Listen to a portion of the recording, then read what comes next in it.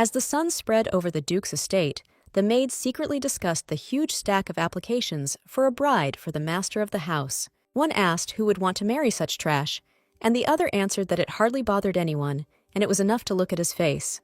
The blonde asked if it was true that he had made a scene at the party last night, and the blue-haired maid asked him to be quiet. It was said that the Duke forced the drunken baron to his knees when he doubted his pedigree, and even ordered a servant to pour dirty water on him. The girl whispered that he had, in that case, a very nasty character, but her friend put her finger to her lips and hissed, calling for silence. They fell silent when a young adjutant, who was his lordship's assistant, walked past them with huge stacks of papers in his hands. The gentleman had a very bad reputation, and therefore no one wanted such gossip and talk to be heard and passed on to him. Opening the heavy doors and trying to hold in his hands all the papers that the Duke needed, the adjutant asked for forgiveness for the intrusion. Leaning his hips on the table, the blond man asked if that was all, and the assistant replied that it was the final list, since many people wanted to sell their daughters. The young man sighed heavily, and with a crash threw the heavy stacks of papers with the questionnaires of noble ladies onto the table, the last of which was the lady with pink hair. While selecting a number of questionnaires, the adjutant asked whether his lordship really had to do it in this way. He handed the questionnaires to the Duke and stated that it was a bit unusual to look for a bride through an interview, and the nobles would not remain silent about it. Afterwards, the young man's blue eyes flashed with excitement, and he wondered if the gentleman was sure that invitations needed to be sent out. Looking at the picture of the pretty lady, the man replied that everything was exactly like that, and that they really should start working on it. Hardly reading the information about the biographies of the noble ladies, the Duke added that even this crazy emperor should be pleased. A little later, the carriage was moving in the right direction through a broad-leaved forest, and its large wheels were knocking very loudly on the stones and gravel. The young girl with pink hair couldn't understand why she was sitting in a carriage and going to an engagement party, because her whole body was already numb from the long trip. She clutched the skirt of her fluffy dress with her slender fingers and muttered that such a vile bastard could become her fiancé, not paying attention to the servant. Before all this, she was ready to start her new career after years of unemployment, but it was not meant to happen due to the disaster. When the girl opened her eyes, in front of her was Aurora, a character from the book, very similar to her, but with bright pink hair. It seemed that her so-called parents were worried about her and were happy that she had woken up, which meant that they were at least a little kind. Then her mother begged her to marry the Duke, declaring that even though they called him scum, she was sure that these were all just unfounded rumors. Geoffrey Edico was the protagonist of the last novel the girl read in her lifetime and was considered a notorious bastard. Closing her eyes and sighing, the lady thought that she had not yet had time to get used to moving into this body and place, but was already preparing to get married. She was distracted from her thoughts and opened her eyes, raising her head, only when the blue-haired maid called her. The maid suddenly declared that her mistress's sighs were distracting her and asked her to stop, to which she responded with irritation and surprise in agreement. Her name was Angela, and she was the mistress's personal servant, doing sewing and knitting, but she was still very strange. There were some not very good rumors circulating around the estate that the girl was simply a terrible maid and was also distinguished by her rude and gloomy disposition. In short, all the other maids were unanimously insisting that something was wrong with Angela, and now she was looking out the carriage window in surprise. She informed the miss that they had already arrived, and she hastened to rise from her seat to see if this was true, asking whether they were really close. Squeezing the window frame with her fingers, Aurora held her hat and looked with admiration at the views of this duchy that opened up. The girl said that this garden is simply killer, and added that she feels like she is traveling through her desired Europe. A little later, the carriage stopped, and the man greeted the miss, saying that the baron's daughter, Aurora Audrey, had finally arrived at the palace. Soon, he was escorting them along the covered corridor, the lady following him and the maid following behind, carrying the suitcase. Angela said that she thought it would be cold in the north, but it turned out not to be so bad, and Aurora expressed joy that she did not have to acclimatize. She added that, in addition, the area was more central geographically, as the country was divided in half due to the war. As she walked forward, the pink-haired girl thought about the fact that the Duke hadn't even come out to meet his bride, and that didn't bode well for the future. The girl looked at her feet and followed her escort, thinking that this scoundrel had been looking down on her family from the very beginning. Aurora raised her head and opened her eyes in surprise as a man rushed past her, screaming and sobbing, brushing her shoulder. The lady was followed by a servant who tried to call out to her, but the stranger shouted that she had not come there of her own free will and ordered her to go to hell. The brunette was choking with tears and stubbornly ran forward, clinging to the hem of her dress, while the maid tried to call her to calm down. The main character nervously followed the not very pleasant picture with her gaze, and then turned around to see if something would follow. The escort seemed completely indifferent to the fact that a sobbing girl had just run past them, and Aurora had called out to him. The man stopped walking forward and turned around, waiting for the girl's words with confusion, and the miss stopped, asking who that woman was. Broad-shouldered seemed to genuinely not understand why the new arrivals were so interested in the event that had occurred, since it was not unusual. The girl frowned when she heard from him that this stranger was one of the Duke's bride candidates, like Miss Audrey. As if forgetting the purpose of her visit, Aurora raised her index finger to herself and asked whether she had been named a candidate for the bride. The escort noted with surprise that everything was so, since the miss had come to the palace specifically for an interview, and she replied that she was hearing this for the first time. Unrolling a scroll in front of the girl, where the names of the ladies were listed, the man explained that Miss Audrey was candidate number 12. He led the Baron's daughter and her personal maid into the waiting room, a pleasant room with high ceilings and light wood furniture. Covering her face with her hands, Aurora noted that only a madman would conduct such an interview, and she was not told that she was not yet the Duke's fiancée. Angela, who was very engrossed in the snacks on the table, asked if Miss was really that surprised. Seeing her hesitation and nervousness, the maid said that she should at least prepare herself, and Audrey asked what exactly. Having stabbed another cake with her fork, the girl with blue hair explained that she was going to an interview, receiving in response a question about whether she was serious. Aurora looked at her with confusion and immediately asked if she really wanted her mistress to go through this interview. The maid replied that it was an ideal opportunity to rise in status by looking at the dishes, and the miss called her future husband trash. Without any shame or remorse, Angela pointed her fork at her mistress, asking if they were really birds of a feather. Looking at her and raising an eyebrow, Audrey asked if the maid realized how rude she had just said, and she replied that she had meant well. Looking at her maid, the pink-haired girl noted without much enthusiasm and with open displeasure that she liked to talk. Aurora snorted and said that she had to at least try for her mother's sake, and her interlocutor noted that she would be in shock at her imminent return.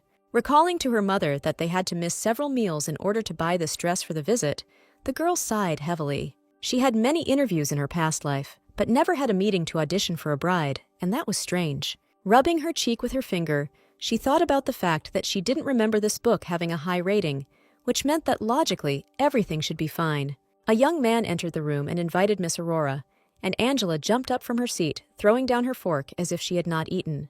The green-haired youth placed his hand on his chest, thanked the lady for waiting, and introduced himself as the Duke's aide-de-camp, Wendell Hamilton. Audrey stood up and clutched her pink hat to her chest, as he said he would show the lady to his lordship's study and asked her to follow him.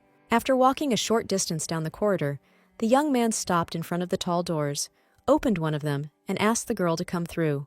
Gathering her strength, Aurora squeezed her little thing with her thin fingers, took a breath, and walked forward, clicking the heels of her elegant shoes.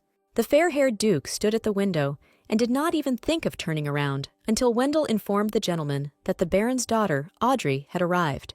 The man asked in a low voice if she was Miss Aurora, and the girl pressed her palm to her chest, saying that she was very pleased to meet him.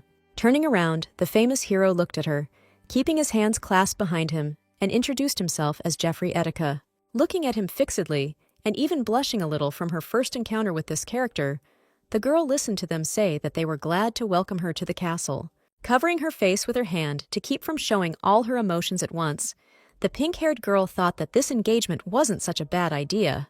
Making himself comfortable in his chair, the Duke called the girl to sit down opposite him, and Aurora obediently took her place at the long table. Geoffrey waited until Miss was more comfortable, and then announced that he had read her letter, and Audrey echoed in surprise what he had read. The blonde man clarified that he was talking about a message that had recently been sent to him by the girl's parents, and she jumped in, saying that she remembered. In fact, the Baroness had no idea of the meaning of this letter, but she assured him that she knew about it, and expressed her joy that the Duke had received it. Etika slowly sipped his tea, never taking his appraising gaze off his guest, and did not seem at all particularly friendly or pleasant to her. Aurora mentally insulted the man when he said he would be honest, and then added that he had considered rejecting her immediately after reading it. The Duke suddenly added that he changed his mind about doing this when he heard the girl scolding him in the corridor, and she froze in fear, asking if he had heard everything. The blonde man calmly explained that due to the proximity of enemies from abroad, he had special recording devices installed throughout the castle. Not quite understanding why she had not yet been punished for her insults, Audrey nervously asked how it had made him change his mind and change his decision. She thought with fear that, on top of everything else, the Duke might be a pervert who really enjoyed humiliation, and she cleared her throat. As if answering all the questions the Baroness had been asking herself mentally, Geoffrey nodded several times and replied that it was all true. The man nevertheless decided to explain his insufficiently logical behavior and said that he was looking for a wife with character. The pink-haired girl raised an eyebrow, looking at her interlocutor's face and thinking that he was not a pervert, but just an idiot. The adjutant jumped up and down behind the gentleman and said that with such a position, the lady might misunderstand these words. But the Duke noticed that it was true. Wendell explained that his lordship was not looking for an older bride, but simply one who was brave and intelligent, and the girl asked when a relationship meant that. Cutting off their conversation a moment later, Geoffrey said that enough was enough, and then asked Lady Aurora to allow him to make a request. Etika looked at the girl in front of him, and when he waited for her to become fully involved in the conversation, he asked if she could hit him right now. Aurora asked him again what he wanted, and thought that the man was still a pervert, and put the cup on the table, saying that she had not signed up for this. She rose from her seat and declared that she had better leave, having managed to take a few steps towards the exit, but the Duke's assistant asked permission to explain everything. When the pink-haired girl asked how such a request could be explained, the young man said that the gentleman simply wanted to know if she could do it. Audrey still didn't understand what that meant, and asked why on earth she should ask her potential future bride about that. Hearing someone else's breathing in her ear, Aurora turned away from the man and hesitantly asked him what was going on. Geoffrey rubbed his chin with his hand and said thoughtfully that she never looked away when they talked and wasn't even afraid of him. The man apologized for any offense his words might have given the lady and said that if she didn't mind, he wanted to have the opportunity to clarify the situation. Realizing that she didn't have many options to choose from, the girl clutched her hat again and nodded in agreement, stating that she was listening. When the Duke said that his ideals in a spouse were unusual, the pink-haired one asked whether he needed someone who did not shy away from the glances of others. She nervously asked him to explain what that meant, having heard from Geoffrey that his future wife should not shy away from his gaze. Etika said that there have long been rumors about his character. He can seem cold, and the nobles see him as a time bomb. Even the Emperor was eager to curb him, and everyone around was pursuing him and demanding that he get engaged as soon as possible. But he had a slightly different way of thinking. The Duke added calmly and measuredly that, nevertheless, he was not going to tolerate further bullying and came up with a plan. The man asked about the contract and then explained that there would be no marriage and that he planned to release the girl in 2 years. Aurora immediately looked at Geoffrey with surprise and asked a clarifying question about whether he wanted her to become his bride. Rubbing his chin with his fingers, Etika answered in agreement and stated that, as he saw, the Baroness grasped everything instantly, despite the letter. The blonde explained that she would have to play the role of his beloved bride, and he would represent a piece of trash that had changed from love. The girl covered her mouth with her palms and tried to suppress all the awkwardness and fear, realizing that he knew what he was called. Openly laughing at this reaction, the Duke asked his future bride not to say that she was surprised by the fact that he knew everything. The pink-haired girl asked why the man asked her to hit him, and he explained that he wanted to evaluate her reaction and courage for himself. Recalling a previous candidate for the role of his own wife, Geoffrey said that most people can't even look him in the eye. At times, he couldn't even get a word in because some people would run away in tears from just one question he asked, and it was a waste of time. Aurora also remembered the look of that stranger and thought it was true when the fair-haired man added that they were not suitable for such a role. The Duke looked the girl over from head to toe and noted that, to his great surprise, she did not show any such reaction to their communication at all. Calmly answering him with the same attentive and meticulous gaze, the Baroness thoughtfully muttered that he was simply testing her. Audrey furrowed her brows and thought that the whole situation wasn't so bad, but she wanted to know what the reward was for all of this. She asked what the compensation was for these 2 years, and Wendell, who had been just waiting for his moment, jumped happily behind the Duke. As he walked around his lordship, the young man shook some papers in front of him and asked permission to tell Miss Aurora about the reward.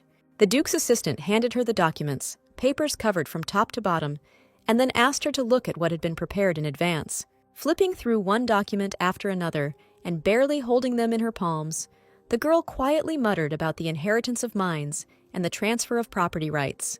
The adjutant quickly said that the mines produced diamonds. The estate was a huge townhouse, and the real estate was profitable. The Baroness could hardly believe her happiness when she listened to the young man and his words about how, according to the terms of the agreement, all this would become her property. Looking up, the girl was clearly filled with joy and readiness to act, asking where she needed to sign. She was delighted, but the blonde man said there was one thing that needed to be noted before she signed the contract. Aurora snorted when the Duke said that if she had the slightest hope of love between them, she should give it up right now. As if convincing her of his own irresistibility, the man added that the girl had no chance with him, asking if she understood this condition. Smiling at such selfishness on the part of the Duke, the Baroness asked what would happen if he suddenly decided to fall in love with her. Watching his face become increasingly displeased, the girl thought that he was the one who started behaving aggressively first. Geoffrey looked at his future bride with a grin, leaned his hips on the table, and then said in a bored tone that this definitely wouldn't happen. Squinting with a sly expression, Aurora asked if they could then raise the stakes of this contract for the sake of greater interest. Etika suddenly grabbed her by the thin wrist and pulled her closer to him, wondering what he might do if he did fall in love with her.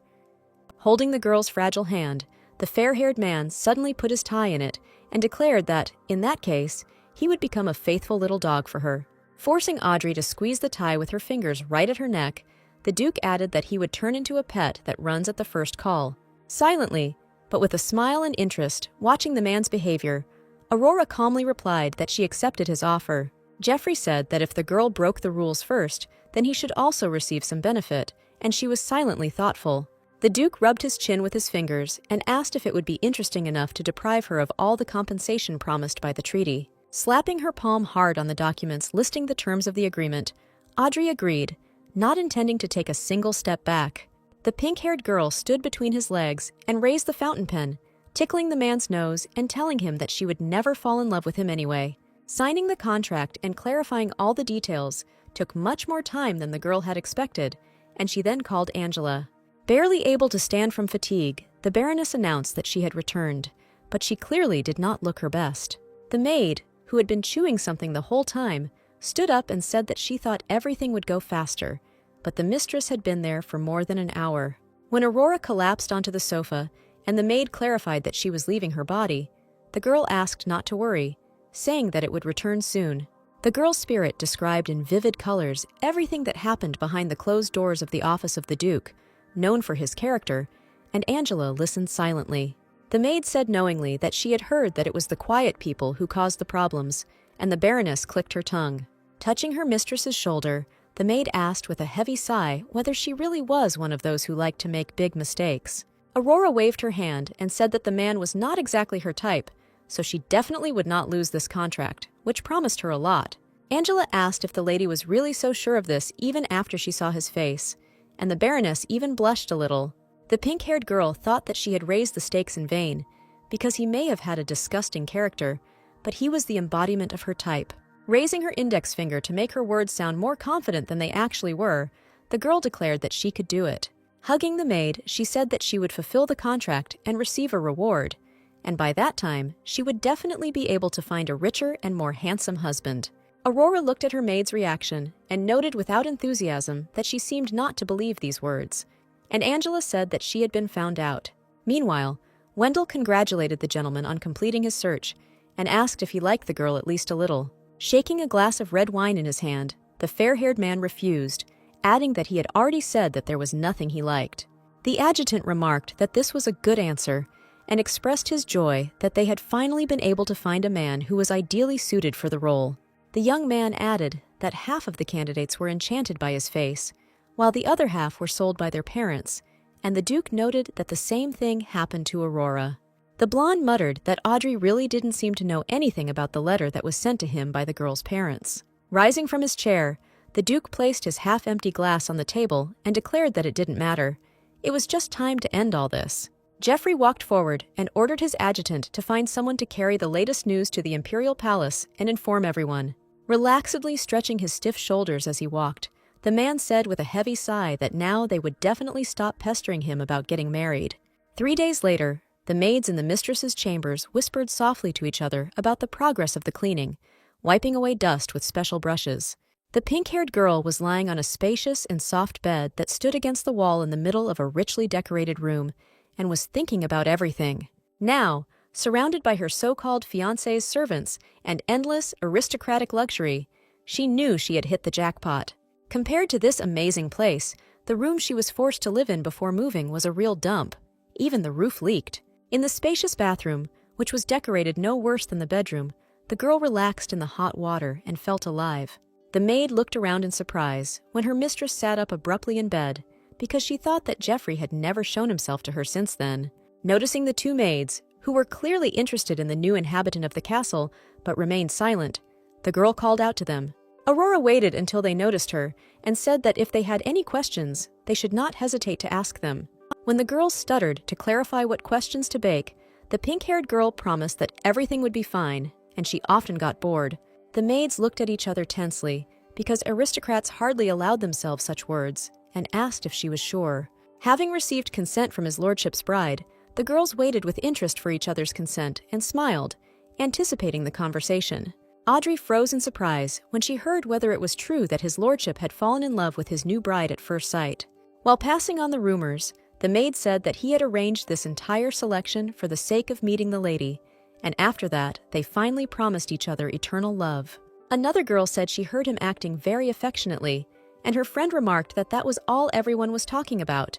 Aurora froze in undisguised surprise when she heard that such rumors were circulating not only throughout the palace, but throughout the entire country. She heard about this whole story for the first time, but because of the contract she had made with the Duke, she was forced to maintain the legend of their love. After some time, in the spacious corridor of the castle, the girl met a gray-haired man, Alfonso, the butler of this place. Bowing, he greeted Mrs. Audrey and said that she was very welcome here, to which the miss also wished him a good day in return. Feeling an unpleasant excitement, the pink-haired girl awkwardly asked if the butler could inform the Duke of her presence. Alphonse answered in agreement, took a few steps towards the door, and knocked on it, informing his lordship that Madame Aurora had come to see him. They stood there in silence, which no one dared to break, for several more endlessly long moments, while Jeffrey remained silent. Biting the inside of her cheek in excitement, Audrey couldn't understand why the hell he was acting like this, and waiting, as if he was deliberately putting her in an awkward position. The door suddenly swung open with force, and Etika, who was buttoning up his gray satin shirt as he walked, asked if she needed anything. The pink-haired girl thought that he had scared her with such abruptness and quietly asked why they didn't talk to each other in the garden. Having already completely put his things in order, the fair-haired man nodded and answered that he was asking, and then extended his broad palm to the girl. Unable to contain her bright blush, Aurora responded with consent and lowered her small and fragile hand, allowing the man's fingers to squeeze it in a vice. When they were already walking through the garden together, the girl hugged her so-called fiancé by the elbow and hesitantly broke the silence. Hearing her call him your lordship, the fair-haired man said that before the girl said anything, they should change the way they addressed each other. Etika explained that the bride should not address him so formally, and Audrey agreed, specifying what to call him in that case. Turning around, the Duke first looked at the girl carefully, and then said that it would be much more logical for her to call the groom by name. When the man added that he would also simply call her Aurora, the pink-haired girl nodded with a hesitant smile, saying that it sounded good. Now addressing Jeffrey by name, she asked if he knew about the rumors going around, and he clarified whether the bride was referring to the rumors of an affair. The girl immediately rolled her eyes and muttered that she knew it, as if the maids hadn't pulled them out of thin air, but that it was his doing, and the man nodded in agreement. Audrey said that he should have warned her, and the blonde man asked with a grin whether he should inform her of every action he took. Etika simply suggested that we imagine that this is a play in which he is the director, the author, and at the same time the leading role. Not very pleased with these words, Aurora asked the man whether she was then only a secondary character. Contrary to the girl's expectations, Jeffrey seemed to have specifically decided to confirm the rumors about his character and said that this was not true at all and that she was mistaken. The pink-haired girl's mouth dropped open in insult when she heard that she was just an extra for him and that her name wasn't even on the playbill. The Duke reminded them that they would be playing the roles of lovers, which meant awkward situations with physical contact would be inevitable, but they had already agreed. Taking the girl's hand in his own and bringing it to his lips, he asks why in that case he must report every step he takes. Apparently deciding to practice his acting skills, the man suddenly called Aurora darling and pulled her hand closer, leaving a kiss on it. The Baroness frowned slightly and drew her eyebrows together, because inside, she couldn't even decide how she really felt about him. She held back from showing him the full extent of her character and from tearing her fingers from his palm right then and there. The girl asked if she understood correctly that all the Duke needed was a submissive doll that would simply play the role of his bride. Unable to cope with the overwhelming emotions and general discontent, Aurora jerked her palm sharply and left his hand, declaring that there was one problem. The Duke froze, clearly trying to hide his surprise, and listened as a lady with his character would clearly not allow this. Geoffrey noted that Audrey was not at all like the letter described, which was interesting enough that the girl wondered what they had written there. Deciding that they didn't need any extra secrecy and secrets, she stated that she hadn't actually even seen the letter that her parents had sent. The blonde folded his arms across his chest, wondering where this girl's courage could lead her when she said she was asking permission to read him. A little later, Aurora was already reading a message that said that their daughter radiated beauty and would be obedient to her husband even at night. Reading further and further, the pink-haired girl indignantly noted that this was all just nonsense and asked him to forget that he had read it. Geoffrey sat down on the table and asked the girl if she wanted to say that she was not like that at all, and she crumpled the letter, answering that she was not even close. She called his lordship and then corrected herself to the man's name and expressed the hope that he would show her at least a little politeness. Aurora said that if something concerns her, the girl wants a civilized discussion, and the blonde asked why. The pink-haired girl looked down and explained that if it was within reason, she would take it into account, but if not, she would refuse to participate. Putting the mug from which he had been vigorously sipping tea on the table, the Duke said that, on the whole, he had no reason to laugh at this request. The man thought about these words for less than a minute, and then declared that he was ready to agree to this condition only if she proved her worth. A few days after this conversation, the carriage of the Etika family stopped near a large establishment that seemed to stand in the desert. Dressed in a new dress, Aurora called her maid after getting out of the carriage and quietly but solemnly announced that they had finally arrived. Geoffrey tasked her with turning a money-losing restaurant called Human Taste into a profit, and it looked a little sinister from the outside. Luna, who was a member of the guild, stated that it was the newest restaurant, and Audrey asked if they really couldn't come up with a better name. The woman explained that it reflected their desire to introduce other races to human cuisine and led the lady inside the establishment. Looking around, Aurora thought that everything was decorated a little plainly, but the customers apparently didn't mind until the waiter started whispering. Luna immediately showed the young men the coat of arms of the Etika Guild, explaining that the lady standing to her right was the bride of His Grace the Duke. All the workers who heard this began to hurry and fuss, and one waiter ordered another to quickly call the hostess. The hostess and HR manager, Oscar, a mature woman with glasses, apologized to the gentleman for being a little late with the meeting.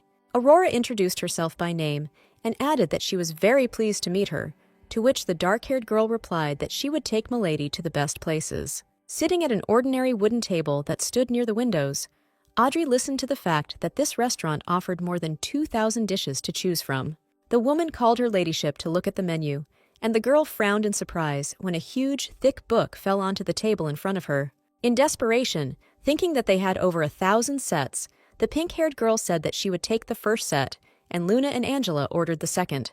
As the woman followed toward the kitchen, Aurora hummed thoughtfully and said that their first priority would be to pare down the menu. Luna said that the great thing about this restaurant was the variety, and Audrey muttered that quantity was more important than quality.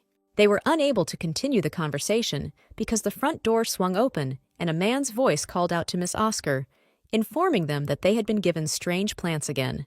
The red-haired boy complained about this attitude and shouted that the supplier needed to be changed, and the waiter tried to explain that they had important guests.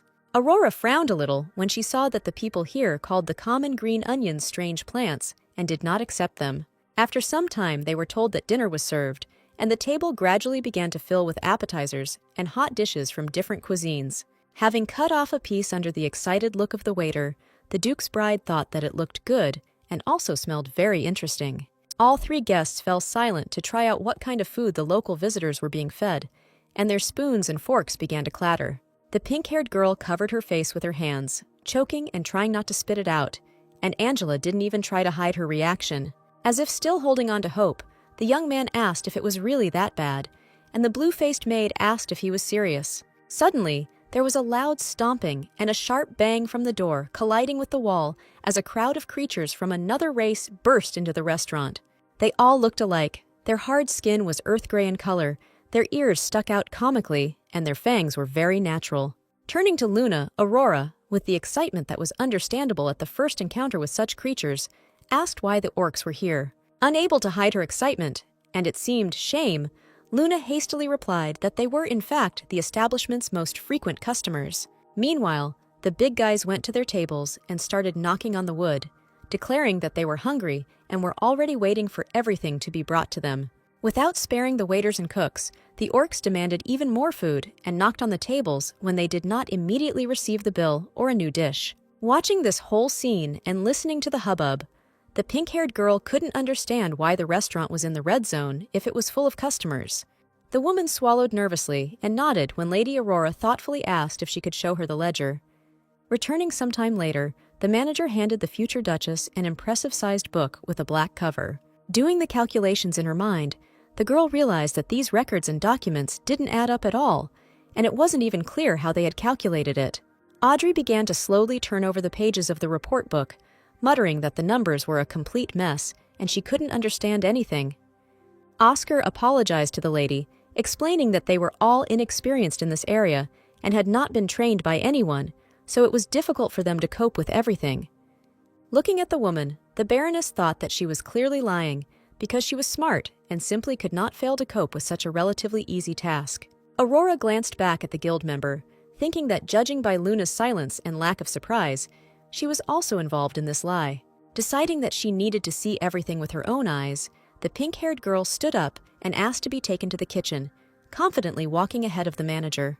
The woman said that it was dangerous and dirty there, and that such a lady should not go there, but the future Duchess said that she would be fine. Entering the kitchen, the girl introduced herself to all the workers, saying that she just decided to drop in on them, but they could be doing their own thing. Walking around the spacious room, the Baroness still did not understand what was happening, thinking that for now everything was quite hygienic. She looked at the empty shelves and said that she had just received a food delivery today, asking why there was so little of everything there then. One of the waiters mumbled and blurted out something unintelligible, trying to justify himself, while Aurora said that even with such an influx of customers, this was impossible.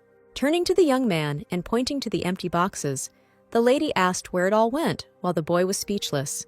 Oscar came a little closer to the lady and became gloomy, like a real thundercloud, and said as if she thought that was enough.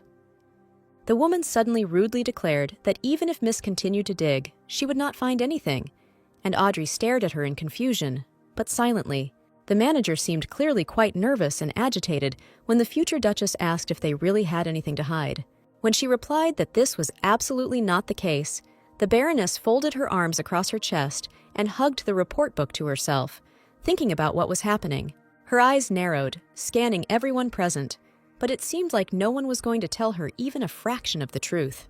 Oscar stubbornly maintained her silence, even when the guests slowly asked if they would finally tell her where the food went.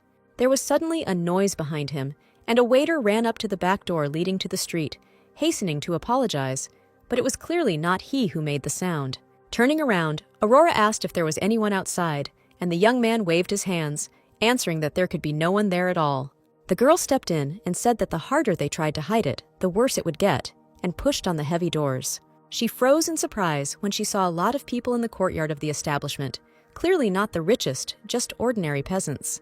Slowly putting all the facts together in her head, Audrey asked if they were losing profits because they were feeding poor people, and she agreed. The Baroness exhaled loudly and rubbed her face with her hands, mentally cursing Geoffrey, who probably knew everything for a long time and specially sent her here. Looking now at the poor and hungry people, now at the restaurant staff who were silent and ashamed of their actions, she did not know what to do.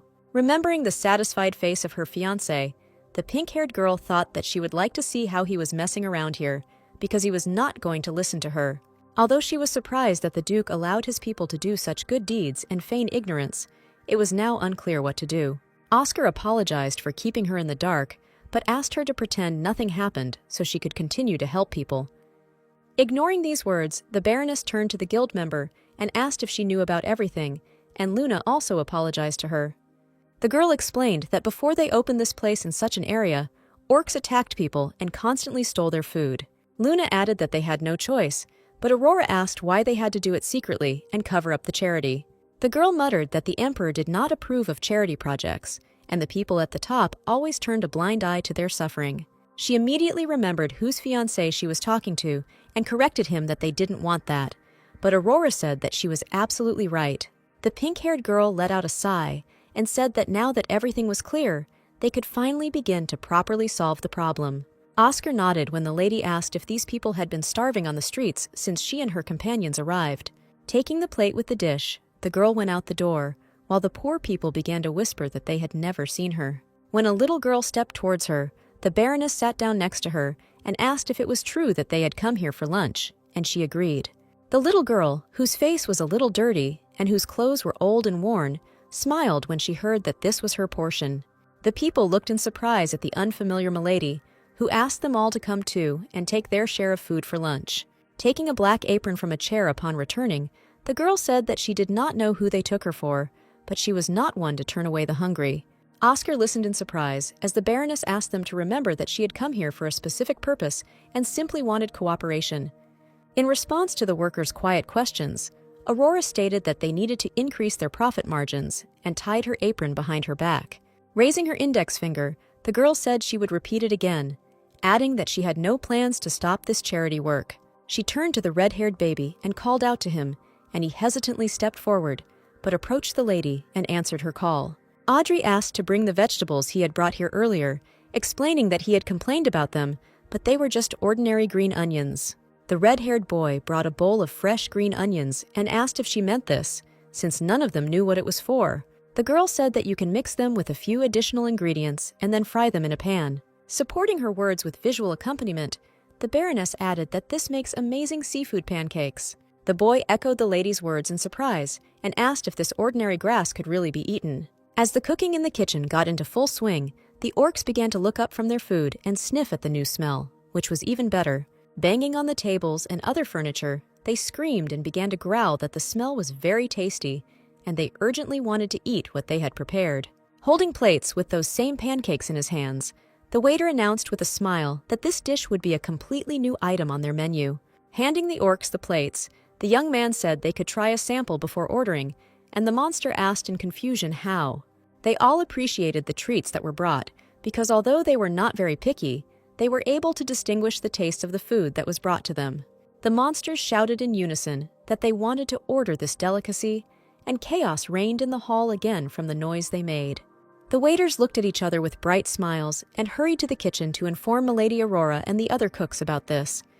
The man's taste seemed to sparkle with new colors, and all its inhabitants already had a premonition that the establishment's profits would increase. After some time, the Duke ordered Wendell to call a tailor to prepare a completely new wardrobe for his bride. Explaining his actions, he thoughtfully said that when he first saw the Baron's daughter, he noticed that she took almost nothing with her. The adjutant suggested that he could call him tomorrow. The blond man shook his head and said that it needed to be done now. Geoffrey stopped writing on the paperwork when he heard that the assistant would be happy to do so, but the lady would not be able to come to the fitting. Etika removed the reading glasses he used from his face as he moved his fountain pen away from the paper and asked why this was happening all of a sudden. The young man reminded her that Miss Audrey was simply not in the palace, since his lordship himself had instructed her to deal with the low profits at the guild restaurant. The blond man said that it was a few days ago, suggesting that it might be that the girl was injured and could not return. Wendell shook his head and with a calm smile disagreed, stating that, "My lady, she was actually feeling quite well." Aurora was cooking at the same time and said that there were probably other ingredients that they didn't know about and they should all take it. She taught that if you tell a supplier that you will take a product from him that he cannot sell, you can get the products at a discount or for free. Oscar added that green onions grow wild on the plain nearby, no one cares about them, and the land belongs to the Duke.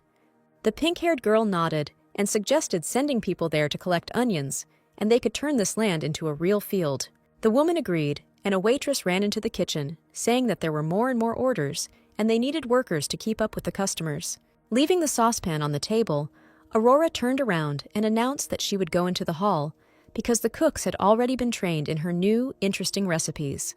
The girl hurried into the hall and took a couple of steps towards one of the orcs, apologizing for the wait and asking what he would like to order. Smiling at how cute the girl was that came out to him, the monster seemed a little silly, asking what about the human lady.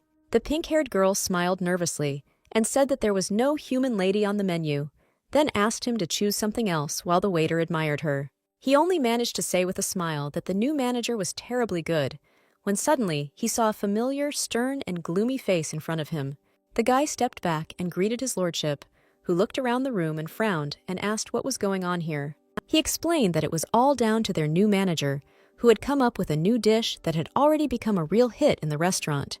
Jeffrey, who clearly did not like the male admiration of his lady, interrupted the waiter mid-sentence and declared that this was enough.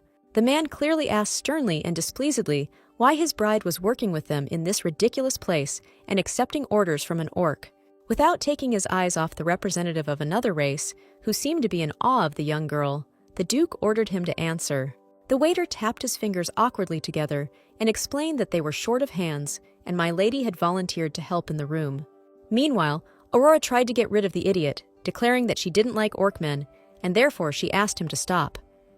Hearing a familiar voice, the pink-haired girl added that, in addition, she had a fiancé, and then turned around, and her guess was easily confirmed.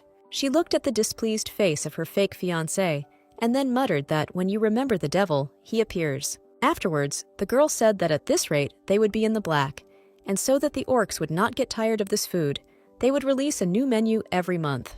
The Baroness said they had received good feedback on the savory pancakes, and everyone also loved the noodle soup and the trusty pork.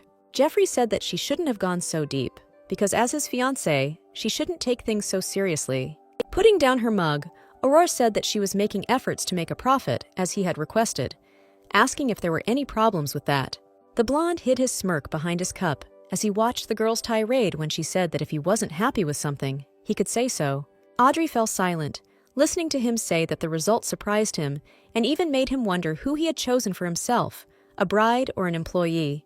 When the pink-haired girl asked if it was a compliment, Etika replied that in part it probably was, but that was not what he wanted from her. The cafe workers quietly overheard the Duke's words that he wanted and expected the bride to be a little less proactive in her actions. Cursing silently, Aurora asked if she had passed the test, asking if it gave her the right to express her opinion. Jeffrey agreed and shook his head several times, saying that that was exactly the case, but the girl was most likely just lucky here. Getting up from his seat and pushing his chair back, the fair-haired man said that if she was finished here, then they could go to the palace together. When the girl asked whether they would leave together, the man asked why not, since they were, after all, engaged and had the right to do so. Aurora, following her fiancé with a displeased expression, hissed that she had simply asked, and the Duke shrugged, indifferently noting that he had simply answered. Luna and Oscar both said in one voice that Mistress Aurora had taken excellent care of the place, and bright smiles blossomed on their faces because it was true. Not understanding why they were glowing with such happiness, the girl mentally asked them not to spread rumors, but out loud, she only said that she would go home. Luna raised her thumb and wished the lady to have fun with his lordship, while the waitresses talked about how romantic it all was. Smiling nervously, the girl said that she would definitely return tomorrow, but Jeffrey suddenly calmly and categorically declared that he would not return. The pink-haired girl asked why he said that, and the Duke explained that it was enough to test her abilities. When Audrey said there were still things to be done, Luna said they would send reports, and there was no need for her to come. The women advised the lady to simply come whenever she wanted to visit them, and assured her that everything was fine. Smiling, Aurora said that in that case they would see each other next time, and Oscar asked the lady to take better care of herself. Already on the street, near the Duke's vehicle, the girl shook her head and asked where the carriage in which she had arrived here was. Extending his palm towards his bride, the fair-haired man explained in a measured tone that he had sent her back along with the girl's maid. The Baroness remembered that she had indeed not seen Angela for a long time and wondered if she had simply left without telling her anything. Slightly distracted by this, the pink-haired girl gently lowered her thin fingers into the hand of the man who wanted to help her get into the carriage. Already on the way, she said that she did not expect charity from him, and Jeffrey asked if he really heard a compliment. When Aurora added that she was impressed by how much he cared about people, the Duke stated that none of this happened out of the kindness of his heart. The blonde man explained that if racial hatred increased, a new war would start, so he was simply managing the possible threat. Etika said that he really didn't care about the restaurant's losses, and the girl asked why he had come today. The man said he was curious about her, adding that he thought she would be useless, but she didn't give up that easily. Feeling angry, Aurora asked if she could hit him once, and the blonde man said that the interview offers were still open. Jeffrey rubbed his fingers under his chin and then smirked, looking at his bride and asking why they didn't give it a try. Unable to contain her bright blush, the girl looked at him with irritation and thought that this smile was deadly, and damn him. She immediately cleared her throat and turned around, folding her arms across her chest, and then stated that it was simply a rhetorical question that did not require an answer. Looking at her so-called fiancé, who had turned away, looking out the window, the girl wondered if all this could really turn him on. Jeffrey said that he needed to tell the girl something, and she looked at him with interest, asking what exactly she needed to know. The fair-haired man said that he would be leaving the castle for a short time, and during his absence, she did not need to leave the property, but only stay there. When he added that they would be able to talk about it upon their return, Aurora frowned and asked if he was holding her hostage. Etika waved his hand indifferently and stated that if she found it much more convenient to consider their pastime this way, then he would agree. Not wanting to be appeased just like that, the girl asked with interest whether his affairs were connected with the recent rise in racial tensions. After nodding his head in agreement several times, the blonde man stated that all of these matters were related to the guild, and he would leave all of this for later. Looking at the girl's worried face, the Duke found her eyes with his gaze and said that she need not worry, because he would not stay long. 3 weeks later, Aurora was ready to climb the walls from boredom, listening without initiative that the orcs were delighted with pancakes with sweet filling. Angela added that they had been lining up since the morning, chanting the name of the pancakes, and the future Duchess turned around. Thinking about how orcs loved sweets, the pink-haired girl wondered if she should come up with more desserts with honeycomb or something else. Her personal maid couldn't stop chewing on her cookies, and through her endless chomping, she said that she had heard something on the way here. Aurora slammed the thick stacks of restaurant reports down on the table and winced when she heard that the Duke had long since returned. Already flying out of the room so quickly that the paper flew away after her, the girl stated what she should have said earlier, and Angela waved at her. Audrey thought angrily that she had spent all this time locked up out of ignorance, and the Duke was obliged to say that he returned immediately after his arrival. As she ran quickly down the hallway, Wendell appeared in front of her, carrying some papers in his hands and greeting her with a smile. The young man said that he was just about to visit the girl and asked where she was going, and the Baroness growled that she was going to his boss. Frightening his lordship's adjutant, the pink-haired girl pounded on the heavy wooden door with both fists, calling out to the Duke with a shout. Having blocked the chambers of his superior, the young man desperately turned to Madame Aurora and, stuttering, said that she should not do this. The fair-haired man sat in the semi-darkness, covering his face with his palms and hearing a conversation behind the door about how he was in his room, but now was not the best time. With her arms folded across her chest, Aurora asked why he couldn't let her in to see her fiancé and asked if they were hiding anything. Jeffrey threw open the door and found himself right in front of the fragile girl, loudly declaring with irritation that he had asked not to be disturbed. Audrey was a little scared when she saw him in front of her in such a state, and her eyes, like a star map, opened wide. Already surprised, the pink-haired girl saw her fiancé in front of her, whose eyes suddenly changed their usual color to bright red. As soon as he blinked, the color changed back to a dull gray, and Aurora looked at him in surprise, hearing the question of what happened. The girl folded her arms across her chest and said that she had come to remind him of his words, that he had promised to listen to her as soon as he returned from his trip. Behind the gentleman stood an adjutant, who watched with excitement how such bold behavior would turn out for the lady. Once in the office, Audrey asked him if he was feeling unwell, but the man rubbed his face with his hand and said that it shouldn't bother her. Pulling his glasses up onto his nose, he said that the girl had chosen the worst possible day to drop in, but he would still keep his promise. Once again, unable to hide the bright blush on her cheeks, Aurora cursed mentally and thought that the glasses suited him terribly well. Turning around, the blonde man addressed Wendell in a tired tone so that he wouldn't stand there like a pillar, and the boy seemed to wake up from his trance. The adjutant reached the future Duchess in a few steps and handed her a large folder, causing her to ask in surprise what it was. The guy explained that starting next week, the lady would be receiving lessons in culture and etiquette to prepare her for life in high society. Pointing out one of the points, Aurora asked why the engagement party was happening so soon, asking if a month was enough. When the blonde man responded with consent, the girl looked up and asked if, in that case, it would really just be a small meeting. Straightening his broad shoulders, Jeffrey immediately objected to the bride and declared with a smile that this event would be extravagant beyond belief. Turning page after page, she said that all the details looked great, and the man noted that this was a somewhat sluggish reaction. Aurora looked up and blew a stray lock of hair from her forehead, questioning what exactly he expected from her after this news. Etika said he had heard that most ladies dreamed of a lavish engagement, but now he guessed that she was not one of them. Looking at the man, the Baroness said with a grin that this is what happens when you marry for profit and not for love, and the Duke thought about it. Audrey said she didn't care, but the more colorful they made it, the better, noting that he couldn't act like he was in love. She suggested that he could translate all his love into monetary equivalent and equivalent gifts, which would please everyone around him. Pointing her finger at him, the girl stated that this would be a much more effective performance, and the blonde man agreed with her. Aurora asked if this party would be her debut in high society, and the Duke agreed, then helped her turn the page and point somewhere. The pink-haired girl opened her mouth when she heard that, since the rumors about them had spread quite far, she needed to fill out this page. The adjutant explained to the lady that they had invented a story about the Duke's mad love during a business trip to the East. According to the script, Etika couldn't get this girl out of his head, and so he arranged that very interview so that it would bring them together again. Then, according to the plot, there was a fateful reunion with the woman of his dreams, and this would clearly be considered very romantic among aristocrats. Rubbing his nose with his fingers, the young man noted that the person who came up with this was a genius, and the girl asked half-heartedly if they would really believe it. She listened with a gloomy face and disbelief that this was very plausible, and some would even add their own details to this story. Stopping reading the heart-wrenching love story, Aurora looked up and asked if Jeffrey was confident, and he asked about what exactly. The girl meant the game of love, and the blonde man asked if money could buy happiness. Why couldn't it buy love?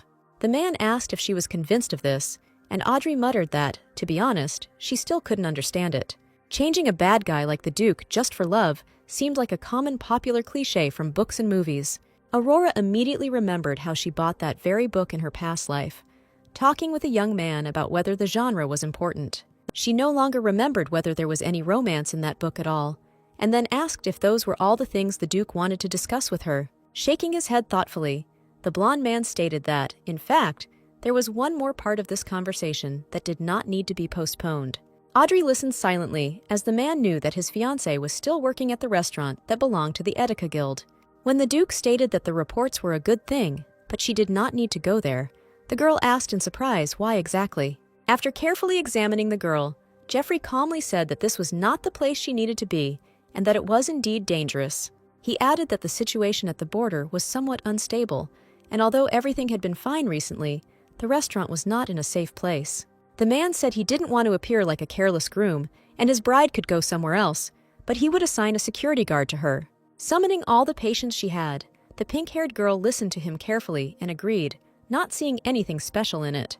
Etika pulled off his glasses and slammed them down on the table, declaring that that was all, and that she could now calmly return to her room.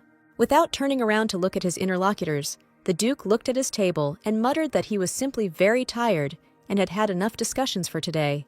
A little later, Angela noticed that the girl was not enthusiastic about the lessons, and she replied that she was not sure she could handle such a schedule. She rose from her seat and looked at her personal maid, tearing herself away from her unimpressive schedule. Aurora muttered that she really didn't want to be punished, and the blue-eyed maid clarified what she meant by punishment. The pink-haired girl said that when she had lessons, if she even once clinked a cup, the etiquette teacher would pinch her. The maid asked if that was not how she was punished, and Audrey confirmed that it was every time she made a mistake. Smiling nervously, the girl asked if not everyone here studied like that, and her maid shook her head. Angela suddenly asked if the lady's words about her losing her memory were true, and she answered in the affirmative, looking at her. The future Duchess froze and even became a little frightened when she heard her ask if she was sure that this did not happen due to the family's fault. The dark-haired woman said that it was very strange to send her daughter, who was not in her right mind, to marry a duke instead of a hospice after losing her memory. When Angela added that she felt she was being mistreated and that it was suspicious, Aurora tried to laugh it off and added that she was fine. The maid sighed and moved away. She clearly seemed dissatisfied and even thoughtful, although usually she was only concerned with food. The girl muttered that it was the first time she had heard of punishment given during lessons, and folded her arms over her chest, muttering that she should have been there. The pink-haired girl asked what she would do, and Angela said she would leave the food for thought on that to her mistress's imagination. The Baroness thought she was not sure if she could speak of harsh treatment, but there was certainly favoritism towards the daughters. She started to talk about her sister, but then fell silent and buried her face in her elbow, trying to remember whether her name was Julia or whether she had remembered it incorrectly. Such knowledge of her new relative was explained by the lack of communication between them. Aurora had never even seen her face. Suddenly, there was a knock at the door, and then the Duke's adjutant asked for forgiveness from Madame Aurora, and the girls turned to look at him. She sighed and asked if Wendell wanted anything, and he replied that her teacher, Countess Rosamond, had already arrived at his lordship's castle. The young man said that he thought it would be nice to get to know her beforehand, and the girl began to get out of bed, thanking him. The Countess, a woman with a stunning posture and dark hair that was pulled back into a strict hairstyle, was already waiting in one of the rooms of the palace. As she walked inside, the girl apologized for the intrusion and introduced herself by her first and last name, asking whether the woman was a teacher. She quickly turned around and looked at her new student, but the gloomy expression on her wrinkled face did not seem friendly. A little later, the pink-haired girl fell onto the bed and frantically pounded it with her fists, declaring that she was in shit, and Angela disciplined her. Her entire day was scheduled. The dance lesson lasted 3 hours, and at noon the culture lesson began, which also lasted for 3 hours. In the evening, during an equally long history lesson, the teacher explained to her the history of tea leaves, and she just thought about how much she wanted to sleep. Hearing another chomping sound from her maid, the Baroness rose from her bed and muttered that she would do well to have something to eat. She felt like she was in a women's boot camp and gratefully accepted the candy from her maid. Angela asked if these teachers were punishing her, and Aurora countered that they were very nice and impressed with her quick adaptation. The history teacher and the lady who taught dancing were equally effusive in their admiration for the success of the Duke's bride. The girl even enjoyed the constant praise, but when she was asked to increase the pace, she realized that she had dug her own grave. The maid shrugged and said that, as with her work in the restaurant, the lady was at times surprisingly skilled in her various tasks. A little puzzled by the way the words were phrased, Aurora asked if it was a compliment, and the blue-haired girl replied that of course it was. When the maid reminded her about the upcoming culture lesson, the pink-haired girl got up from the bed and, feeling the weight of her head, muttered that she didn't want to. Angela asked why exactly, if something was wrong, and the future Duchess mumbled incoherently that everything was not quite as she would have liked. There seemed to be something strange about Countess Rosamond, although at first she even seemed a little sweet and quite reserved to the girl. The woman exuded nobility, poise, and elegance as she introduced herself as Chelsea Rosamond, who was pleased to meet Aurora. Then the girl put her hand to her chest and bowed to her, expressing respect and declaring that she too was glad of this meeting between them. When Audrey said that it was an honor for her to be a student, the woman suddenly asked if it was paint, and the Baroness did not immediately understand what was being discussed. The girl hesitantly muttered that the hair color was natural when the teacher said that such an appearance did not look natural. Countess Rosamond asked dryly with disbelief whether she was hearing the truth and snapped her red lace fan shut, looking at the new student. Then, Aurora received several rather personal questions that she did not want to answer and could not, due to her position. For 2 days now, the woman had been tirelessly criticizing every feature of the student, and today she declared that her manner of speech was simply terrible. She rudely asked why she had to constantly tell the girl to stop slouching, asking if it was that difficult. The future Duchess would have gladly abandoned her lessons, complaining of unprofessionalism, although she could hardly do so. Wendell had talked so long and so colorfully about her service record that it was clear that it was not easy to recruit such a lady and that she had to be tolerated. Sitting on the beige sofa, the pink-haired girl winced, thinking about what the insanely illogical woman was going to scold her for this time. The dark-haired girl entered the office and asked if the girl would not even greet the guest, grumbling that he was disappointing her more and more. Jumping up from her seat, Aurora apologized to the Countess and, stuttering, muttered that she didn't know that the woman had already entered. Rosamond, surprisingly, did not go into a long tirade, sighing that it was a waste of time and ordering her to sit down. The future Duchess tried to contain all the raging irritation within herself and only sighed, thinking that at least the woman had not started a long monologue. The doors suddenly swung open, and a serious-looking Angela appeared on the threshold, carrying a tray with a teapot, cups, and snacks. The Countess sat down and muttered that today they would be studying etiquette, and the scenario for the lesson would be their first tea party. Looking at the maid who was placing cups on the table, Aurora thought that she could not concentrate in her presence, but she agreed. Looking back at the maid, who had already finished her work but was still standing, the Countess asked why she was still there. Nodding politely, Angela said that his lordship had asked her to stay in case my Lady Rosamond did not like the food. Looking at her calm expression, the pink-haired girl thought that she doubted that Etika had given her such an order, and that she had something in mind. The woman turned away and suggested they begin, adding that they would first practice facing unpleasant and uncomfortable questions. Getting straight to the point, the Countess said mockingly that she could see that the notorious Duke was not indifferent to the bride. Rosamond said that after all, he had gone through a lot to bring his bride here despite her low status, asking if that was true. Thinking that it could hardly be called an awkward question, the pink-haired girl smiled and said that it was indeed true. The woman warned with a smile that she should be on her guard, because the hotter love burns, the faster and more tragically it fades. Angela remained silent, and the dark-haired one smirked when the young Baroness asked if they were hinting that the engagement might be broken off.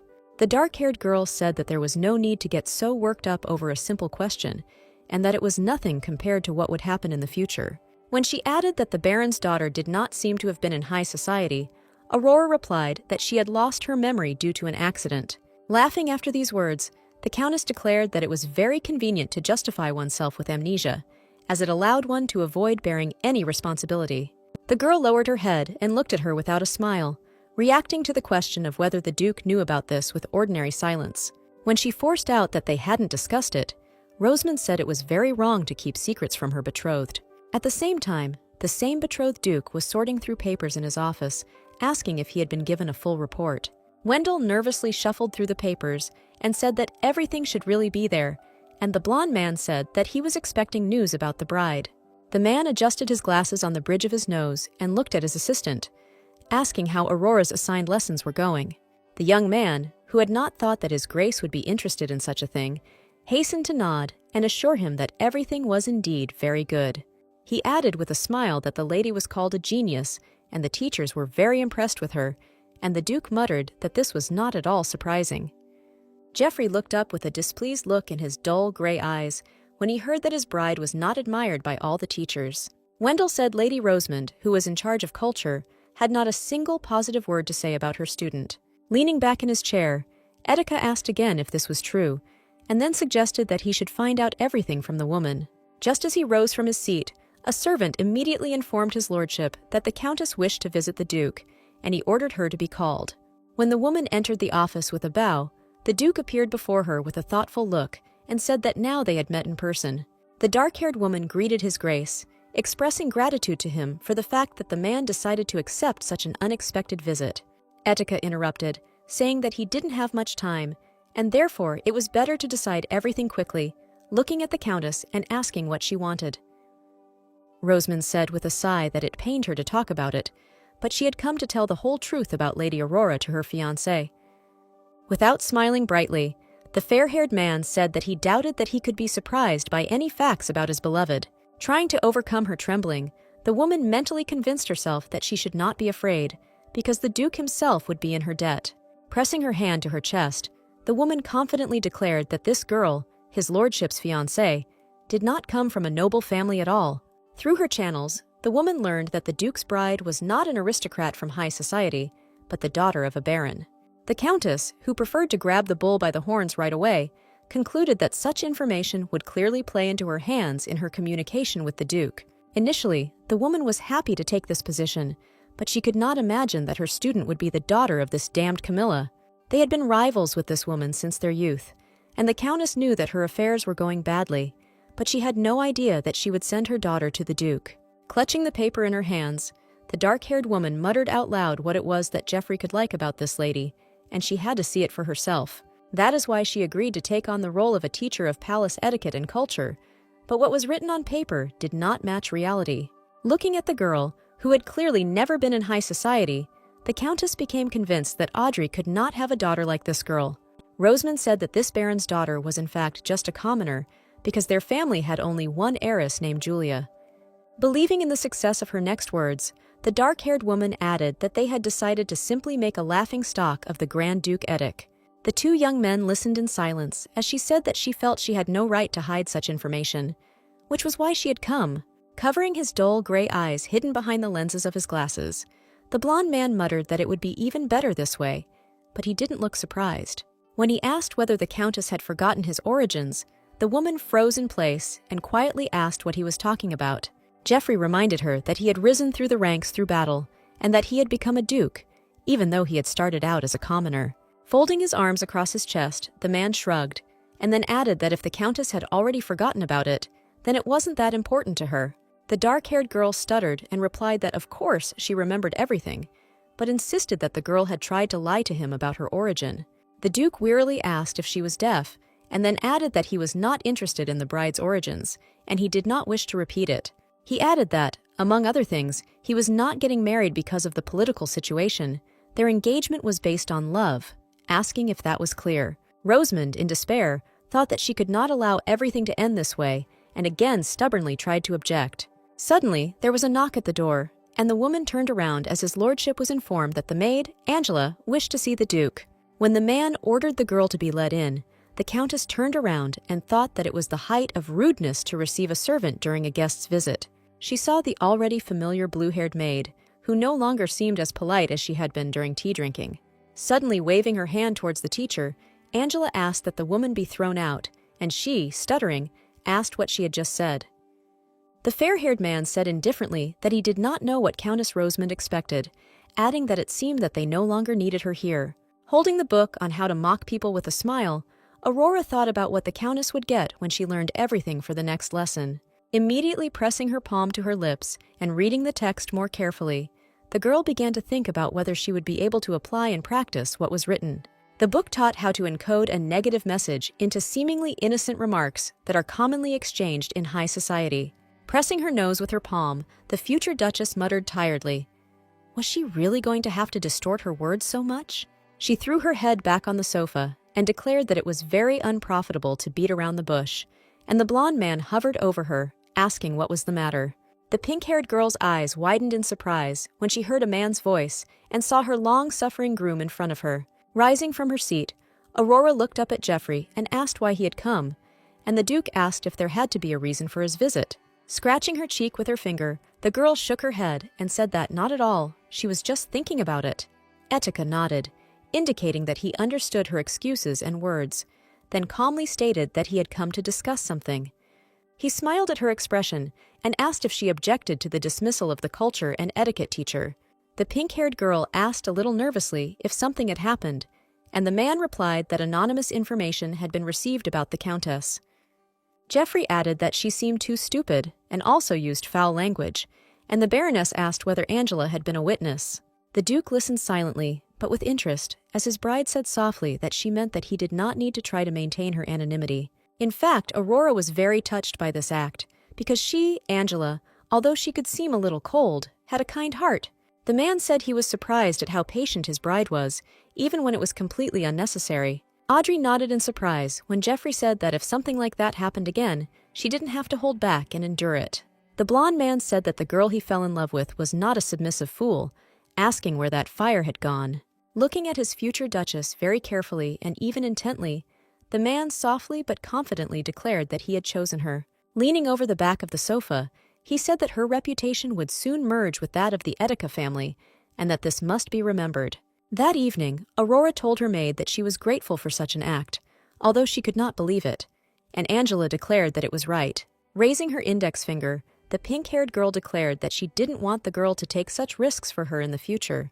When the lady advised her not to do such things anymore, the dark-haired one let out a long moan and advised her to get a good night's sleep. Left alone after her question was ignored, the Baroness lay down on the large soft bed and covered herself with a blanket.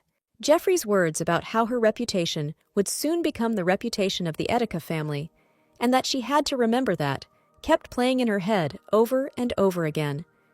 The girl slapped her palms on the bed, closed her eyes, and ordered herself not to let the trash with the pretty face charm her. Sitting up on the large bed and trying to even out her breathing, Aurora blushed and thought that she should remember her wonderful reward. She heard some noise and wondered with surprise where these strange sounds were coming from, because before that it had been completely quiet. Realizing that it was coming from above, the pink-haired girl looked up and remembered that her fiancé's room was on the floor above. The girl decided to check what was going on and took a candlestick with burning candles with her and walked down the corridor, going out onto the stairs. Aurora stopped at the heavy doors and knocked, calling his lordship, but after that she remained in silence, receiving no answer. After asking again if he was there, she froze in place and thought that, in principle, she could have imagined it, because now she could hear absolutely nothing. Someone suddenly called the lady from behind, right next to her ear, and the pink-haired girl screamed in horror, and her body seemed to fall into her heels from a surge of adrenaline. Turning around, the future Duchess was breathing heavily and desperately said that he had frightened her, and Sir Campbell asked for forgiveness for this. She explained that there was a strange sound coming from inside, asking if it could be that his lordship was in trouble or something like that. Shaking his head, the man asked his mistress to return to her chambers, and when Aurora asked in surprise why, she heard that it was his lordship's order. Sir Campbell turned and declared that by the Duke's orders, no one was to enter his chambers at night, not even the bride. Eventually, Audrey was forced to return to her chambers without seeing the Duke, and in the morning, the butler announced that there would be no visit for the time being. Sir Campbell offered his lady a tour of the duchy, and she looked up from her biscuits, asking in surprise what he was talking about. The man shrugged and said it was a good opportunity to go shopping and see the sights of the area. Turning to him, the pink-haired girl thought about this proposal, because, in all honesty, she had practically never been anywhere. A little later, they had already carried out their plan, leaving for the settlement while the weather outside was amazing, warm, and sunny. Angela muttered that the streets were well decorated and noisy, while Aurora looked at everything with admiration and was delighted. Thinking about her long-time dream of traveling around Europe, the Baron's daughter said that it was her first time in such a place, and the maid suggested starting with food. Having listened to her instructions at least on this matter, the future Duchess bought them fried meat with vegetables, immediately admiring the food. Sir Campbell, who was actually acting as the mistress's bodyguard, could hardly keep up with the girls who were rushing to all places. Suddenly, stopping her discussions in rapid steps, the pink-haired girl froze, looking at the restaurant sign with interest. Aurora confidently stated that if there were holes in the establishment's building, then there would definitely be delicious food there, and the maid asked if that was true. She added that the exterior rivaled the tacky decor of the guild's restaurant, and Angela noted that the house was simply faded. The three of them all decided that there might be something much more interesting hidden behind such a dull facade, but silence awaited them in the hall. The pink-haired girl suggested that it might not even be a restaurant, and that it seemed to be closed, and her maid muttered that it looked like it. Shaking her head, the future Duchess noted that it was a great disappointment, and they should leave after the invasion. Suddenly, a woman who looked much more like an ancient Egyptian goddess greeted the guests and asked them to wait for tea. Aurora looked at her in surprise, because such silence did not seem to suggest the presence of people in the room. At the same time, the Duke, who was again working in his office, asked if the long-suffering Duats liked the new representative. According to Wendell, the man learned that these creatures once again did not like the man who was sent to them and simply beheaded him. The adjutant said that they did not seem ready for dialogue yet, and the Duke called them crazy bastards, asking if there was news from the Emperor. Sweating from nerves while talking to his boss, the young man shook his head in a negative way and noted that this was also not the case. The blonde man said that he probably spoiled him too much, and then noted that sometimes he wanted to open his skull to understand his thoughts. As Geoffrey rose from his seat with a thoughtful look, the assistant extended his hands and suggested sending another messenger. Etika shook his head and said that he hated it when things dragged on, and therefore preferred to go there on his own. Meanwhile, Aurora told Nephthys that she had returned from the bakery and brought a limited edition of strawberry-flavored cakes. The dark-haired girl nodded, because she had brewed fresh tea just in time, and the guest noted that this drink always smelled very delicious. Nephthys was the owner of a restaurant called The Taste of Life, and the girl felt that she had become her first friend in the new world. The woman expressed the hope that her guest had not become involved in anything unpleasant on the streets due to racial conflicts, and she nodded. When the future Duchess asked if something had happened here recently, Nephthys replied that yes, it seemed to concern the people of Duat. Raising her cup of drink, Aurora admitted that she was hearing about this for the first time, specifying what these creatures might be. The dark-haired woman said that they live on the edge of the underworld, and an ordinary person cannot see its threshold, but the duets cross it freely. The girl listened with surprise and interest to the fact that this people existed on the border between life and death, but she did not fully understand what was being discussed. Aurora, with a bit of fear, carefully asked if it looked like some kind of zombie, asking hopefully if they ate people. The woman replied that there is a symbiosis between them, no one kills people, and her interlocutor asked how they exist then. When Lady Nephthys' name was called, everyone present turned around, because they were surprised that someone else was there at that time. A man dressed in an interesting white robe said that the lady had a guest waiting, but she reminded him that she had asked not to let anyone in. The subordinate asked her for forgiveness and said that he could not refuse such a guest, and the dark-haired woman immediately rose from her seat, looking at him. She asked her guest for forgiveness for having to interrupt the conversation like this and asked her to continue it at their next meeting. When Nephthys added that they would see each other soon, Geoffrey suddenly appeared, declared that this would not happen, and asked what she had in mind. The woman rubbed her neck nervously and said that she wasn't planning anything bad, and Aurora asked if they knew each other. The blonde man said that he knew, as if he had said that the bride could communicate with whomever she wanted. But that did not mean that she had to mess around with other races. Responding to the girl's surprise, Geoffrey said that he couldn't blame her, because from Lady Duet's side, he looked very human. The pink-haired girl turned to him and asked if he wanted to say that Lady Nephthys was a representative of the Duet people, and he agreed. Seeing how quickly the girl's expression changed, the dark-haired girl asked her for forgiveness and said that she did not want to deceive anyone. Putting his arm around the girl's shoulders, Etika asked her not to make him laugh and added that she knew his fiancé, and that was why she had approached her a little earlier. He added that if she had laid a finger on his bride, the Dachshunds would never again see the light of day in his domain or in other lands. Nephthys called the Duke's behavior nonsense and said that if he came to negotiate, then they should be conducted on good terms.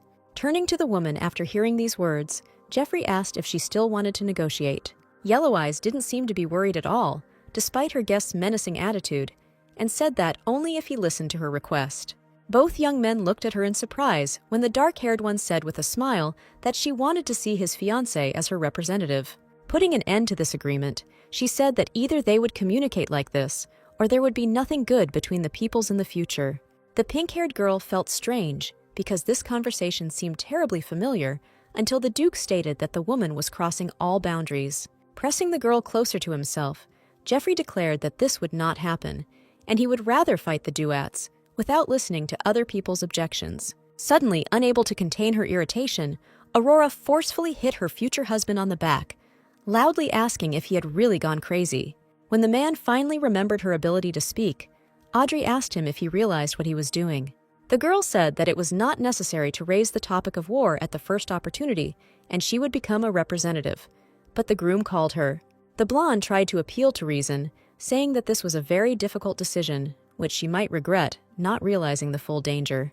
Nephthys said that the two of them seemed to need time to discuss everything, clarifying that she could wait and give them a couple of days to discuss. Once again, embracing his beloved's fragile shoulders with his strong arms, the Duke said that the woman should not even hope. Everything would not go according to her wishes. Rubbing her face with her fingers, the dark-haired girl purred that if she were a man, she wouldn't say such things with such confidence. Already at the palace, when Geoffrey asked if Aurora really thought she could deal with the Dachshunds, the girl asked why not. She said that she did not understand his anger, because if she could prevent the war, then she would be doing a good deed with her representation. The man asked if she was really going to work until she was exhausted, since she hadn't been sleeping much lately, but the pink-haired girl replied that she was fine. Declaring that she could calmly take care of her regimen and health, the girl suddenly froze and asked out loud for a minute, thinking about his words.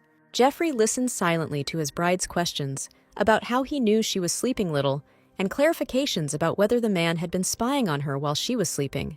The Baron's daughter let out an offended breath and seemed to stop breathing in horror when she heard the evasive words about it not being an observation.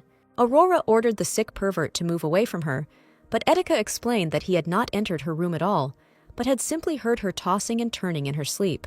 Taking a few more steps back, the girl muttered that this was just a pathetic excuse, and not listening to him, asked him not to come closer. She listened with disbelief to the man's words about her room being located directly below him, and that he was the owner of exceptional hearing. Claiming that he could prove it, the blonde man asked her to go forward and look out the window, adding that he would stand still. Aurora looked out the window and the Duke described exactly what she should see there: servants picking apples that had ripened earlier.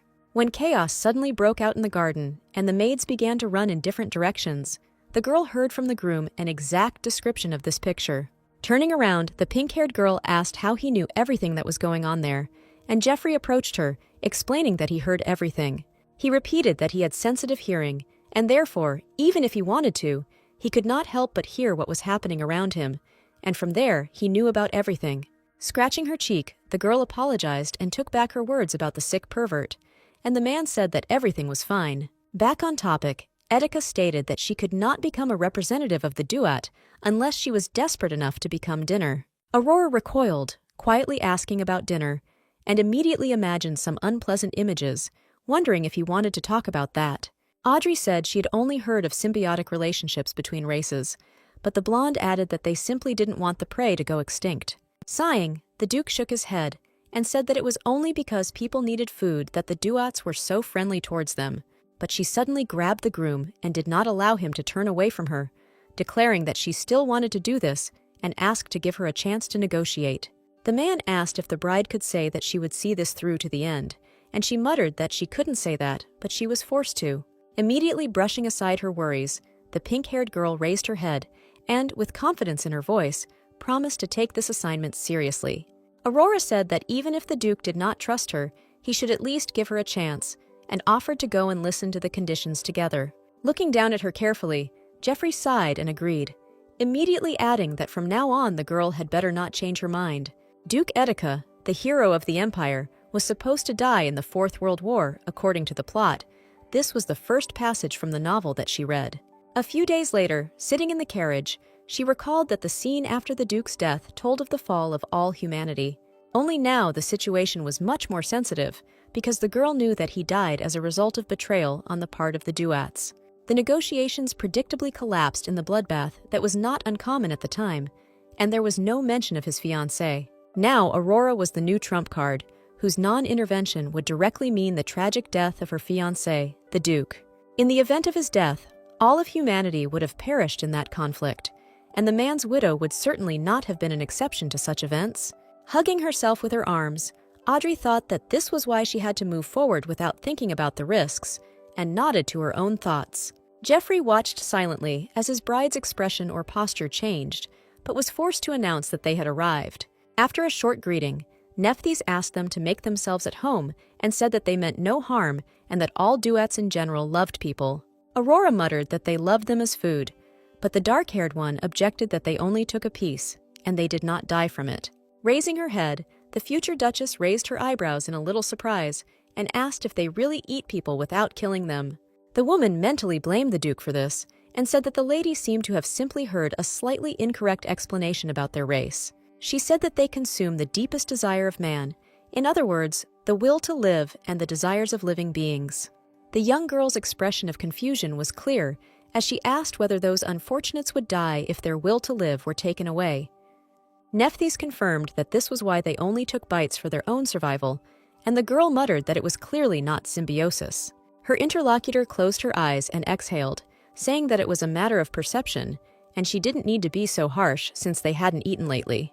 The pink-haired girl asked why this was happening, and the Duatka said that because of the greed of the rulers of the earth, more and more people were losing the desire to live. Looking away, the woman sighed even more miserably and said that this meant that their valuable food source was becoming increasingly scarce. When Nephthys asked what the future Duchess thought they needed to do to preserve everything, the girl hesitated uncertainly. Jeffrey silently stared at her, while the dark-haired woman said that people needed to be driven to despair, for example by starting a war among them. When it comes to this, she says, people suddenly develop a strong desire to live, because the closer they are to death's door, the more scared they are. Immediately raising her index finger, the woman added that this could only be a temporary solution and did not solve the main problem.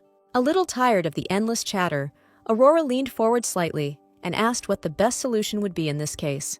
Nephthys said that people should not be allowed to be exploited, and it would be best if the imperial family itself got involved in the work on this. She added that that's why they asked the idiot Jeffrey to talk to him, but he refused, and the man muttered that it was easier to get rid of them. When the bride turned to the man and gave him a displeased look for these words, the dark-haired woman added that he was very angry. Immediately smiling, Nephthys turned to the dear Duke and said that dealing with them would not be as easy as it might seem to him. The young men frowned and looked at the woman when she kindly asked if they had heard of the Anti-Human Alliance. Unwittingly, Audrey thought about reading about this group that eventually became the force that cornered the Duke. The fair-haired man said that he thought that she was thirsty for death, but this was not so, and the Duatka grinned, answering that she valued herself very much. After a short silence, Nephthys said that this was precisely why they wanted to negotiate with Lady Aurora instead of that old and stuffy Duke. When she added that the girl could decide for herself whether to go to the capital or talk to the lords, the pink-haired girl recoiled in surprise. Trying to appear nice, the woman said that the lady could do anything, and she believed in her. But the future Duchess mentally cursed her. To sum it all up, Nephthys stated that if they couldn't find a solution, the only option left would be war. Aurora frowned and pursed her lips tightly when her interlocutor expressed confidence that the young lady would not refuse this assistance. In the evening, Geoffrey came to his wife and asked how much she had drunk, but she did not answer and stroked her head with her hand, drawing attention to him. Holding a full glass, the girl asked into nowhere how to stop mass exploitation and whether it was possible to do so at all. Walking towards her, the man said that she could resign, but Audrey flared up and said that if she did so, a war would start. The blonde frowned as he watched his fiancée drunkenly mutter about how he really thought she would let that happen. Deciding to divert her attention a little, the Duke sat down opposite his future wife and gently asked if she liked this Nephthys. When the pink-haired girl slowly clarified what that meant, Geoffrey said that she was probably afraid that her new friend might die. Hardly remaining in her right mind after such a dinner, the girl turned slightly pink from intoxication and asked what he wanted to say by this. Aurora raised her head and said that she was afraid that her fiancé might go to war and die, so she was racking her brains over it. Etika considered what he had heard and slowly asked her if she was afraid that he might die, and she slammed her hand on the table in agreement. The fair-haired man said in confusion that he had never heard anything more absurd, because he was not so weak as to need someone's care. Audrey rubbed her reddened face with her palms and immediately mumbled that she couldn't allow this war and she couldn't allow him to die. When the man calmly replied that he understood, the pink-haired girl raised her drunken gaze and asked what he meant by those words. Leaning forward, Geoffrey calmly said that he would cooperate in these negotiations, and the girl asked if this was true. Etika said they should ask for an extension to work out a final plan, and the engagement party could be used as an excuse. Aurora immediately jumped up from her seat, hit the table, and shouted that this was a great idea, and she would tell Nephthys, and the groom emphasized that it would be better to do it by letter. The girl smiled at the fact that they would be able to prevent the end of humanity, and then raised her index finger, saying that it was true. Pushing her chair away from the table, the pink-haired girl said that it was like a weight had been lifted off her shoulders, that she could finally sleep peacefully. But suddenly, she began to stagger. Geoffrey quickly stood up from his seat and grabbed his bride by the waist, preventing her from falling to the floor, and then said that she should be more careful. Looking at Audrey, who clearly couldn't get to the bed without incident, the blonde asked her to hold on to him so she wouldn't fall. Aurora obeyed, but suddenly blushed brightly, standing in his arms, and this blush could hardly be attributed to the consequences of intoxication. A little later, the girl was already spending all her time preparing for the engagement party, which seemed to last forever. She had to try on a dress specially ordered for the engagement, come up with vows for the groom, and choose an interior design for the event. 24 hours a day was clearly not enough, because in addition to all of the above, managing the restaurant fell on her shoulders. Besides, she had lessons all day long and had to find a solution for the duets, and she was silent at dinner. Aurora was distracted from her thoughts and very diligent chewing of food when Geoffrey suddenly stepped towards her and called her name. She asked if he needed anything, and the man explained that he simply wanted to ask why the lights were on in the dining room at that hour. When asked why the bride was snacking so late, the girl said that she simply hadn't had time to have dinner. Holding onto the back of a nearby chair, Etika asked if she was that busy, and the pink-haired girl replied that she had a lot to do. The Duke said that if it was a party, she didn't need to handle every little detail herself, she could just delegate the work to the servants. Aurora said that she would gladly do so, but then rumors would start to spread that she was allegedly not paying any attention to their engagement. Geoffrey stood silently with a grim expression on his face as he listened to the girl say that she wasn't dying or anything, and he didn't have to worry. After a brief silence and thought, the man calmly said that from now on he would like them to dine together. Audrey turned her head, looking at the Duke in surprise, and asked if he would be busy with more important assignments.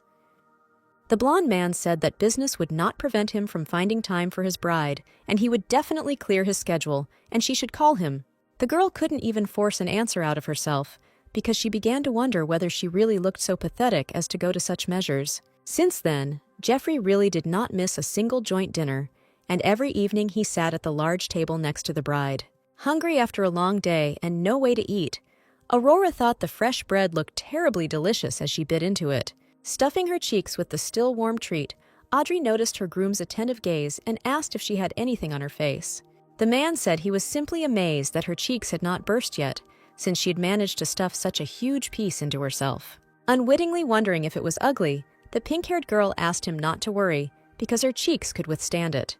Asking if she was sure, Jeffrey responded by saying that they could stretch that much, and the girl pulled at her skin.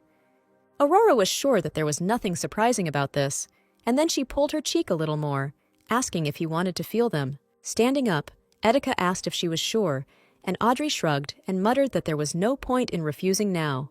The blonde-haired man hesitantly extended his palms to her face and asked her to tell him if it hurt, and the girl promised that she would definitely. Lowering his cool fingers to the bride's face, the man gently pulled the skin, and it really stretched very calmly and strongly. Jumping away from the girl, Jeffrey asked if this was possible, and Aurora asked if he was really surprised. The Duke thought about doing it again, but then stopped himself and rubbed his chin with his fingers, saying that they had something to discuss. In response to his fiancée's question, the blonde man reported that he seemed to have found an option for the duets and hoped to use the party. When he asked the girl if she was okay with it, she let out a loud sigh of relief and muttered that, of course, she agreed to this approach. Returning to his place, the man said that he had refused this plan so as not to cause her discomfort, and Aurora simply asked him to tell her what the essence was. The Duke let out a long breath and said that among those who would be present at the reception would be those whom he would like the bride to invite. The pink-haired girl looked at Jeffrey in surprise and then asked with confusion why she had to do it. Soon the day of the party arrived, and Angela spent many hours preparing the mistress for such an important event. Adjusting her beautiful dress, the blue of which gracefully intertwined with the blue, the girl muttered that it seemed as if her breasts were visible under her eyes. Giving them both a thumbs up in approval, the maid stated that they were fine as is, and the pink-haired girl let out a loud sigh. The servants who stood at the door informed the lady that the Duke had already arrived, and Aurora rose from her seat, declaring that he could enter. The girl, who was glowing from her makeup and beautiful hairdo, heard a man's voice say that he had come for her. Jeffrey, who was dressed in a festive suit that completely repeated the colors and patterns of Audrey's outfit, seemed to simply shine in front of her. As they walked towards the priest, the pink-haired girl thought to herself that Etika was a bastard who dressed to impress. Involuntarily looking at her future husband, Aurora wondered whether his pectoral muscles could have become even larger during this time. The blonde suddenly whispered if she was feeling okay, and Audrey replied in the same whisper that she was just a little nervous. Jeffrey suggested that since she was nervous, he looked even better than usual today, and she suggested that they focus. The Duke reminded her that she should smile to confirm their love, and she, with a smile, suggested that he be silent for a while and not distract her. The man could hardly contain a grin that the aristocrats of high society might interpret in a not very correct way. The engagement ceremony in the Nodelberg Empire was not held without an official part, and so they were preparing to read each other their vows. Aurora thought that all those present were witnesses to sacred promises, although there was nothing sacred in their pretense. Calling the girl his beloved and companion, dear Aurora, Jeffrey said that he swears never to lie to her about anything. His second promise was a trembling, confident, tender word that he would always be there to protect her in difficult times. Silently looking at his concentrated face, the girl thought that her oath was quite similar and that he was doing quite well.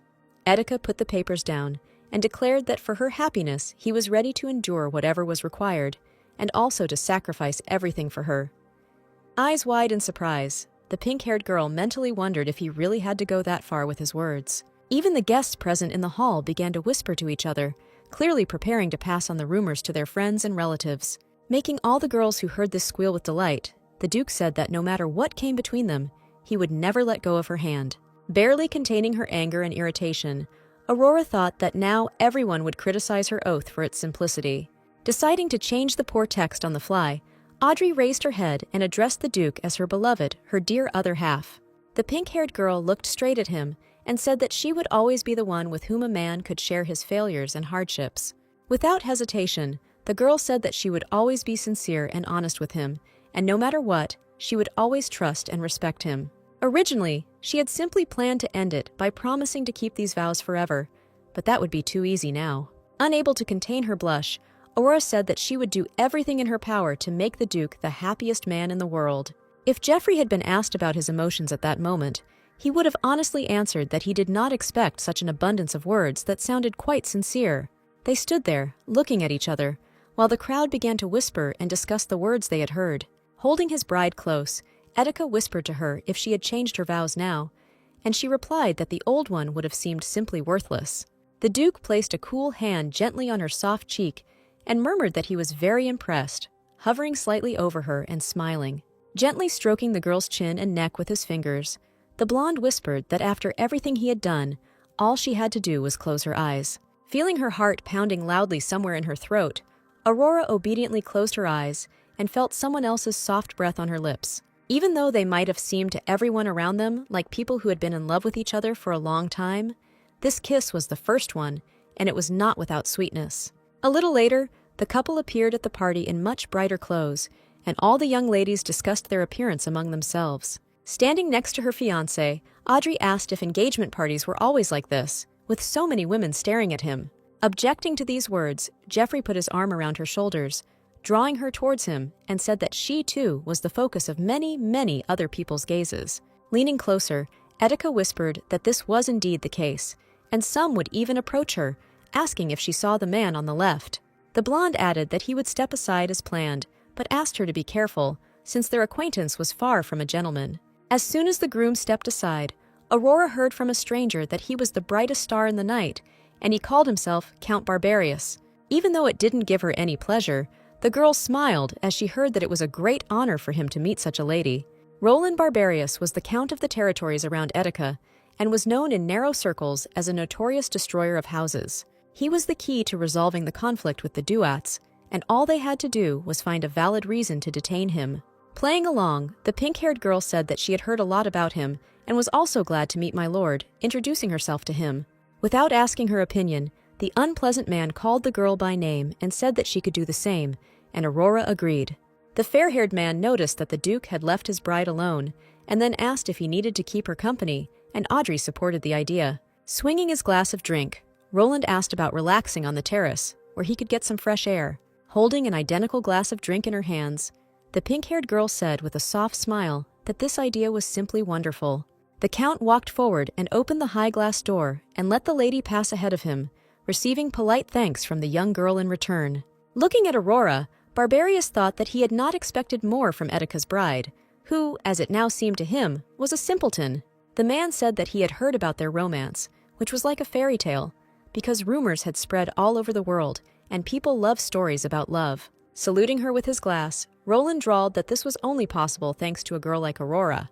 Audrey asked the man what he meant, and he replied that being with such a beautiful lady was quite difficult, and for her, you had to be ready to do anything. Accompanying his words with an incomprehensible and extremely unattractive purring, the fair-haired man suddenly pulled the curtain that was outside.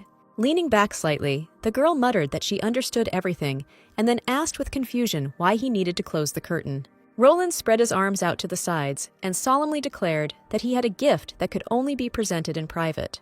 Aurora didn't hear anything, but after the man said the word phronesis, a magical creature landed on the balcony behind her. The Count chuckled as he thought over his plan and ordered him to now give this beautiful lady the gift he had prepared for her in advance. Realizing he wasn't talking to her, Audrey turned around and froze as she saw the unknown creature dusting her with glittering powder. The pink-haired girl felt that these small, shiny crystals filled all the space around her, and she covered her mouth with her hands. The strange creature disappeared as the future Duchess dropped her hands to either side of her body, and Roland called her as his love. He asked her not to be afraid and just breathe, because the slight disorientation would pass, and then added that the girl just needed to listen to his commands. Looking into the girl's face, the Count ordered her to go to her fiancé and tell him that he was her lover and an incompetent peasant like Etika, who was of no use to her. When Aurora didn't respond, just continuing to breathe noisily, the man wondered if she might have inhaled too much. Suddenly, pushing away the strange, unpleasant hand, Audrey looked at Barbarius with all her anger and asked what the hell he was doing. Earlier, Jeffrey showed a map and said that most of the exploitation occurs in the area near the border. The worst culprit, he said, was Barbarius, and Aurora muttered that it was near the wilderness. Confirming the girl's quick and logical guesses, the Duke said that the refugees in the restaurant were from the Count's possessions. Telling more about the man, the blonde man said that he would be present at the party and might target her. Taking her eyes off the map, the pink-haired girl looked at her future husband with confusion and asked what he meant by aim. Etika explained that the Count had a disgusting habit, which consisted of seducing married women. When he added that Roland also considered him a rival, Wendell stepped toward the lady and explained that it was a rivalry in appearance. The man summed up that they would detain the Count there, and even if he chose to duel, it would only be to their advantage, and he would still end up with them. Jeffrey, sipping his tea, said that either they would break into his house and take the official seal and territory, or he would do it all peacefully. Looking at the bride, he repeated that she might find herself in an uncomfortable position during this plan, asking if the girl was okay with it. Aurora calmly stated that she would do everything to prevent the war, and since he would be nearby, she would not be in any danger. Now, when Roland asked her why she was conscious, she said that the bastard was trying to brainwash her. Looking at her, the Count was clearly dissatisfied, muttering that nothing could be done, and in that case, he would simply have to act the hard way. He again called on Phrenesis to give more, and the same creature with long green hair and strange clothes appeared on the balcony. When the blonde grabbed her hands, Aurora warned him that he would be in big trouble, but he said that he would make her forget about it. Already switching to a loud scream when her wrists were squeezed much harder, the pink-haired girl menacingly demanded to let her go. Barbarius turned around and ordered Phrenesis to move faster, to pump the girl so hard until it finally worked. Looking at him, Audrey wondered how this dirty bastard could even think that he could make her say that he was better than Jeffrey. She tried to break free again and screamed that he was disgusting when the curtain suddenly rustled after the door opened. They both turned around at the noise, and Aurora wouldn't admit it, but she immediately felt calm and safe just by seeing his face. Etika seemed more angry and tense than the bride had ever seen him, as he demanded that he get away from his woman as quickly as possible.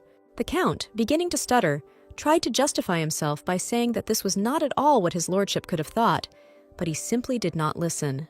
Jeffrey stated that he knew the world was full of parasites, but he had never seen anything like this, expressing hope that the man had time to say his prayers. Roland collapsed onto the cold tiles after the Duke unceremoniously kicked him in the knee and tried to ask to discuss everything. This time, Etika had already caused his enemy to lose consciousness, causing awe and whispers among those who witnessed the event. Looking back at Barbarius lying on the floor, Aurora, of course, felt satisfaction, but she thought it would be more secretive. Jeffrey called his bride by name, then tenderly asked her forgiveness for the delay and took her face in his warm, strong hands. Audrey, not without surprise at his actions, quietly whispered that she was completely fine and felt great, but it was rather he who did not look very good. The pink-haired girl gently asked if he was okay, and Etika didn't answer, although in fact he looked very much like a thundercloud before a terrible storm. After some time, the doctor, whose suitcase was filled with the most interesting medicines, reported that the lady was completely fine. Angela asked him if he was sure, since my lady was completely covered in some strange powder, and the man confirmed that it was so. Wendell muttered that at least she was physically well and thanked the doctor, informing him that he could go, and he beamed with happiness. Looking after him in surprise, the pink-haired girl asked why this doctor was running away like that, assuming that he simply had a lot of patients. The Duke's adjutant declared that His Majesty had personally ordered that the lady be treated properly, and Aurora chuckled, saying that she understood everything. Immediately remembering everything that had happened, the girl asked if she had understood correctly that Phrenesis was not a human, and the young man asked if that was his name. He explained that these were elves who lived in shelters, and it was almost impossible to meet them like that, so it was surprising that this one fell into the hands of the Count. The young man calmly said that since his lordship was interrogating this elf, and not only him, they would surely find out the truth very soon. Audrey looked up and asked if Jeffrey was in jail now, and the assistant answered in the affirmative, asking if she should call him. The pink-haired girl slowly stood up from her seat and said that there was no need for that, since he was busy, and she could go there on her own. Wendell asked hesitantly if the lady was really sure she wouldn't mind meeting him again, and she said yes. Aurora muttered that she was upset that she hadn't had time to hit the offender yesterday, and Angela asked for some too. Later, the young man led them through a dark dungeon, suggesting that they first go to the elf, since he was closer to the exit, and urging them to watch their steps. Wendell asked Milady not to go too close to the bars, and she looked at the elf with horror, asking if he had been tortured. Looking at the thinness, obvious weakness, and sunken bruises under the eyes, the girl sympathetically whispered that this creature looked simply awful. The young man said that it was not at all, and the elf had come to them already in such a state, which meant that the Count practically did not feed him and simply used him as a slave. Looking up, Aurora wondered how the Count could have such power over him, asking if the elf couldn't use his magic. Wendell said that the elf had not spoken a word since he came, and the loss of voice was typical of these creatures in slavery, and he was unlikely to speak. When the pink-haired girl asked if he could write, the Duke's adjutant shook his head and said that it seemed he had never learned how to do so. Audrey thoughtfully asked if she understood correctly that slavery was prohibited by law in their empire, and the young man agreed. Muttering sweetly that she understood everything, Milady suddenly calmly took the keys to all the cells from Wendell, and he looked at her in surprise. Aurora apologized and said that she just wanted to borrow them, and Angela grabbed the young man from behind, adding that she would detain him. Roland, meanwhile, was sitting in his cell and could clearly hear some noise coming from outside, turning around in search of an answer. The girl, like a hurricane, suddenly flew at him and pressed him against the wall, declaring that her fiancé's nickname seemed to have been definitely chosen by mistake. Finding himself pinned to the cold tiles, the already beaten man fearfully asked the future Duchess what she was doing. Aurora seemed to darken like a real cloud, confidently declaring that he was nothing but a dirty piece of biogarbage wasting oxygen. Still pressed against the cold wall, the Count looked at her in surprise, crying out in surprise and asking what she was even talking about. Audrey asked if it was just because this creature of another race couldn't even speak that he thought he could treat him like a slave. Barbarius asked in surprise if they were talking about Phrenesis, and then snorted when he heard the future Duchess say that was exactly it. Throwing his head back and resting the back of his head on the cold tiles, the blonde laughed loudly, expressing all his disrespect for the situation. Aurora punched him hard in the jaw and declared that there was nothing to laugh about, calling him a freak, and the man screamed in pain. The Count said that even if she was the Duke's fiancée, she was going too far to ask if it was because of a dirty little elf. The pink-haired woman said menacingly that he clearly hadn't arranged a lesson, and Barbarius declared that he had allowed himself to be hit the first time, but he wouldn't allow it again. Asking if he was so sure about this, the girl swung her leg sharply and hit the man's neck with her ankle, growling with indignation. The Count fell to the floor, hitting the wall, and Aurora stepped towards him, asking how he felt about that blow and asking if he wanted to receive another one. The future Duchess stated that he did not even deserve to be called a human, and his race could be common dirt. Barely feeling able to rise from the floor, the man looked up and wondered how some noblewoman could be so strong. The girl mentally thanked her childhood taekwondo lessons and asked the bastard what it was like to be beaten because of your race. When she asked what it was like to be on the other end and feel powerless, Roland asked if she was feeling better. The Earl stated that the only reason she had the right to beat people up now was because of Geoffrey Eddick's status as a duke. Still lying on the floor, the man screamed that the strong obey the weak, and that was how the world worked, because even she was a part of it. The girl listened silently to the question of whether she really thought that if the Duke had not supported her, she could have treated him like that. Aurora folded her arms across her chest and suddenly interrupted him, declaring that he was right, immediately asking what the point was, and Barbarius froze in confusion. The pink-haired girl stated that she never used her power for dirty deeds, asking if he thought other races should be ostracized. When Roland looked at her with confusion, the future Duchess declared that it was precisely such thoughts that brought him here, to this prison. The girl fell silent and turned around, hearing footsteps behind her, and then a male voice, which said that Aurora was wasting her time on him. Turning around, she asked the groom how long he had been standing there, and the fair-haired man replied that it had been since the bride had grabbed the Count by the collar. Barbarius listened with a displeased expression to his rival's words about how he didn't understand why the girl should communicate with this idiot. Taking a few steps forward, Edeka hit the Count hard on the head, not intending to stand on ceremony with him or waste his time on these matters. When the man lost consciousness and slid down the wall, and Aurora hesitantly asked if he had killed him, Geoffrey replied that he had not yet. Looking at the bride, the Duke noted that he did not even know what a good fighter she was, and then asked why she came here. The pink-haired girl replied that she didn't want anything from him, mentally thinking that she was curious about what he was so puzzled about. The man looked at the girl and calmly said that he also heard her words and that she seemed to have compassion for other races. When he asked why, and the bride did not understand the question, the blonde man said that most people, especially those from high society, do not think that way. Looking at the Count, who was still unconscious, the Duke muttered that the desire to take advantage of others could be regarded as an instinct. Aurora thought for a moment and said that she understood perfectly well that there were people who considered this to be the norm, but she herself did not agree with it. Jeffrey listened silently that there needed to be people like her in the world to balance it out, otherwise there would be too much hatred in it. The girl said that the more people like the Count there are, the harder it is for other races to survive, and they also have the right to life. Unable to bear the long silence and strange atmosphere, the pink-haired girl asked why he wasn't saying anything and whether he was tired of his work. Looking away, Etika muttered that he felt fine, and Aurora asked if he had a fever, offering to check for her. When Audrey reached out her hand to his face, the Duke suddenly replied coldly that the bride was crossing the line and that her concern was unnecessary. As if wanting to protect himself even more from the girl, the blonde man slightly pushed her hand away with his own, barely lowering his gaze to look at her. The future Duchess pressed her palms to her chest in resentment, and Jeffrey coldly remarked that if she was tired of being here, she could leave. Aurora thought that she had been a complete fool for worrying about him and turned around, saying that she would leave if that was what he wanted.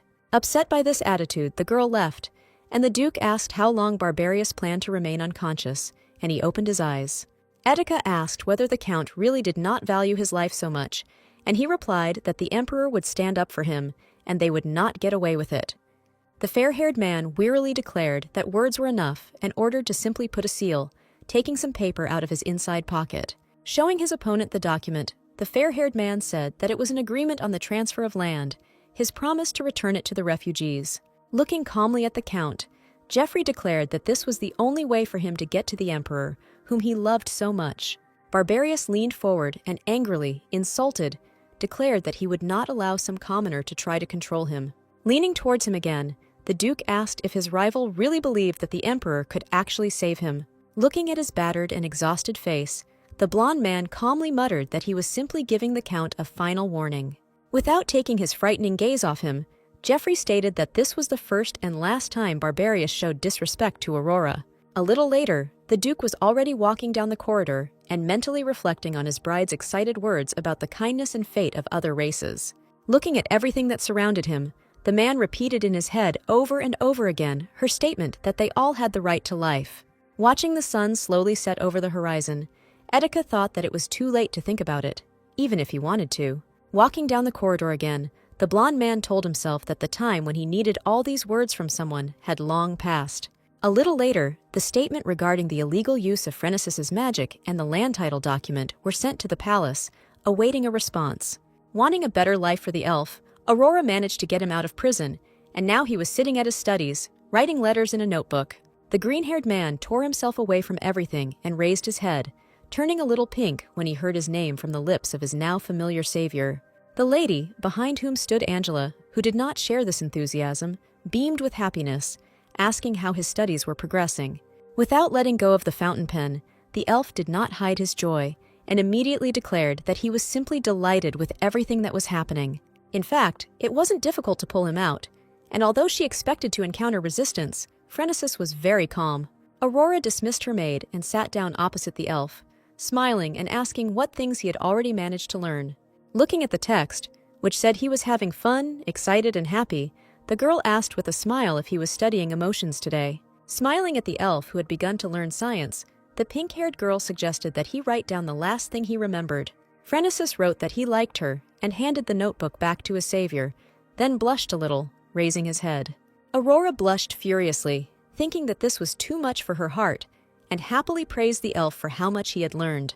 When he looked away and quickly lowered his head, the girl turned around and asked if he could hear anything. Phrenesis picked up the notebook in which he had written the word Duke, and his bride muttered that she understood, and elves probably had good hearing. The forest dweller wrote whether the Duke knew, moving the notebook towards the girl again, and Audrey looked at him with incomprehension, clarifying what exactly. The gloomy elf took up the fountain pen again and began to write, so he asked her to be careful, adding the word trouble and that he was afraid. She continued to look at her interlocutor with incomprehension, wondering if Geoffrey could have scolded him or done something else. Phrynicis dug his hands into his hair, chewing on one strand and growling quietly, as he clearly lacked social skills. Aurora asked him to stop, then asked if the elf wanted her to read his lips, then apologized for the misunderstanding. Turning around, the pink-haired girl asked Angela to come over and understand what Phrynicis was saying, and the girl began to frown and try to understand him. Having heard several suggestions from the maid, the future Duchess raised her index finger and asked if he was calling his father. Audrey asked if these creatures had fathers, since they were born by nature, and the maid muttered that the father might not necessarily be biological. After some time, night had already fallen on the Duke's palace. The lights in the rooms began to go out, allowing all the inhabitants to fall asleep. Sitting on the bed, the pink-haired girl thought about how Geoffrey still hadn't come to apologize to her after what happened in prison. Aurora wiped her face with a towel and muttered whether he wanted to quarrel, and whether it was really so difficult to apologize to his bride himself. There was suddenly such a roar from above that the chandelier under the ceiling in the girl's room shook, forcing her to raise her head and frown. Opening the door, the girl turned to Sir Campbell, asking if he could go and tell Geoffrey to calm down a little. She stated that she was going to ignore it, but that was going too far. But then she realized that the hallway was empty today, and her guard wasn't around. Aurora heard another crash from above and looked up, wondering what Etika could be doing in her bedroom so late at night. As she climbed the stairs, the girl thought that she could not see anything under his door, and that the lights in the Duke's chambers must have been turned off. The pink-haired girl carried a heavy lamp in front of her and picked it up when she was already standing next to the tall doors, and asked if she could come in. When she entered the chambers, she froze in place because she saw furniture, dishes, and other things lying around in front of her. Everything looked like after a hurricane. Aurora muttered excitedly that everything was turned upside down, but she still did not see the man. It seemed as if he was not in the bedroom at all. Stepping over everything, the future Duchess thought about the noise she had heard just a minute ago, mentally wondering if he was hiding. The girl scanned the dark, wrecked bedroom with her eyes, stopping when she found something more interesting than broken things. Audrey walked forward in surprise, stepping deeper into the room, and realized that right inside the chambers, there was another door leading to who knows where. As her fingers touched the tall wooden doors, Aurora thought that this all looked rather suspicious, and Geoffrey could be there. The girl started to go down the stairs and stepped on broken glass with her slippers, muttering that she was looking for a groom simply because of the noise. Stopping in front of another entrance, the pink-haired girl wondered if this was the last door, and then turned to Geoffrey. Opening the door, the bride entered a dark, cool room and saw her groom, his hands chained to a stone slab. Looking at his half-naked body, Aurora raised the lamp a little higher, asking if he really liked such things. The young lady muttered that he really was a pervert, but the blonde man ordered her to get lost, letting out a deep growl before doing so. She, on the contrary, came closer and asked what he meant, looking at the man's face while he was breathing heavily and looking down. Geoffrey repeated for her to just disappear, and the pink-haired girl pulled back a little, thinking that was rude of him. Aurora said that he would need help if he wanted to get down from there, and that she should be a little kinder, asking if he was shy. Listening to her dissatisfied chirping, the fair-haired man raised his head, and his eyes glowed a very unusual bright red color. The girl pulled away from her fiancé in confusion, because his gaze usually had the usual gray, dim light. Audrey stepped closer, wondering anxiously what was wrong with his eyes, asking worriedly if he was in pain and what was going on. The man lowered his head, trying to control himself, while Aurora clarified whether he could have been chained here because he was a pervert. Geoffrey suddenly growled that she was right, but he still spoke indistinctly without raising his head, and the girl asked again in surprise what he was talking about. Raising his head, the fair-haired man even smiled a little, and, although his face was covered in sweat, calmly asked the bride to come closer. Looking at him, Audrey obediently came closer and asked if he was joking, because then the key could have been in his pocket while the Duke was asking her to come closer. She muttered thoughtfully that if he was sick, he should spend time in his bed, but the man suddenly literally tore the handcuffs out of the wall. When Aurora called Geoffrey's name, confused and even a little frightened, he sank to the floor, tightly gripping her elbows with his strong fingers. The end result of this torture was the same. All rational thoughts of the Duke disappeared, and after them came a terrible thirst for blood. All a man could do, and usually did, was to wait for dawn alone and locked up, endure pain and his secret desires. He leaned on the girl, and she quietly said that the Duke was, in fact, very heavy, and it would be better to move away a little. There was no longer a whisper in his head, Now the fair-haired man only wanted to be as close as possible to the one who had managed to calm his enormous thirst. Blushing at the man's closeness, Aurora pulled back a little, calling her fiancé by name again, and then asked if he had come to his senses. The girl noticed that he seemed to have come to his senses and could now rise from her, and Etika immediately rose, asking forgiveness from his bride. As she followed him up, Audrey asked him to forget about the apology, muttering that he seemed possessed, immediately asking what happened. She froze when she heard that they could talk about it later, and then the man added that for now it would be much better for her to leave. Jeffrey suddenly began to push her towards the door, although not painfully, but noticeably strongly, and Aurora asked him to stop in surprise. Slipping in her slippers, the pink-haired girl slipped and leaned her back against the man, immediately gasping and causing him to stop. The girl turned around and hastened to explain that her foot had simply slipped, but the Duke did not seem to change his mind about her leaving. The bride froze with her hands raised up when the man suddenly fell on her, exhaling loudly, and could hardly utter a word.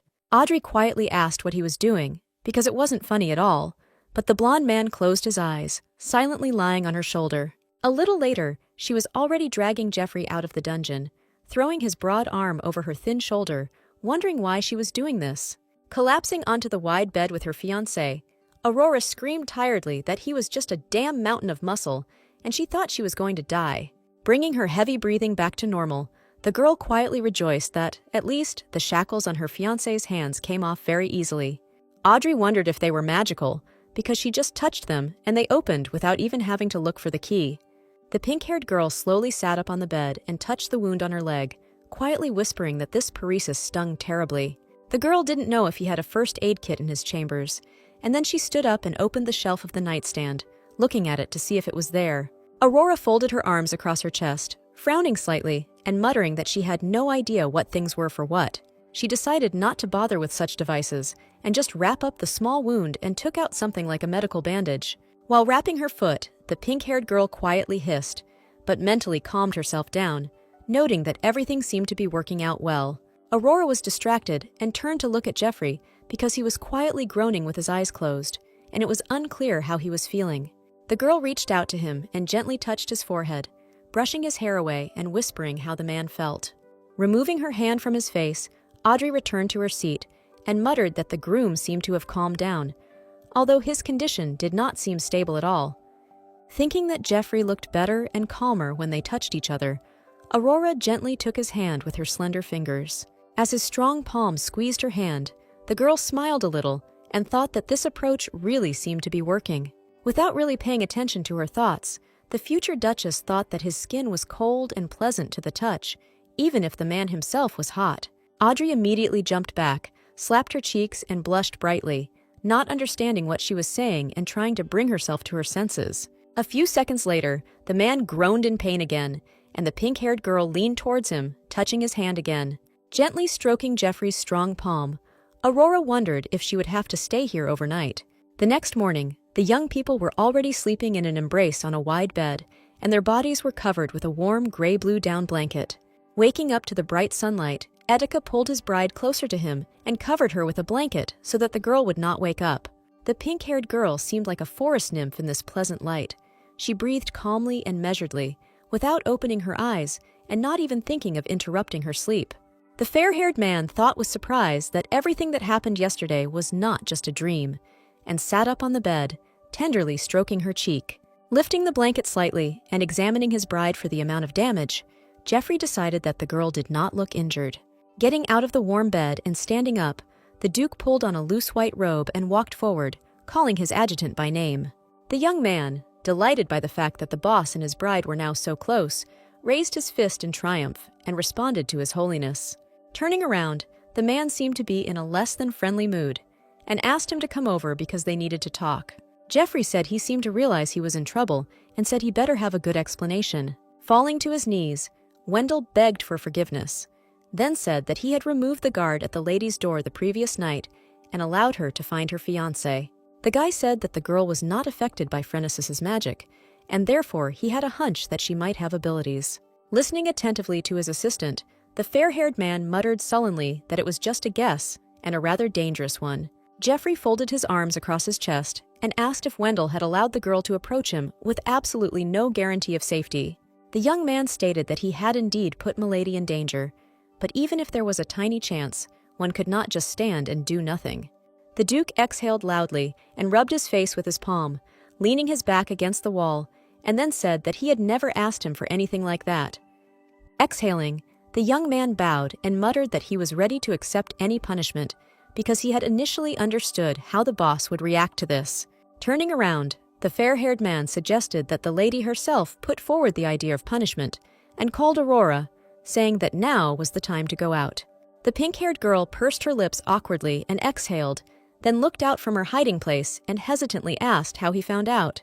Jeffrey shrugged and said that, as he had said, he had exceptional hearing, and Audrey muttered that she remembered, but she didn't think it was that good. Noticing the wound on the bride's leg, the man asked why she was wearing a rag, and she objected, saying that it was medical gauze. When Etika asked if she was hurt, Aurora shook her head and explained that it was just a small cut from the glass, nothing serious. Immediately asking for forgiveness, the blonde man picked her up in his arms, and then the girl blushed, asking what he was doing because it was not necessary. The Duke turned his head and ordered Wendell to bring the ointment, as his punishment would have to wait, and the young man quickly replied that he would do it in a moment. Sitting the girl down on the sofa, Jeffrey apologized to her again, but she hastened to inform him that she was fine and that she really wasn't in that much pain. The man seemed annoyed and more attentive than usual, and then said that the bride had suffered because of him, and that was bad. Still half in his arms, the pink-haired girl looked at her fiancé's face, trying to figure out what was causing him such concern. Deciding to take a step in a more productive direction, Aurora said that if he was truly sorry, he could tell her the truth. Having rebandaged her leg, the blonde man asked the girl to be patient for a little while, and that she should not move while the special medicine was taking effect. Already sitting at the table, Audrey asked if he could answer her question now that they had finally dealt with the wound on her leg. Catching his breath, Jeffrey shook his head and looked down, muttering that he would call this all his punishment. He said that once a month he was forced to experience pain similar to yesterday's, and along with it, he was overcome by the desire to smash everything to pieces. The man added that he could not allow anyone to be hurt, and therefore he restrained himself, similar to the case she had seen yesterday. The pink-haired girl didn't think that the Duke would open up to her so easily, and so she froze a little, immediately asking if he was okay now. Jeffrey handed his bride a plate and added that it usually lasted about 3 days, and Aurora asked why he punished himself. The girl noted that, among other things, when she touched him, the groom seemed calmer, asking why this was so. Shrugging, Etika said he didn't know the reason, but it started a few years ago, and all he knew was that it passed by morning. The blonde muttered thoughtfully that he didn't understand why he calmed down in such a state when his bride touched him. Aurora froze with her fork to her mouth when the man said that he didn't want to know, and then asked why he was saying it that way. Without looking up from his food, the Duke said that he simply did not want to involve her in this, immediately hearing the question of whether he liked this pain. Jeffrey asked her not to interfere with this, because she would not like his company, and he could not guarantee the girl's safety. The pink-haired girl said that if she didn't help him, the man would make noise, but he suggested that she use another room. Aurora asked why not just use the highly effective human painkiller that was right there. Etika suddenly put his fork down on the table with a bang, hitting it slightly, and was clearly outraged when he heard about a human painkiller. Rising from his seat and pushing his chair back, the man asked if she had expected more, and Audrey asked, confused, what he was talking about. The fair-haired man asked with open mockery whether his bride really hoped that the Duke would simply collapse and beg at her feet. When Aurora angrily asked who he took her for, the man said that he despised people who tried to take advantage of his weakness. The pink-haired girl was very depressed by what she heard, her eyes widening as he added that he was warning her that this idea should be abandoned immediately. She leaned forward sharply and called him little, ungrateful, pointing her index finger at the groom, and this could not fail to surprise him. The girl said that she was absolutely sure that when she fell asleep, she was still sitting on the bed next to him, but in the morning, she was already in his strong arms. Aurora became angry and stated that she may have fallen into his arms, but she was not the one who hugged him as if his life depended on it. Jeffrey suddenly asked how long she had been awake, and the pink-haired girl fell silent, slightly removing her hand from him and mentally calculating everything. Their awkward conversation, which was going nowhere, was interrupted by a knock on the door, and Etika turned around, sighing loudly and asking someone to come in. Looking at the man, who was dressed in a suit and standing in the doorway, the Duke asked what he wanted, and he replied that he was a messenger from the emperor's palace. Etika was clearly not pleased with what he heard, and then drew his eyebrows together, echoing the question about the messenger. A little later, already in the spacious hall, the Duke said that he had not thought that His Majesty's Chamberlain would make such a long journey. The man introduced his bride, and she nodded to the guest, saying that she was pleased to meet him and introducing herself as Aurora Audrey. Bowing, the envoy declared that he served under His Majesty, the Light of Nodelberg, calling himself Count Evanson. The blond man suggested finishing quickly, hugging his bride, and she, giggling, said that she knew about his insatiability, but she needed to listen to the man. Getting straight to the point, the Count reported that His Majesty had ordered them both to immediately bring Count Barbarius and appear in the capital. He handed the invitation to the Duke, who began to read, and the pink-haired girl covered her face with her hand, trying to appear more excited. She laughed softly and said that she seemed to be going too, and the groom turned to her, trying to figure out if this looked like overacting. The Count added that the young men should leave within the day, and then asked them to prepare for it accordingly. Aurora laughed a little and whispered that he had 2 more nights of punishment ahead of him, and Geoffrey asked if that was so funny. Etika stated that such a reason for the trip was absurd, but he had no right to disobey the order and had to show his face.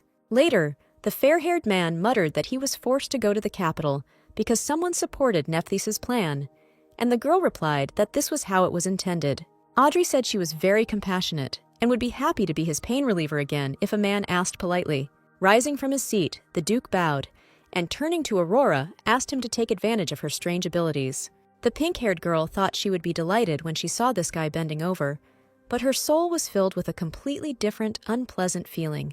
Meanwhile, the maids gathered in a small circle and began to very quietly discuss the latest events that had taken place in the castle. Angela approached them, barely audibly shifting from foot to foot, and once again confirming her status as a strange girl among them. Stepping straight up to one of her colleagues, the blue-haired maid whispered to ask where Mistress Aurora had gone this morning. The girl squealed in fear and moved away, saying that she had been frightened, and then asked to repeat the question, which she had not heard. Recalling the events of this morning, Angela said that Lady Audrey was not in the room today, asking those who saw her to raise their hands. The blonde maid covered her mouth with her hand and asked if her interlocutor hadn't heard about the latest news. Angela's eyes widened in surprise when she heard from the maids that his lordship and my Lady Aurora had slept together that night. After some time, the maid had already reached the required room and opened the heavy doors to find out everything. The first thing she noticed was Wendell in front of her, sitting with his arms around his knees, the young man clearly very upset about something. When the girl asked why he was crying, the Duke's adjutant lost his composure and burst into tears, saying that he had put the lady in danger. The maid looked at him with confusion, asking how exactly the assistant could have put his lordship's bride in danger. A little later, the girl was already standing in front of the engaged couple, saying that the greenie had told her that he had endangered Lady Audrey. Angela held a chain to a clearly beaten young man, who was suggesting they discuss things more peacefully, and stated that she was still very angry. Looking at the face of the already unhappy guy, Aurora assumed that he had been dealt a pretty blow, immediately asking whether the maid had heard the whole story.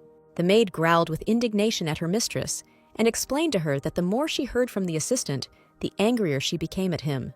The pink-haired girl asked if the girl had heard about Geoffrey, and she replied that she now knew that he regularly lost his mind.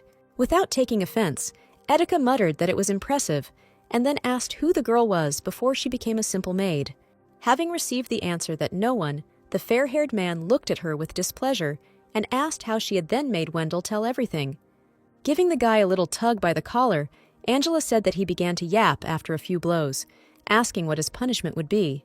With a loud sigh, the man said that it depended only on his mistress, and then closed his eyes and suggested asking Lady Aurora.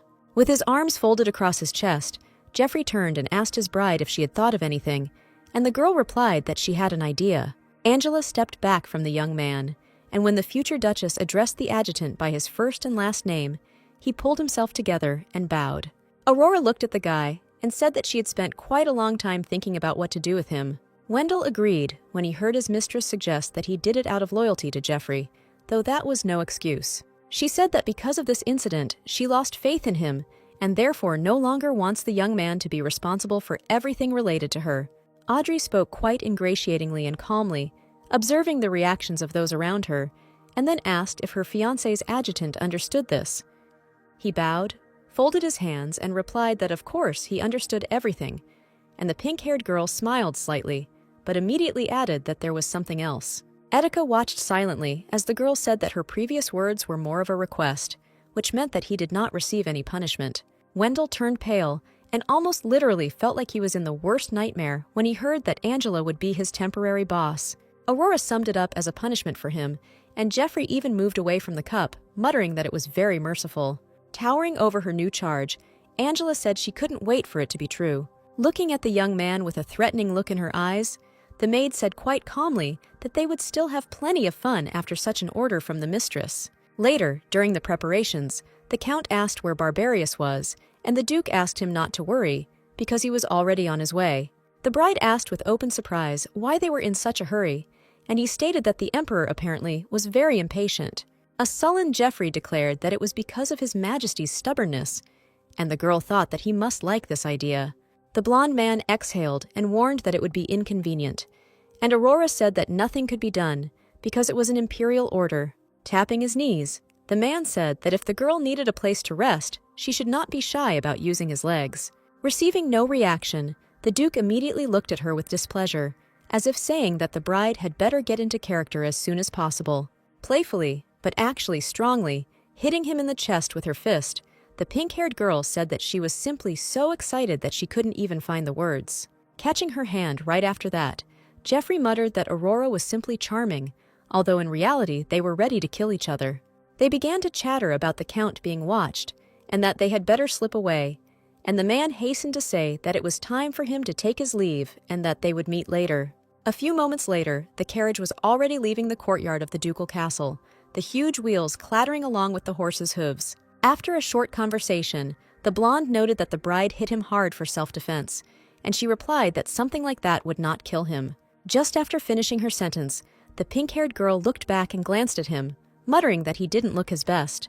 The girl gently asked if he got motion sickness, and the man shook his head, loosening the collar of his green shirt a little.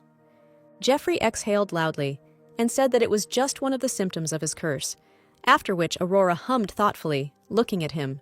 The bride gently touched his strong hand, which lay on the carriage seat, with her thin fingers, and squeezed it a little to help him. Etika asked what she was doing, and the pink-haired girl asked if it was helping, and then asked her not to lie because she saw everything with her own eyes. Raising her index finger, she said with expertise and confidence that she herself could feel when there was an effect. Aurora said that after this, a pleasant feeling of coolness arose around the Duke, and he asked if this was true.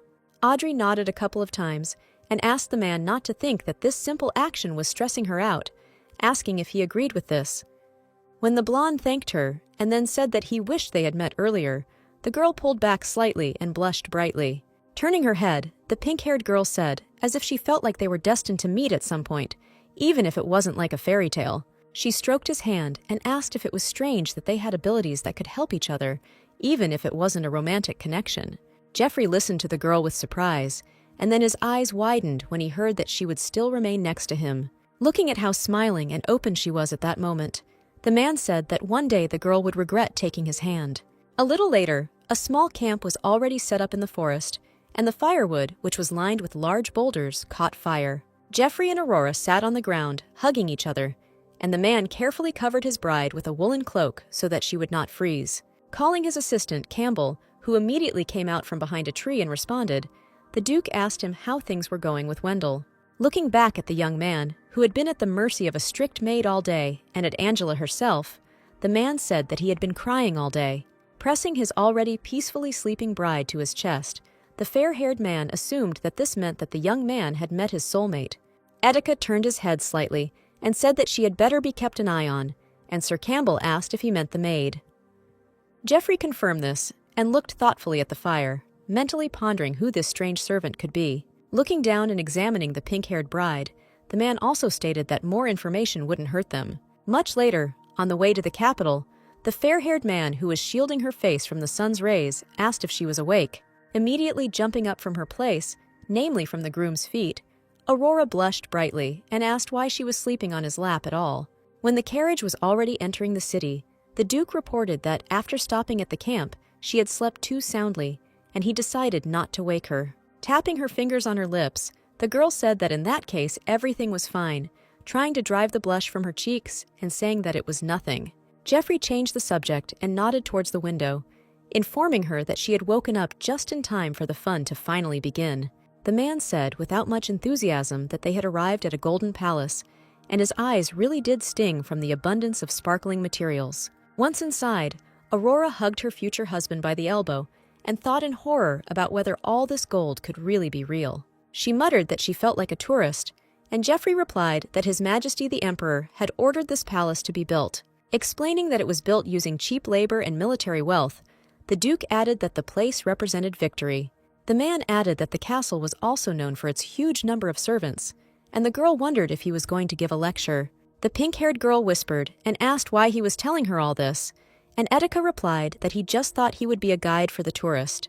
She asked if it was okay to say all this when they were not alone, and the blonde man replied that everyone knew his reputation, and therefore there was no need to worry. The Count, who was not very pleased with what he heard, but ignored it, pointed with his hand into the room and announced that the future newlyweds should go there.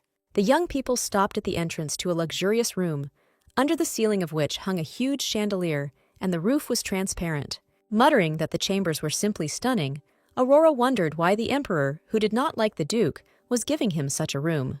The Count said that this was the Chamber of Light, in which all the lamps and decoration were made of diamonds, and the floor was made of precious ores that diffused the brilliance of the sun. Stepping forward, the pink-haired girl even turned pink with delight, stating that it looked magical and asking if Jeffrey thought so too.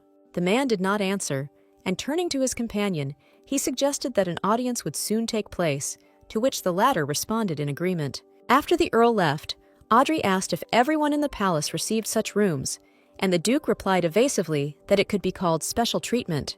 Turning his head towards the bride, the blonde man said that there was a small mistake in the conclusion, and this room was not good at all. Aurora looked at her fiancé with incomprehension, who seemed to her to be simply a skeptic, and he added that the girl would soon understand everything. 3 hours later, when the sun was at its highest point, the room was practically a furnace for melting. It was terribly hot. The wet, pink-haired girl asked if the Emperor wanted them to be boiled alive, and Jeffrey muttered that it was the ruler's nasty hobby. Turning around, the future Duchess asked why he hadn't said anything while she was making a fool of herself in front of the Count. With a bored sigh, the blonde man stated that, judging by his previous experience, he could confidently say that the wait would be in vain. Aurora cried out that they had been waiting for 3 hours already, asking if after this they could simply be turned around and sent back. Etika folded his arms over his chest and said that this was a very real outcome, and the pink-haired girl asked how he survived working for the Emperor. The Duke noticed that his future bride was indeed feeling unwell and offered a solution to the problem, holding out his palm to her. Audrey looked at the man with confusion, then asked if he was experiencing symptoms again and took his hand. Jeffrey calmly replied that that was not the case, and a refreshing, cool stream of air washed over the girl, bringing her to her senses. Mentally wondering if it was magic on his part, the pink-haired girl looked down, and the Duke asked if she was feeling better. As far as she knew from the book's plot, Etika did not belong to the family of magicians or wizards, and therefore his abilities were a mystery.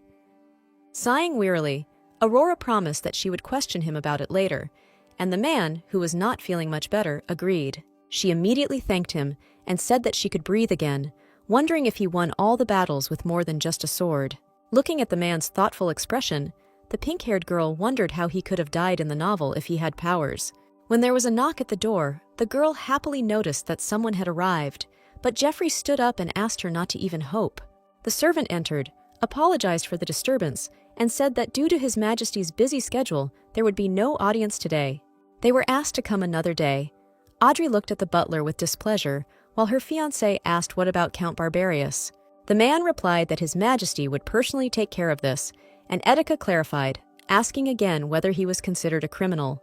When the servant mumbled something unintelligible, the fair-haired man interrupted him and said that they agreed to return tomorrow, asking him to convey his regards. Soon, the future newlyweds left the Golden Palace, which brought them nothing but time spent in the terrible heat. Holding her fingers to her groom's elbow, Aurora replied with displeasure that all they had done was take the vile Roland away from them.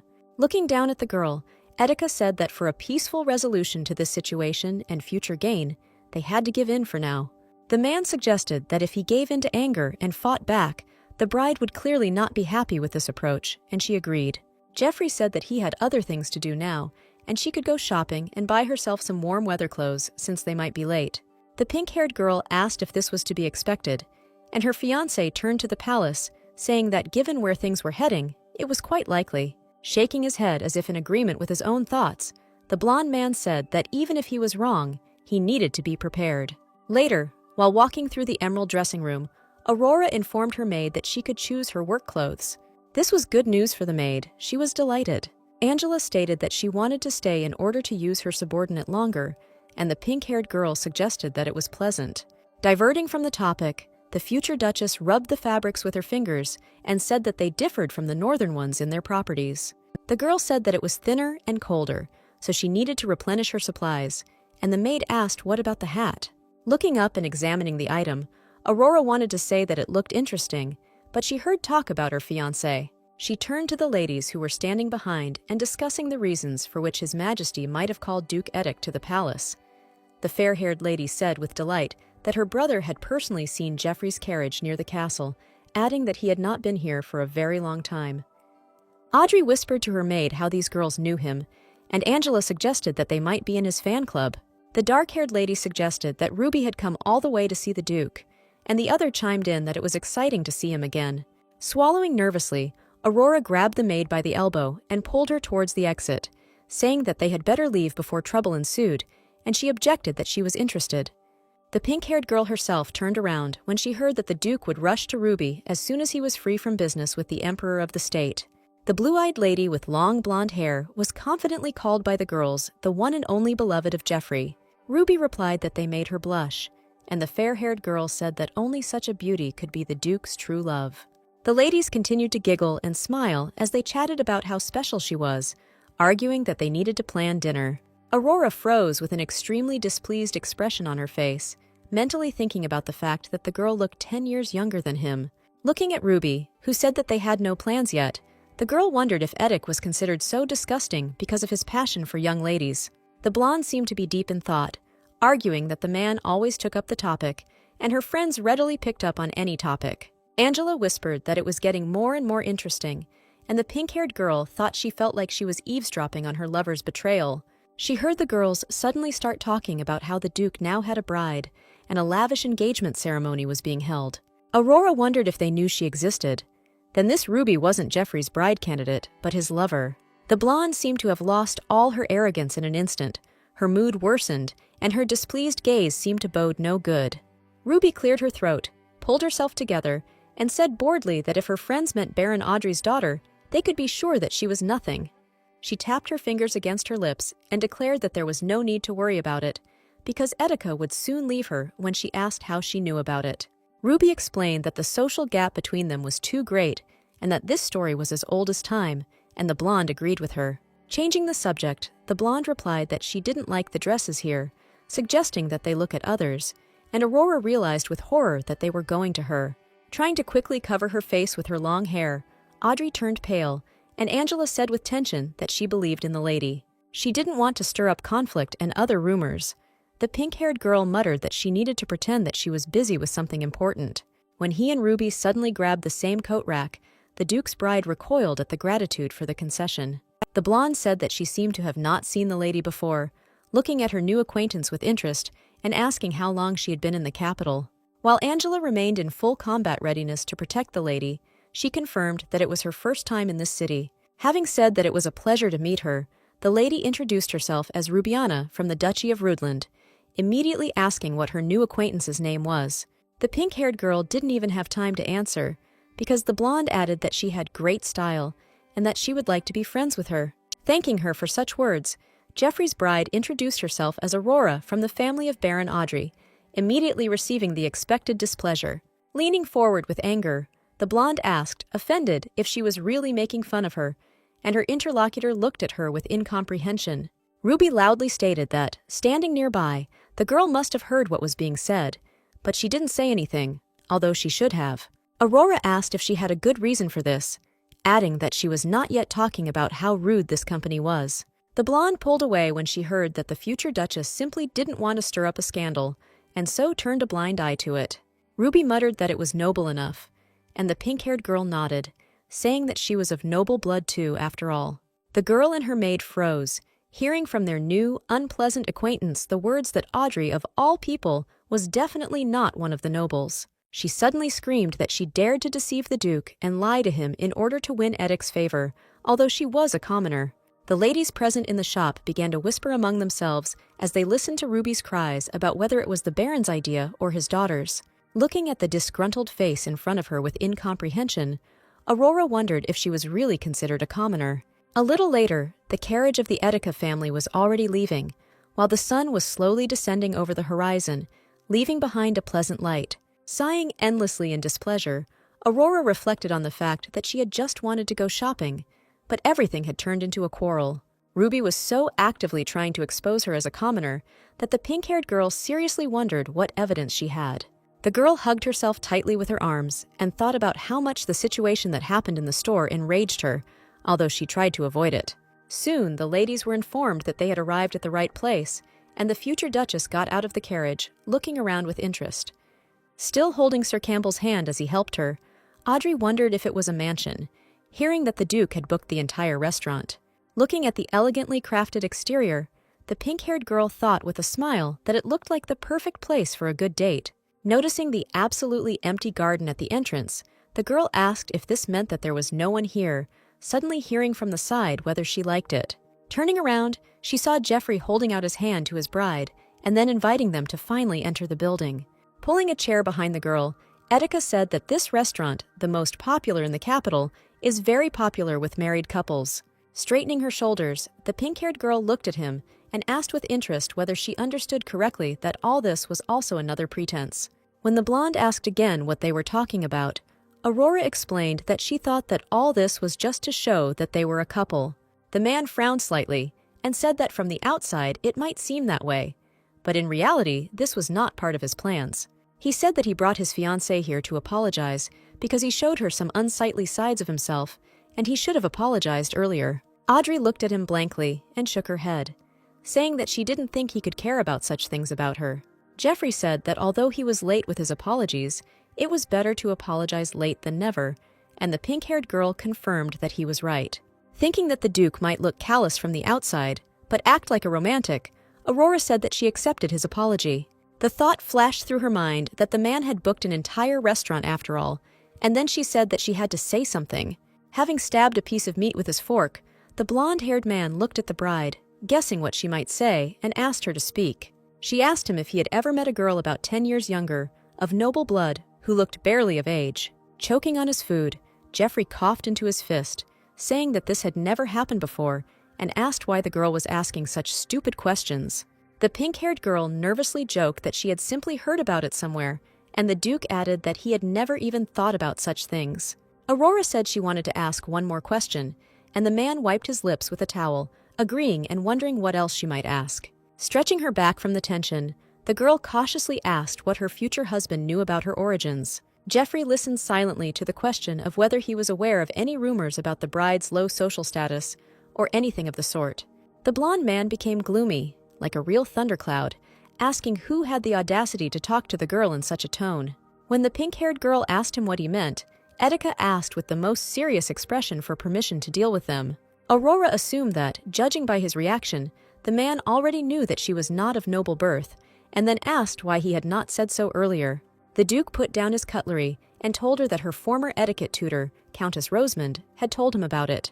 According to the woman, she was personally acquainted with Audrey, even saw their daughter, and was completely sure that she was not the Duke's bride.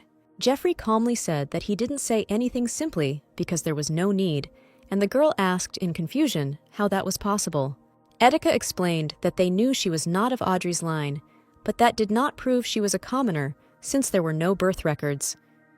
Aurora, feeling a little sad, quietly asked why he hadn't asked her about her origins himself, but had just remained silent. The man objected that this would not have helped them either, since the girl had amnesia, adding that he had learned about this from her personal maid.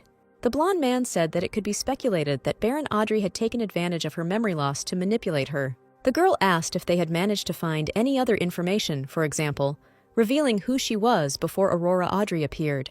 Geoffrey folded his arms and replied that she had originally lived in the village and there were even witnesses who said that the Baron had taken the girl to live with him. He added that, however, they had no records of what had happened before this, and it was as if his bride had fallen into the empire from the sky. The pink-haired girl thanked him for trusting her because it looked suspicious, and he probably wanted to kick out such a worthless person. The Duke quickly shook his head and said with calm confidence that he had never even thought about such things in that way. Aurora said that this was good news, and then asked what they should do about the rumors, since they had to stop them from spreading. Folding his arms across his chest, the fair-haired man said that he would support her in any solution to this problem, even in taking revenge on the Duke, since he did not like him. The man looked up at her and asked how he could remain inactive after they had deceived his beloved bride. Immediately jumping up from her seat, the pink-haired girl suggested doing everything possible to completely destroy their family name. That evening, in the palace, the girl left the papers on the table and placed a fountain pen on top, declaring that this, in her opinion, should be enough. Aurora stood up and said that if the temporary contract was drawn up, then it was time for her to go to bed, but Jeffrey asked her to wait. The man squeezed the loose sleeve of his bride's white robe with his fingers and, answering her question, said that he wanted to tell the girl something. Audrey asked what was the matter and mentally noted that her fiancé had become much more serious. It seemed he did not want to offend her with his words. The future Duchess blushed brightly and stepped back hesitantly when she heard that there was only one bedroom in this estate.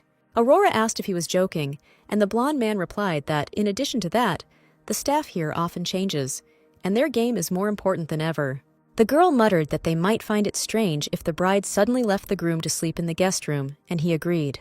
The pink-haired girl reminded him that, according to the contract, if they had no choice and were forced to sleep together, he had to pay her a gold coin per night. When Jeffrey replied that he remembered it, Audrey asked if he was really going to pay her for her entire stay in the capital, even for the previous night. She covered her mouth with her hands in admiration when the man added that compensation was included with this amount, and everything was already in her vault. Etika said that every night with him could be uncomfortable and dangerous, but the bride turned around and said that she trusted him and he could worry about her. Suggesting that they go to bed, the pink-haired girl stepped towards the bed and stated that this day had been very tiring, and the Duke said that he understood. Aurora heard the ringing and asked what the man was doing, and he replied that he was planning to chain himself to the chair and only their hands should touch. The girl asked what about other nights, and when the Duke declared that he would sleep on the sofa, she called him to go to bed. Looking up, the blonde man asked why she was so eager to get him into bed, and Audrey hesitated awkwardly. The pink-haired girl said that she was afraid that they might accidentally lose contact, and the Duke froze in place, distracted from linking the long chains. She asked if he hadn't thought about it himself, and then said that if the man understood everything, then he should go to her before his eyes turned red. After thinking about all this for a while, Etika began to untangle the chains and said that, in that case, he needed to change the limiters. Jeffrey began to rummage under the bed, and then took out and opened a small chest, which contained chains and shackles of all kinds. Looking at him cuffing his ankles, the pink-haired girl asked what he was doing, hearing the answer that it was a precaution. The man asked if she could help him with the handcuffs, and he seemed so calm, as if it was a completely normal thing. Immediately distracted, he remembered something and handed his bride a thin chain with a pendant, explaining that first she needed to take this. Holding the decoration, Jeffrey explained that it was a starstone amulet with magic, and if she sensed danger, it would protect him. He expressed the hope that she would wear it every day, and Aurora accepted the gift, asking if he had chosen the color himself. Etika confirmed this assumption and hesitantly asked if she didn't like it, trying to find the answer in the bride's eyes. The girl said that, on the contrary, if they really were a couple, then today could be considered special. Pulling the robe down slightly from her shoulders, Audrey asked if he could put it on because she wanted to really enjoy this moment. Accepting the jewelry again, the Duke replied that he would do everything as she wished, even though everything inside him protested, fearing the revival of sympathy. She turned her back to him and turned around, pushing her pink hair over her shoulder, and allowed Etika to place the pendant around her neck. The blonde man said that he had put everything on and asked if she wanted to look at herself, and Aurora replied that now was the time to get to work on the handcuffs. Handling the man with more care than was necessary, the pink-haired girl snapped the handcuffs shut, nervous for some reason. When Jeffrey began to examine the shackles, the girl asked if everything was okay, and the Duke confirmed that everything was indeed okay. Nervously awaiting her fiancé's reaction, Aurora muttered that, in that case, the light could be turned off, and the Duke raised his head and confirmed this. A little later, they were lying in bed under the same blanket, holding hands, while Audrey thought about how awkward it was. Etika seemed to be sleeping, but suddenly he grabbed the girl's small hand with both large hands and called her name, drawing attention to himself. The blonde waited for her gaze and reminded her that she was afraid of losing their connection, carefully asking why they didn't change positions in that case. Turning sharply, the Duke silently and carefully embraced the young bride, placing one hand under her head and stroking her cool palms with the other. Night had fallen over the castle, but she didn't feel at ease when Jeffrey told her that there would only be trouble if she got out of bed. The next morning, Aurora turned away from the bright rays of the sun and covered her head with a blanket to keep her sweet sleep for a longer time. When this didn't work, the girl crawled out from under the blanket, sat up on the bed, and realized that she was left alone in the bed. Looking back at the empty half of the bed, the pink-haired girl muttered into thin air a question about where Jeffrey had gone, since he hadn't even said anything. Just at that moment, the door opened and Etika walked in, already fully dressed, holding a tray in his hands and asking how she slept. Aurora replied that everything was fine enough, and the man asked the bride to come over, adding that he had decided to bring her some food. In response to her question, the blonde man said he saw no reason to bring breakfast for his bride, which included scrambled eggs, sandwiches, and salad. Already sitting at the strict table and enjoying the food, Audrey asked whether they would visit the palace today, but Jeffrey said that the emperor was busy. Feeling irritated and tired from such disrespect from the emperor, the pink-haired girl asked when this could happen in such a case. The Duke replied that in a few days, because the ruler is what he is, and Aurora asked if they really would give him Count Barbarius. The man said that everything would be fine even with the documents, because he couldn't resist forever, and the future Duchess was clearly thoughtful. Audrey picked up the still hot sandwich from her plate and thought about it for a moment before muttering that she had nothing better to do in that situation. Jeffrey noted that this was true, but added that she had received many social invitations, and the bride had asked his opinion on whether she should go. The fair-haired man asked her permission to deal with the consequences, adding that even if she completely lost her way, it would not be scary. Chewing on her sandwich, the girl muttered that sometimes the truth couldn't understand him when he heard that her fiancé could even hide a murder. Aurora nervously said that she was grateful to him for his support, and the man replied that he was ready to go to such extremes, but he would prefer that she not attend these meetings. Still devoting more mental effort to chewing than to thinking about what had happened, the pink-haired girl asked why everything was like this. As he lifted a piece of tomato speared onto his fork to his mouth, Etika said that his bride would most likely be hurt, and they didn't need it. Audrey froze when she heard that those who heard the rumors could act passive-aggressively and generally hostile towards her. Deciding to act a little differently, Aurora calmly said that it would be fine, and it would be better to just go there to dispel the rumors. The blonde man asked why she decided so, and his bride replied that there is a saying that says an eye for an eye. Raising her fork in a belligerent manner and clenching her hand into a fist, the girl declared that they would get what they deserved, and it was time for them to pay the price. Soon, afternoon tea was held, a social event with aromatic drinks and delicious treats. Even though they were in a small and very quiet garden, the reality of aristocratic society was very vicious, and so she was forced to enter this world for the first time, when all the ladies present expressed their joy at meeting the future Duchess. Having hardly exchanged proper greetings, they immediately began asking questions about whether it was true that the Duke had given her several thousand roses. The young blonde said with delight that she had heard that a man had given his bride a ring with a diamond the size of a fist. In the garden of the Marchioness Mardella, they discussed that such decoration would not be practical, and therefore the future husband makes slightly different gifts. The young marquise had a fairly diverse and wide circle of friends, which, like no other, was suitable for the implementation of her plan. The young interlocutor noted that the future Duchess's necklace, containing a magnificent starstone, suited her eyes very well. The pink-haired girl said that this gift was given to her in honor of her first visit to the capital, and there was even a spell cast on the decoration. The blonde stated that protective amulets made of such a rare material were rare, and another lady noted that the Duke was very kind to the bride.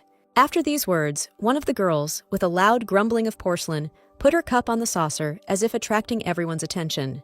Both interlocutors looked at her in surprise when the lady said that it could be said that Etik really had a big heart. The fair-haired stranger muttered slowly that the Duke had accepted her despite her status, and her friend had asked her not to be so cruel. The dark-haired woman said with a smirk that even if the Duke's bride was from a lower-class family, she should still continue to be considered noble. Boredly sipping hot tea, Aurora thought about how she knew these girls who were in Ruby's company very well. Sighing, one of them, Sarah, whose blonde hair was pulled back into a bun, regretfully expressed the wish that it were all true. The blonde looked at the Duke's bride with uncertainty, and Audrey just silently listened to the girl's words about being a commoner. The rest of those present seemed not to be too surprised, and were most likely just expecting this to actually happen. Calmly sipping her tea, the pink-haired girl remained absolutely calm, and only said that she thought they were wrong in their opinion. Sarah seemed to immediately lose the thread of her original plan to humiliate the girl, and asked again what they meant by they were wrong. Aurora said boredly that she hadn't planned to deal with the matter today, but if they insisted, she would put an end to the rumors. The girl said that their family had been caring for the sick peasant woman for some time because they simply could not refuse the poor thing. Looking at the surprised faces of the girls, most of whom were unfamiliar to her, she thought that she had to fight fire with fire, and not with lies. Audrey deliberately and arbitrarily sold her for her own benefit, and therefore could allow the Duchess to sell their daughter. The pink-haired girl suddenly announced that this girl's name was Julia Audrey, deciding to play big so as not to leave any more chances for rumors. Rising from her seat, the future Duchess declared that Julia was the same commoner that everyone had heard about, and added that she did not know how this rumor came about. Suddenly, the girl stepped forward and gracefully put her arm around Countess Rosamond's shoulder, saying that she had someone who could confirm this. Smiling tenderly, Aurora said that this woman was an old friend of her mother's, asking if she knew the truth. Nodding her head in agreement, the dark-haired woman confirmed that she had even visited Audrey a few years ago, and that the lady had been sweet and mature. The girls present listened in absolute, telling Shock that the one who lived in the Baron's family was a commoner, but very well-mannered. Tapping her fingers against her lips, the pink-haired girl added that she might not be perfect, but she was trying her best to be a good bride. Ruby's friends froze when asked if they were spreading unfounded rumors just to hurt her. Aurora added that before she asked why, it would be nice to hear an apology after such an unpleasant situation. Bowing her head, the dark-haired girl turned pale with excitement and offered her apologies to the future Duchess, since she did not want more dangerous consequences. Sarah supported her and swore that they knew nothing and had no intention of causing trouble to the lady, and she accepted their apology. Raising her hands, Audrey said that now that they had figured it all out, she hoped they could become really good friends. Turning, she nodded again and thanked Lady Rosamond, declaring that the unpleasant situation had been resolved only thanks to her. The woman seemed absolutely calm and silently sipped her tea, although in fact she was behaving this way under duress. A few hours earlier, the future Duchess met her former teacher and greeted her with a smile. The Countess was clearly unhappy with this meeting, and quickly stepped aside when she heard from the young lady that they had not seen each other for a long time. When asked why she was there, the pink-haired girl asked if the woman was shocked, noting that it was as if she had seen a ghost. Hiding her laughter with her palm, Aurora asked her not to be afraid, explaining that she was only there to threaten the woman a little. Countess Rosamond was simply beside herself with such impudence because some girl, whom she knew as a commoner, dared to threaten her. She stepped towards Duke Edic's bride and asked how the girl dared to talk to her like that, given her position in society. Aurora shook her head and asked the woman not to tell her that she was the one spreading ridiculous rumors about the commoner's status. The Countess listened silently that gossiping was not good, and if her Geoffrey found out about it, it was scary to imagine what he would do to her family business. Hissing with indignation, Rosamond asked what she wanted in exchange for silence, and the pink-haired girl calmly replied that it was very simple. The girl shook her index finger at her and said that the woman should go to afternoon tea at the estate of the Marquise Martella. The dark-haired girl listened as if she would simply have to agree with the words of the future Duchess, and she wouldn't even have to outright lie. The woman sighed and asked if the girl would leave her family alone under such a condition, and Aurora swore on her honor. That same evening, she told Geoffrey and their servants what plan she had managed to carry out, causing a completely different reaction in each listener. Wendell stuttered, asking if this meant that the lady had actually managed to turn the real Miss Audrey into a commoner. The girl said that this was called justice, and they needed to experience it for themselves, and the adjutant said that his lordship had nothing to worry about.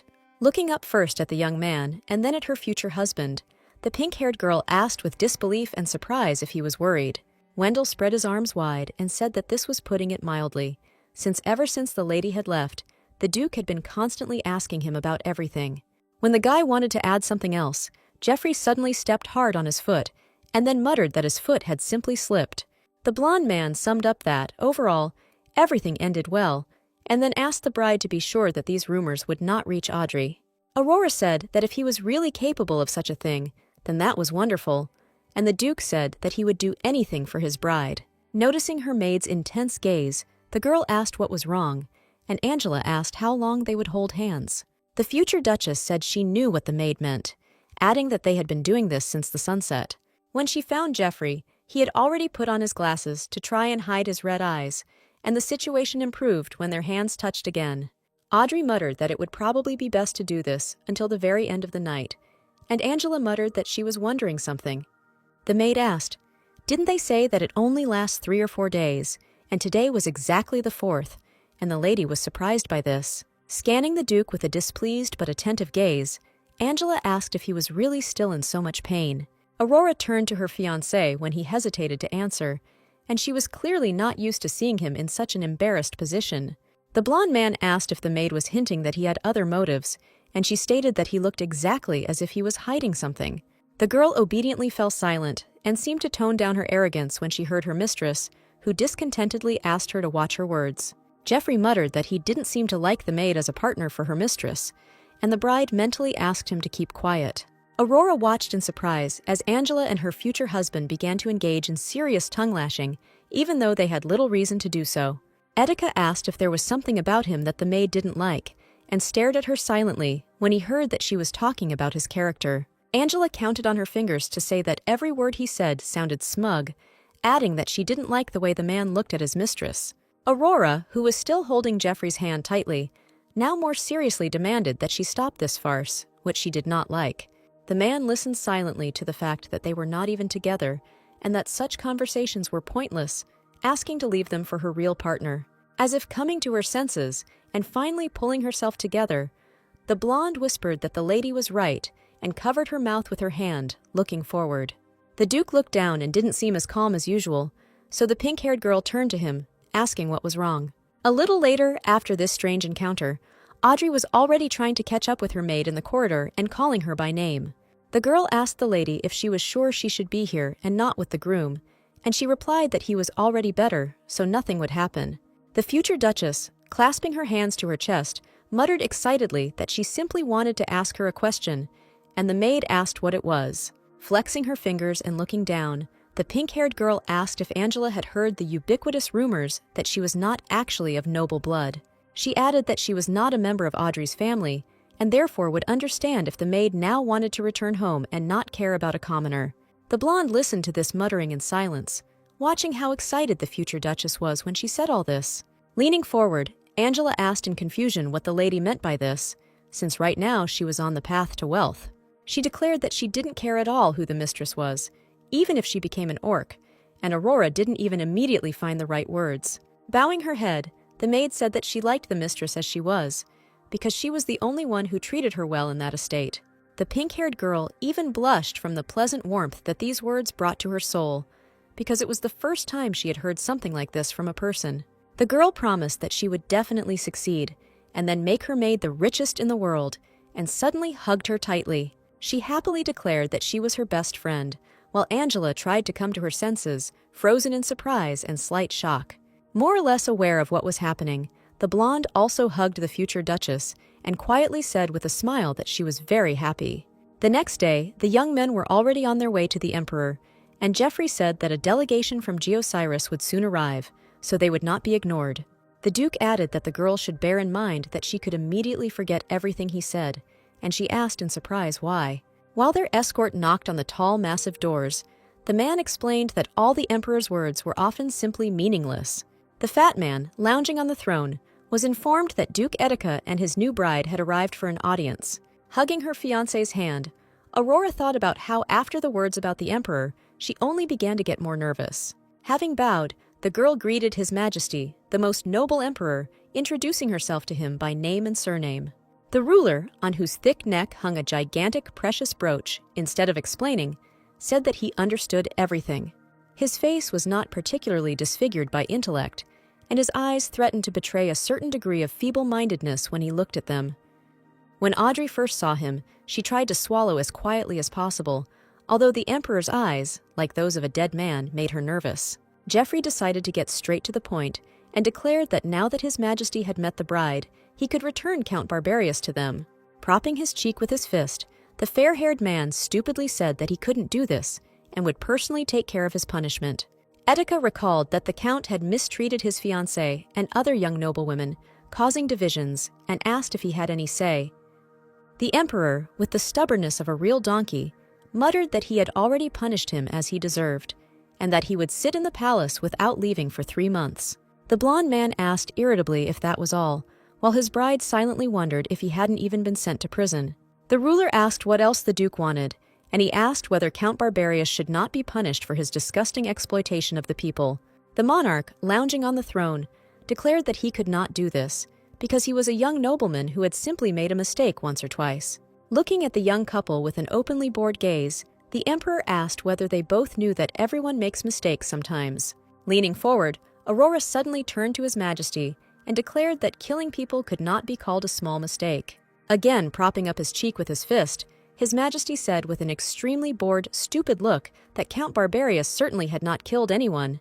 The pink-haired girl stated that starving living people was the same as killing them, and he, as a lord, had a duty to take care of his people.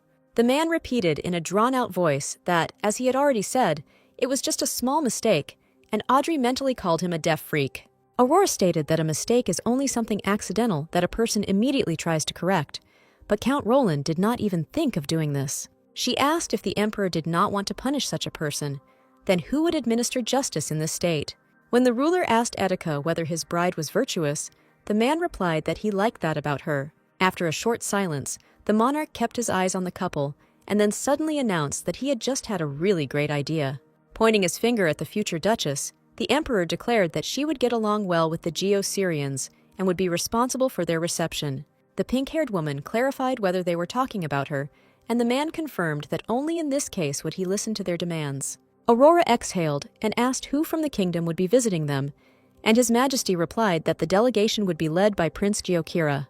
Covering his beloved with his shoulder so as not to subject her to unnecessary worries, Geoffrey turned to the Emperor and urged him to entrust this to him.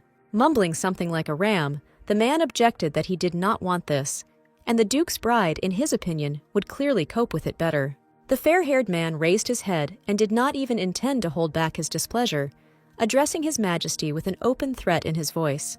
The Emperor slammed his armrest and shouted at the top of his lungs that he had already said that the representative would be none other than this girl. Continuing to yell, he declared that otherwise he would immediately free Count Barbarius, and from such sudden hysteria even his crown fell off. Looking in shock at how mad the man who had recently seemed stupid had become, Aurora thought in horror that he needed an exorcist. After 3 years of interracial war, numerous human races simply disappeared from the face of the earth, destroyed by military action. There were only 2 of them left, and one lived in the great empire of Nodelberg, where all the events of history took place, and where a very unpleasant monarch ruled. The small mountainous country that did not submit to anyone was the Geo-Syrian kingdom, which His Majesty did not like so much. Nodelberg lost almost half of his lands, and Geokir used his territorial and physical superiority. All the aristocrats expected that the intelligent Prince John Geokir would become a truly strong ruler of the state. After some time, all the servants in the palace were already preparing for his arrival, because this guest was considered a very important figure in political games. Aurora approached one of the young men and asked if anyone had been assigned to meet the soon-to-arrive delegation. The servant muttered with a blank expression that no one else had been appointed for this purpose, and the girl wondered how Nodelberg still existed. The future Duchess asked in confusion whether there would be escorts, and, having received a negative answer, asked whether she should look for people herself. The dark-haired servant, who seemed as stupid as the king, said dully that if the lady needed assistance, that was what she should do. Throwing up her hands, the girl asked who would be at the negotiations if not her, and the servant shrugged, saying that the decision had not yet been made. Involuntarily clenching her fists, Audrey wondered if she should beat up this stupid guy so that he wouldn't be so stupidly calm. The girl dug her fingers into her hair, tugging at it slightly and muttering that it was a complete nightmare when she was suddenly asked what was going on. The pink-haired girl looked at the unfamiliar man who approached them with incomprehension, whose face she saw for the first time in her life. The servant called the fair-haired, blue-eyed aristocrat Duke of Rudland, while he kept his attentive and long gaze on the girl. The blonde asked who this woman was, and Aurora realized that she was not the only one who considered her new interlocutor to be just a stranger. Recovering herself, she bowed and greeted his lordship, introducing herself, and he realized that she was the bride of Duke Edic. Rudland frowned in surprise and asked why the girl was there and what she was doing. The pink-haired girl stated that she had been appointed to be responsible for receiving the delegation and that she needed advice, and the Duke immediately volunteered to help with these issues. The man added that his help could be useful because he was responsible for the local officials, and Aurora folded her hands together with a smile. When she declared that she was extremely happy to hear such words at such a moment, the Duke asked her to ask the questions that interested her. Looking around at the multitude of servants scurrying back and forth, she asked if she should speak here, and Rudland asked what was wrong with it, urging her to be bolder. The future Duchess was clearly shocked that a man wanted to discuss official diplomatic matters in such a public place. The girl asked if he wasn't concerned about diplomatic relations with the Geokir people, and the blonde man replied boredly that it wasn't that important. Aurora muttered helplessly that they were their last allies, trying to encourage her new acquaintance to make adequate decisions. Rudland shrugged and coldly noted that they were only a small and defenseless nation, and she certainly didn't have to worry about that. Suddenly, memories surfaced in Audrey's mind that in the novel, Duke Edic was called the Sword of the Empire, and Duke Rudland, the Brain of the State. The pink-haired girl was clearly unhappy with the ongoing dialogue when she said that if the man really thought so, then she would tell it like it is. They listened in silence that even though Geokir might seem useless, worsening the relationship would not lead to anything good. In response to their questions, Aurora explained that she was not asking for much, but simply wanted experienced staff to be sent to the reception. Looking nervously at her new acquaintance, the future Duchess excitedly asked him for permission to give her such an opportunity. After thinking about something for a while, the blonde man finally made up his mind and said that he could help the girl with this event. Audrey mentally relaxed that everything was not as bad as she thought, and was even a little glad about the unexpected meeting with this man. Left alone, the pink-haired girl thought that this had come surprisingly easy to her, and now she even felt a little uneasy. After a while, the fair-haired lady said that it was a great honor for her to meet the future Duchess, Miss Aurora. Continuing to speak in an energetic shout, the girl introduced herself as Eloise Caproni. She was part of the international relations team. Audrey wanted to say that she was also pleased to meet her, but her interlocutor did not let her get in 2 words, once again starting to report about herself. The pink-haired girl felt a surge of fear and disappointment when she heard the girl say that she had only been working there for a week and might be inexperienced. She slapped her forehead with her palm and tried to look less irritated, muttering that she was also very glad to meet him. Allowing Eloise to sit down, the future Duchess was already planning her revenge on Rudland, asking if the newcomer had any experience in this field. She said that her experience was unofficial, but added that her mother also worked with all sorts of foreign affairs. Immediately frightened by the prospect of communicating with her own boss, the fair-haired woman asked for forgiveness, saying that she did not mean to be so informal. Shrugging her shoulders, Aurora calmly said that everything was fine, because it was absolutely normal and there was no need to be so nervous around her. Eloise objected that speech in the palace should remain formal, and the pink-haired girl said that she could behave as she felt most comfortable. Standing at attention again, the girl thanked the Duchess and said that she was looking forward to working with her mistress. A few days later, Audrey was still working, surrounded by heavy stacks of papers and endlessly studying and rereading them. Looking up at Edic, the girl said that if he had nothing to do, he could go to bed, and he replied that he would go to bed with her. The pink-haired girl reminded him with confusion that they no longer slept in the same bed, and therefore the man did not have to wait for her to go to bed. Nodding towards the table, she suggested that the Duke should get on with his own paperwork, rather than just sit around and stare at her all the time. The fair-haired man sighed and calmly said that he was afraid that his bride would faint before the delegation arrived. Aurora said that this was nonsense, because she was not that weak, and Geoffrey countered that they could have kept Barbarius safe without that. Waving her hand as if brushing away a fly, the girl hastened to assure him that she understood everything, but had no intention of being distracted. She immediately suggested that the light might be bothering him, but added that it was simply most convenient for her to work in this room. Etika folded his arms and replied that it was not his dream that was the issue, but that his fiancée was simply doing something pointless. The pink-haired girl froze in place, holding numerous papers in her hands, and asked what he meant by meaninglessness. Geoffrey asked condescendingly if she really thought the human alliance could defeat the anti-human forces. The girl frowned and drew her eyebrows together, and then even pouted when she heard the question of whether she really hoped for this. Standing up, Aurora asked if they should just give up, and the blonde replied that they should enjoy the time they had left. She asked with real fear if he hadn't gone to war to save the human race, and now he was suddenly talking like that. The man said that he was simply a realist, and if in the past humanity had a chance to win, now everything has turned out completely differently. Audrey pursed her lips, which trembled when she heard that even if they united with Geokir, the end of everything was already near. Aurora suddenly screamed, asking why he was saying that and if he was enjoying wasting all her efforts during this time. Jeffrey stuttered as he tried to answer, but the girl continued to loudly say that she was doing everything she could to find a possible solution. The pink-haired girl desperately stated that even if she failed, she would try and do everything in her power. The Duke was literally speechless when he heard that the only one currently engaged in a senseless task was him. Feeling a strong sense of resentment towards her fiancé, the girl said that it was time for him to stop belittling her with his extremely inappropriate comments. She pointed her finger at the door and ordered him to leave, and this act, which no one had ever allowed to happen to him, surprised Eddic. When the man asked her what she meant, the girl said that it was time for him to clean up and find another room for himself, away from her. The blonde asked Aurora to wait, but she asked if he thought that loving couples never quarreled, adding that it did not affect their secret. Jeffrey tried to object again and said that he didn't want to anger her, but the girl shoved the papers at him and said that she would then leave on her own. When she moved back a little to head for the door, the Duke asked permission to take this order of hers upon himself and left. Left alone, the pink-haired girl was ready to shoot lightning, thinking that if a war started, the groom would simply die. Aurora began to beat the pillow because the Duke could not understand her anxiety, and she did everything she could to prevent this collision. Sitting on the bed, she groaned, thinking with irritation that she couldn't even tell him anything, because no one would believe it. The girl was simply sure that he would say that he was interested in knowing why the bride was doing this, and then ask if this was really the best excuse. She imagined that he would then touch her cheek and confidently say that he could never die and leave his bride alone.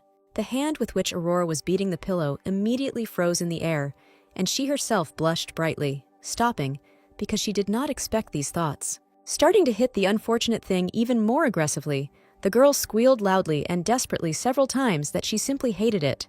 She turned around and swallowed quietly when she heard footsteps behind her, because she just didn't want anyone to find her in this state. Jeffrey, clutching the canopy with his fingers, stated warily that he had returned to return some of her papers. Aurora wanted to try to explain the words she had just spoken, and the Duke said that he did not know how much his bride despised him. Realizing how it looked from the outside, Audrey desperately shook her head and wanted to object, but Etika said that it would be better to hide from her sight. The pink-haired girl reached forward and called her fiancé's name to stop him from leaving, but he didn't give her a chance, stepping towards the door. The next morning, the delegation's ship had already arrived at the imperial port of Nodelberg for the purpose of an official and important political visit. Standing a little further away, on a pier that was higher and offered beautiful views, Aurora sighed in disappointment, not taking her eyes off the water's surface. Luna, a member of the Etika Guild, asked why the lady was sighing like that, and she turned around to greet her. She justified herself by saying that she was just a little tired, although in fact, on this important day for her, Jeffrey did not even come out to see her off. Before leaving, the girl tried to find out from the maid where her fiancé was, and she explained that his lordship was not feeling well. The pink-haired girl silently wondered with an unhappy expression on her face if he could be that offended, and Luna noted that the ride had been long. The lady said that the feeling of this pleasant sea breeze seemed to make all her fatigue disappear, and Aurora agreed with her words. Luna also suggested visiting the beach that evening because the closest one was not far from here, and Audrey agreed. Their conversation was interrupted by a servant standing below waving his arms widely, declaring that the ship had arrived, and the girl noted that it was all beginning. Luna suggested that they hurry, and the pink-haired girl followed her with a slight smile, preparing herself for the important meeting for everyone. Suddenly, a sharp gust of wind tore the hat off the future duchess's head, which she preferred to secure with only a light bow. The girl stretched out her hand, but could hardly catch the thing, which rose very high, held by gusts of wind. Trying to follow the hat with her eyes, Aurora grabbed the hem of her blue dress with her hands and hurried forward so as not to lose it. She froze at the very end of the stairs when a man's hand caught the hat, and an unfamiliar but pleasant voice asked if it was hers. The brown-haired man with green eyes and a festive robe that matched them looked at the stranger with a smile. He was the Prince of Geokir. Hurrying to pick up her almost lost thing, the pink-haired girl thanked the man for such an act, and he responded to the girl just as politely. The people running behind the man called him Prince Jean, and were clearly agitated at being so far behind him. The man stated that His Majesty should not walk alone, and the brown-haired man replied that he could not ignore a girl in trouble. Aurora anxiously hoped that the first impression of her would not be bad, and Angela asked her mistress to run as fast as possible. Hastening to bow, the pink-haired girl greeted His Majesty, Prince Geokir, and the young man asked in surprise if she knew him. Placing her hand on her chest, she agreed, and said that she had come to escort him safely to the palace, giving her first and last name.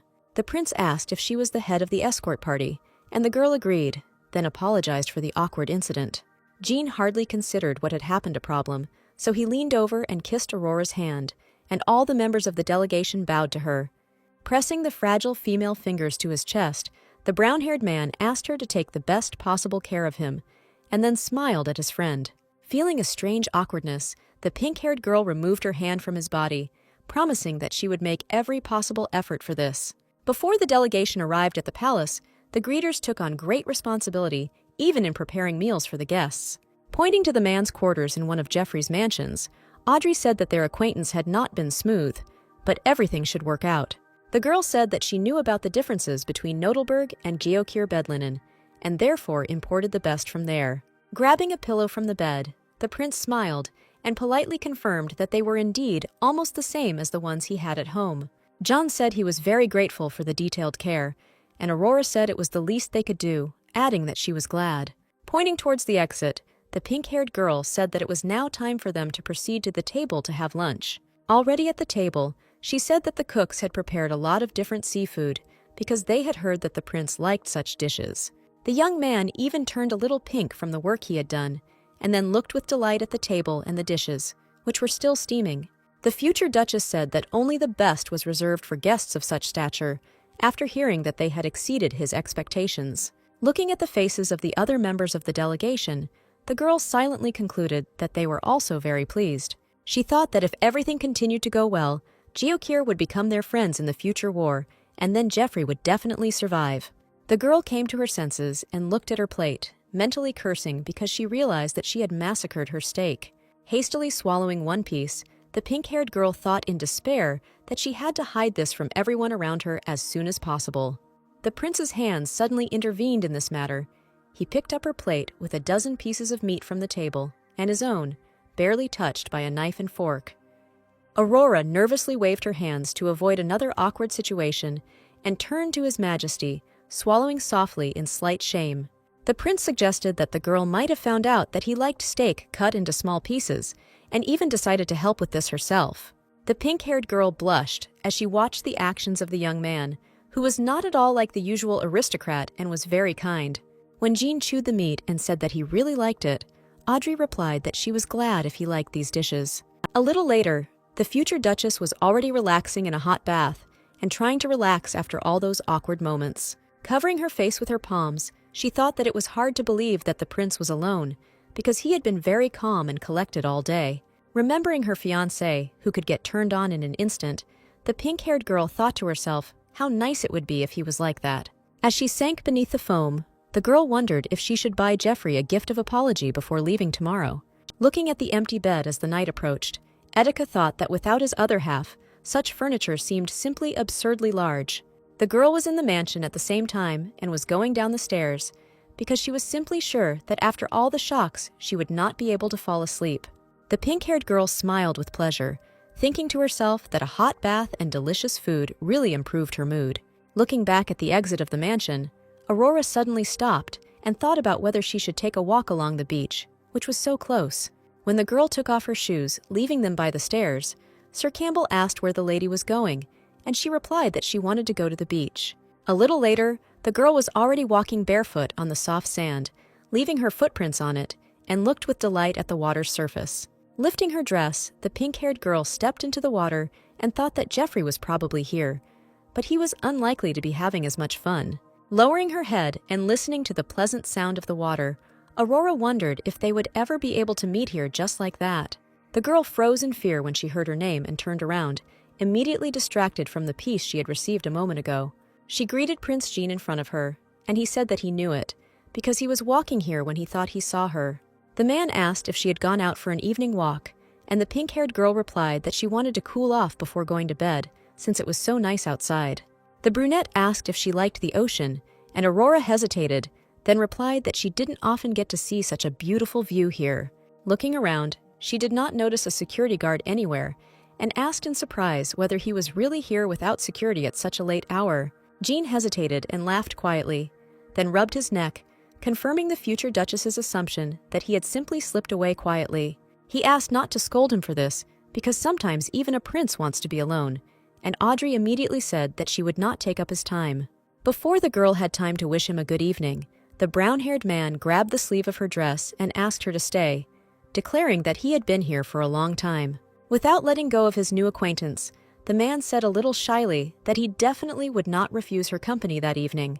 Aurora muttered hesitantly that she would do so if he did not object to such an outcome, and the prince readily thanked her for this decision. The prince expressed the hope that he had not frightened the girl with his persistence, adding that in that case he would truly be very, very sorry. Jean added that it was the first time he had so much fun in Nodelberg thanks to her efforts, and the pink-haired girl said she was glad to hear that her efforts had paid off. Looking down, the girl gently asked him if he knew that his boots and pants were wet, and he replied that he hadn't noticed. She saw how awkward the man's tone was, and then asked him not to be embarrassed by it, and lifted her bare leg, showing it. Still holding the hem of her dress, which was still wet, Aurora said with a soft smile that they were both now wet. After a short conversation and a walk, the young people decided that it was time for them to return home to rest after such a day. The next day, already on the way to the palace, the future Duchess had a rather pleasant conversation with the prince of a friendly state. Now they seemed like friends to each other, and in the courtyard they were already met by numerous servants and other members of the delegation. As soon as the prince helped the girl out of the carriage, holding her hand, Geoffrey stepped forward and greeted the guests of the Empire. Aurora looked up and looked in surprise at her future husband, who had not even shown himself to her before leaving. Etika was gloomy, like a real thundercloud, and his attentive gaze was directed at the palms of his bride and the strange man. Looking at the prince with an attentive gaze and not looking at all very friendly, the fair-haired man said that they had not seen each other for a long time. Jean greeted his new interlocutor with a smile, and then emphasized that he was as handsome as always, while Aurora silently thought about everything. She couldn't help but want to pull her fiancé by the hair for the displeased face he was making, although he should be more friendly. The Duke asked coldly how the journey had gone. The prince replied that he had had a wonderful time thanks to Miss Aurora, and they shook hands. Looking at his bride as if she had committed a crime, the man echoed the words of the guest he was not thrilled with. Turning away, the fair-haired man suggested going inside, because the emperor was already waiting for the prince in order to receive him as soon as possible. Later, plopping down on a chair, the pink-haired girl said with delight that she could finally relax and rest a little. Luna said that the meetings usually lasted for a very short period of time, and Aurora expressed hope that it would end soon. She only had time to mutter that she would like to go home as soon as possible, and the door swung open, and everyone present turned around. The girl wanted to greet her fiancé and was about to get up, but Geoffrey raised his hand up and calmly asked her not to get up. Audrey asked if the meeting was over already, and Etika sat down next to her, replying that he had simply decided to slip right out of there. The pink-haired girl noticed that the man was surprisingly behaving normally and suggested that he might be feeling better. The Duke noted that she looked tired, and the girl leaned her head back on the sofa, declaring that she simply needed to lie down in her bed for a while. The blonde man extended his large palm forward and suggested that his bride might have a fever after such a hard day. Stroking her forehead with his hand, the man suggested that she return home early, since she shouldn't overdo it with her chores. Pulling back a little and blushing with embarrassment, the pink-haired girl said that, in fact, that was what she was planning to do when she was done here. Aurora didn't let her fiancé ask her another question when she was distracted by Luna's words that the meeting seemed to be over and everyone was already on their way here.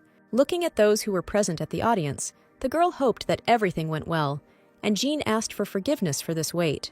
Turning around, Audrey adjusted the hem of her dark blue dress and informed her groom that they would definitely see each other at home a little later. She added that she would be back as soon as it was all over, and Geoffrey just froze, sitting in the chair, with a surprised expression on his face and his hand outstretched.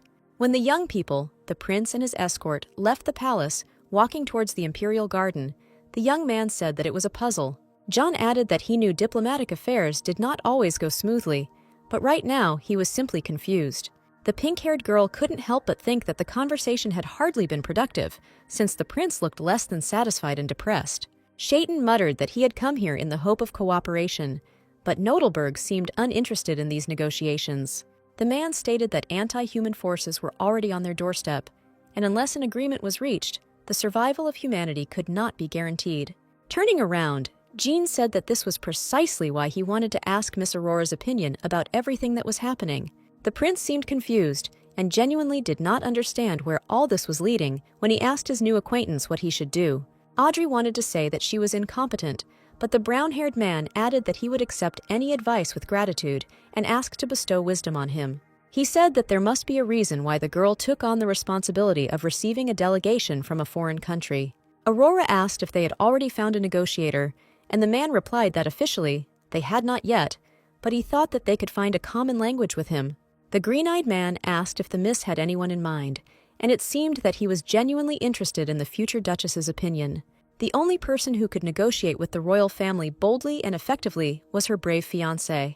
Looking up, the girl said that this was Duke Geoffrey Etika, because despite his passivity, he would not embellish the empire's power.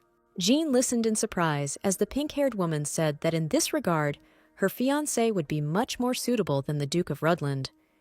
Muttering that he had been thinking about it too, the prince thanked the girl for helping him sort out his thoughts a little, and she said she was glad. The man said that there would be a party at the palace in a few days, and Aurora said that it would be a grand evening in honor of the delegation. Audrey walked forward a little, but the brown-haired man stopped, clasped his hands together, and asked if the lady would like to go with her.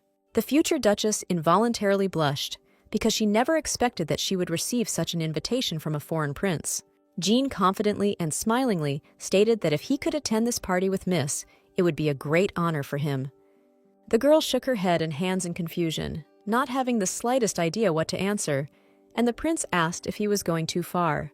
Aurora said that she was sincerely grateful to him for such an invitation, but she could not accept it because she was already engaged, and he was clearly surprised. She added that her fiancé was Geoffrey Etika, and the green-eyed man nodded in understanding, echoing the lucky duke's name. The man didn't seem to be at all upset by this fact, as he smiled softly and hummed a little mysteriously, as if he had an idea. The prince asked if her fiancé had offered to go to this party with her, and Aurora stuttered a little, answering that such a thing had not happened. John blushed and asked if he should not be given a chance, because if he brought any other lady, everyone would start whispering about the prospects of marriage. He smiled and explained that since the girl was already engaged, they could avoid this and asked to at least consider the proposal. After thinking for a bit, the pink-haired girl silently decided that if she thought about it a bit, the brown-haired man's words sounded logical. As the head of the host party, she absolutely could not allow Prince Jeokira to be at the party thrown in his honor alone. The girl said that she accepted his invitation, and Jean even clapped his hands to show his interlocutor all his joy. She herself wondered if she went to this celebration with another man, would her fiancé come there, and would he invite someone else? That same evening, Angela and Geoffrey walked towards each other in the spacious corridor of the castle, and the maid was holding a box in her hands. Noticing his bride's maid, the fair-haired man asked if she had returned, and the girl replied that the lady was in her office. Angela added that his lordship would have to accept it first, and handed him a blue box with a yellow bow, informing him that it was a cake. Etika had never received such gifts before, and so he asked why someone had brought him a cake and why he needed it at all. The girl explained that it was a gift from his fiancé, and if she no longer needed it, she could take it back, but the man snatched the box from her hands. The Duke couldn't help but recall their recent clash, which had led to him even choosing not to greet her the next morning. Hugging the box, the blonde thought that Aurora was not the kind of person who liked this and decided to apologize for the misunderstanding. Leaving the maid in surprise after such strange behavior, the man remembered the words about his bride being in the office. Stepping towards the door where the girl's guard, Sir Campbell, stood, Geoffrey asked if Aurora was there, and he answered his lordship with his consent. The blonde thought that she must be sleeping, and was immediately convinced of this when he entered the office, because Audrey was sleeping on her desk. Touching her shoulder, Etika muttered that he asked the girl not to overdo it so much, and that she might be so tired.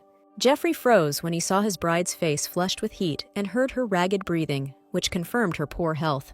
Pressing his bride to his body with one hand and touching her face with the other, the Duke realized with fear what a strong heat had seized this entire fragile body.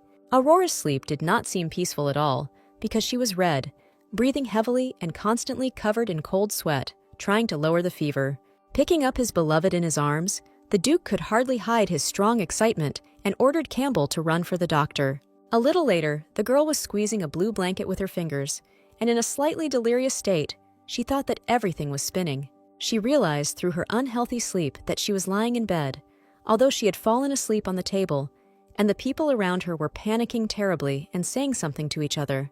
Resting her head on Jeffrey's palm, which was lying on her pillow, the pink-haired girl muttered loudly but weakly, without opening her eyes, that this was very cool. An agitated Etika leaned over his bride and asked if she had come to her senses, but she could only ask him not to take his hand away. The man immediately understood her request and touched the girl's cheek with his fingers, whispering how she felt. Gently stroking her face, the blonde asked for permission to hug her like that night, because it would clearly help, but she only closed her eyes and moaned. The Duke turned off the light and pulled off his robe so that the embrace would be most effective, and then lay down on the bed under the covers with his bride. Embracing the girl's body, which was burning from the terribly high temperature, Jeffrey said that she could now sleep peacefully. Trying to calm himself, the man thought that by tomorrow morning everything, including her not feeling well, would really get better. In the morning, Aurora sat up in bed and was surprised to think that she felt truly refreshed and rested. Jeffrey, who, surprisingly, was already sitting in a chair next to the bed and simply reading a book, said that he saw that she had finally woken up. The pink-haired girl called the Duke by name, and he ran his hands over the page of the book, looking at the bride and asking how she felt. Audrey said with gratitude in her voice that she was feeling much better, and it was because of him, and the blonde man said that he was very happy about this fact. She asked if he had been with her all night to help, and the man said that any sane person would have done the same.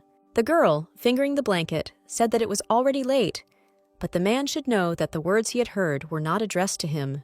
The pink-haired girl added that her thoughts were in complete disarray, and in fact, at that moment, she was just talking to herself. The man silently listened to his bride's words that she was sorry in any case, and she really hoped for his understanding in this situation. Leaning back in his chair, the blonde man said that he knew, and Aurora asked in surprise what exactly he was talking about. The Duke said he realized it was all a misunderstanding, but he had not been very proactive, and it was he, not she, who should apologize. Audrey froze, her face falling in surprise and her eyes widening as she heard Eddick say that he was truly sorry. The girl said that everything was fine because he had already helped her in a difficult situation, and the man said that his treatment was effective. Aurora stated that this was exactly the case and said with a smile that she wondered when the doctor would bill her for such treatment. The blonde echoed her question with a thoughtful look, then slammed the book shut and placed it on the nightstand that stood next to the bed. Jeffrey said that if she joined him at the party, it would be sufficient compensation for his work. Immediately losing all her playful and cheerful mood, the pink-haired girl swallowed nervously and stuttered that she really was very sorry. She explained that she had earlier given her consent to Prince Jean to accompany him to a party, and the Duke had stared at her in surprise. A little later, at lunch, the girl was stirring her spoon in cream of mushroom soup without much appetite, thinking that she had ruined everything. Angela asked what they were talking about, and Aurora explained that she thought Jeffrey didn't care about parties and agreed to go with Jean. The maid listened with surprise to hear that, after such news, Etika was very upset, although they had only just managed to make peace after their last quarrel.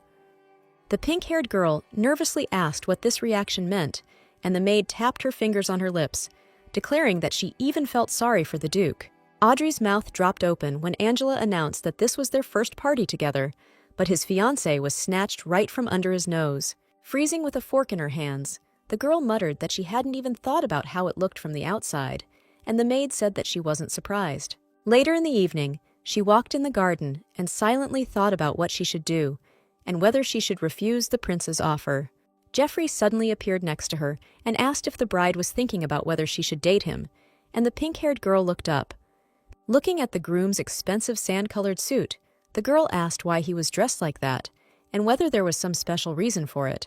Etika asked if it really looked like that, rubbing his hand over his neck, and Aurora thought it did, since he even styled his hair. Covering the girl's shoulders with his jacket, The man said that he had dressed up so simply to try out the new tie that had arrived for him today. The blonde asked if it looked bad, and Aurora looked at him again, even blushing, and replied that it was not at all. The Duke was surprised to hear that this casual look, which he always wears, suits him and his usual style very well. Awkwardly thinking that he looked even sexier like this, Audrey raised her index finger and said it suited him very well. Now that the pink-haired girl thought about it so carefully, she could imagine the Duke even in the prince's clothes, and it suited him. When the silence had gone on for too long, the man called Aurora's name, and she jerked a little in fear, responding. Jeffrey asked her why she chose a prince as her partner, and she choked on air as the question was unexpected. Raising her hands, the girl muttered excitedly that from a purely diplomatic point of view, it would be much better if it were her. The pink-haired girl added that there are stupid people, but she has an unrivaled groom, and moreover, no one will believe that she will become a princess. The man folded his arms and asked her if she really thought so, and Aurora said that she simply agreed with the prince. Unable to withstand his gaze for long, the girl asked if he was disappointed, adding that she could change partners if that was what he wanted. Looking away, the blonde man coldly muttered that there was no need to go that far since he wasn't upset. Raising her index finger again, Audrey said that they had something else to discuss, and the Duke said that she could continue. She said she recommended the groom as a negotiator, and while it might be a bit of a hassle, she thought he would be good. The Duke asked if she and the prince discussed foreign affairs, and the girl explained that this was not entirely true, since she was simply expressing her opinion. The man seemed to be having a hard time trying to contain his jealousy, so he asked her if she liked this Prince John. The pink-haired girl said evasively that the prince was handsome, involuntarily remembering how the brown-haired man looked when he smiled and called her by name. Pressing her finger to her lips, the girl thought out loud that Jean was kind and caring, smart, and she would prefer to see him as emperor. Looking at her with an even more jealous gaze, the fair-haired man assumed that his bride would leave if she had the opportunity. Aurora said that this was actually a very good idea, and after their contract ended, she might arrange a trip to Geokir. Jeffrey suddenly announced that he had changed his mind, adding that he could not let another take her, and the girl turned to him in surprise. Etika folded his arms and declared that the three of them would go and that there was no rule that said that only two could go there. Audrey stood in front of her fiancé in complete shock when she heard that they would both be the girls' partners at this party. A little later, lying down on the bed, the pink-haired girl sullenly thought about how she would look with two partners and who would dance with her. Jeffrey suddenly said that the first dance was his, and he had no intention of sharing, and Aurora wondered if he could read her mind. The fair-haired man added that if the prince rejected his kind offer, he would remain her only partner, and the bride agreed. As she crawled under the covers, Audrey asked if he was really still going to act as a negotiator despite all this awkwardness. Etika promised to take care of the successful completion, and at that time, she didn't even have to think about overworking herself. The man added that if the prince said anything, the future duchess could simply use the groom as her excuse. Aurora blushed when she heard from the Duke's lips that his bride would not work herself to exhaustion for others, and she certainly wouldn't do so with him. Looking at the expression on the blonde man's face, the girl thought about the fact that he can be cold, but in fact, he is very kind and caring. She hoped she wasn't making a mistake by letting him closer to her again, and she clutched the blanket with her fingers, calling the Duke's name so he would turn around. Jeffrey froze with surprise on his face when he heard the girl quietly ask him to hold her hand, and then ask if this was normal in their relationship. Stepping towards his bride, Etika extended his hand to her and asked if he should call a doctor since she was in pain, and she replied that she just needed to rest. Intertwining their fingers carefully, the blonde muttered that he would only hold her hand until she fell asleep. The girl blushed and thought that the man was sure that she was no longer sick, but still agreed to be near her in this way. Looking at the groom, Aurora thought that, despite all his coldness, the Duke was truly warm inside, like the sun. The pink-haired girl suddenly opened her eyes and looked up, then addressed Jeffrey by name and said that she almost forgot to say something. She calmly warned that tomorrow she would go to the city again on business, because she had previously promised to show His Majesty the capital. The next day, Prince Jean was already hearing words about how the three of them would spend time at this party, since there were no prohibitions on such things. Aurora raised her hands up and asked for forgiveness, feeling terribly awkward despite the fact that this plan was not hers. She thought that any sane person would react to such a stupid idea for a short time, but the prince suddenly declared that it sounded good. Looking at the man in confusion, the girl raised her hands and asked if he was really sure that this suited him, because it was strange. Audrey asked if his dignity would be harmed, and the brown-haired man replied that it would be fine, because the survival of their race was much more important. The prince added that he had heard that the lady had fainted a little earlier, and she had confirmed the rumors, asking forgiveness for the disturbance. Turning slightly pink, the pink-haired girl said that her fiancé had nursed her all night, restoring her health, so now she was completely fine. Jean suggested that they seemed to be very much needed, and Aurora agreed, adding that she always depended on her fiancé. She spread her arms wide and added that despite how cold Jeffrey appeared, the man was actually very caring. Distracted from the topic of conversation, Audrey turned around, looking around, and happily announced that they had already arrived at the necessary place. The girl said that this area of the empire's capital, Rockstein, is famous for its beauty throughout the country and is called Adel. As the pink-haired girl descended from the carriage with the prince's help, she asked if it wasn't charming here, and he replied that it was a very colorful place. Aurora couldn't help but think that their dead-eyed emperor wouldn't care at all how beautiful the place in front of him was. Looking at the quarter, amazingly restored after the war, the girl thought that this place was one of the most beautiful. She asked what the kingdom of Geokir looked like, and the man replied that their buildings were more subdued, while here there was a lot of white. John enthusiastically added that the future Duchess should visit his homeland sometime, and the pink-haired girl replied that she would be happy to. The man wanted to say that they had made great progress in something, but suddenly he fell silent and asked a question about what was in that direction. Aurora hesitated nervously when she realized that she actually had no idea what was on that side and muttered something unintelligible. Snatching the map from her pocket, the girl unfolded it and asked him to give her a few minutes, and the prince laughed, asking her to wait. She looked at the map and said that the area was called Landa, but it was quite isolated, otherwise it wouldn't be so quiet. The green-eyed man smiled softly, not hiding his sympathy for his interlocutor, and asked with interest what all this could mean. Feeling the spirit of adventure, Aurora squeezed the map between her fingers and said that they might have found uncharted territory for themselves. Smiling at her discovery, the pink-haired girl asked if they should check what was there, and the prince replied that that was exactly what he was thinking. Audrey happily remarked that they were indeed very similar, and her guard, Sir Campbell, frowned at this dialogue. When the man called out to the lady and came closer, the future Duchess asked what was the matter, and he asked her not to follow him to these lands. The girl asked if the area was really that dangerous, and Campbell agreed, stating that they should proceed with extreme caution.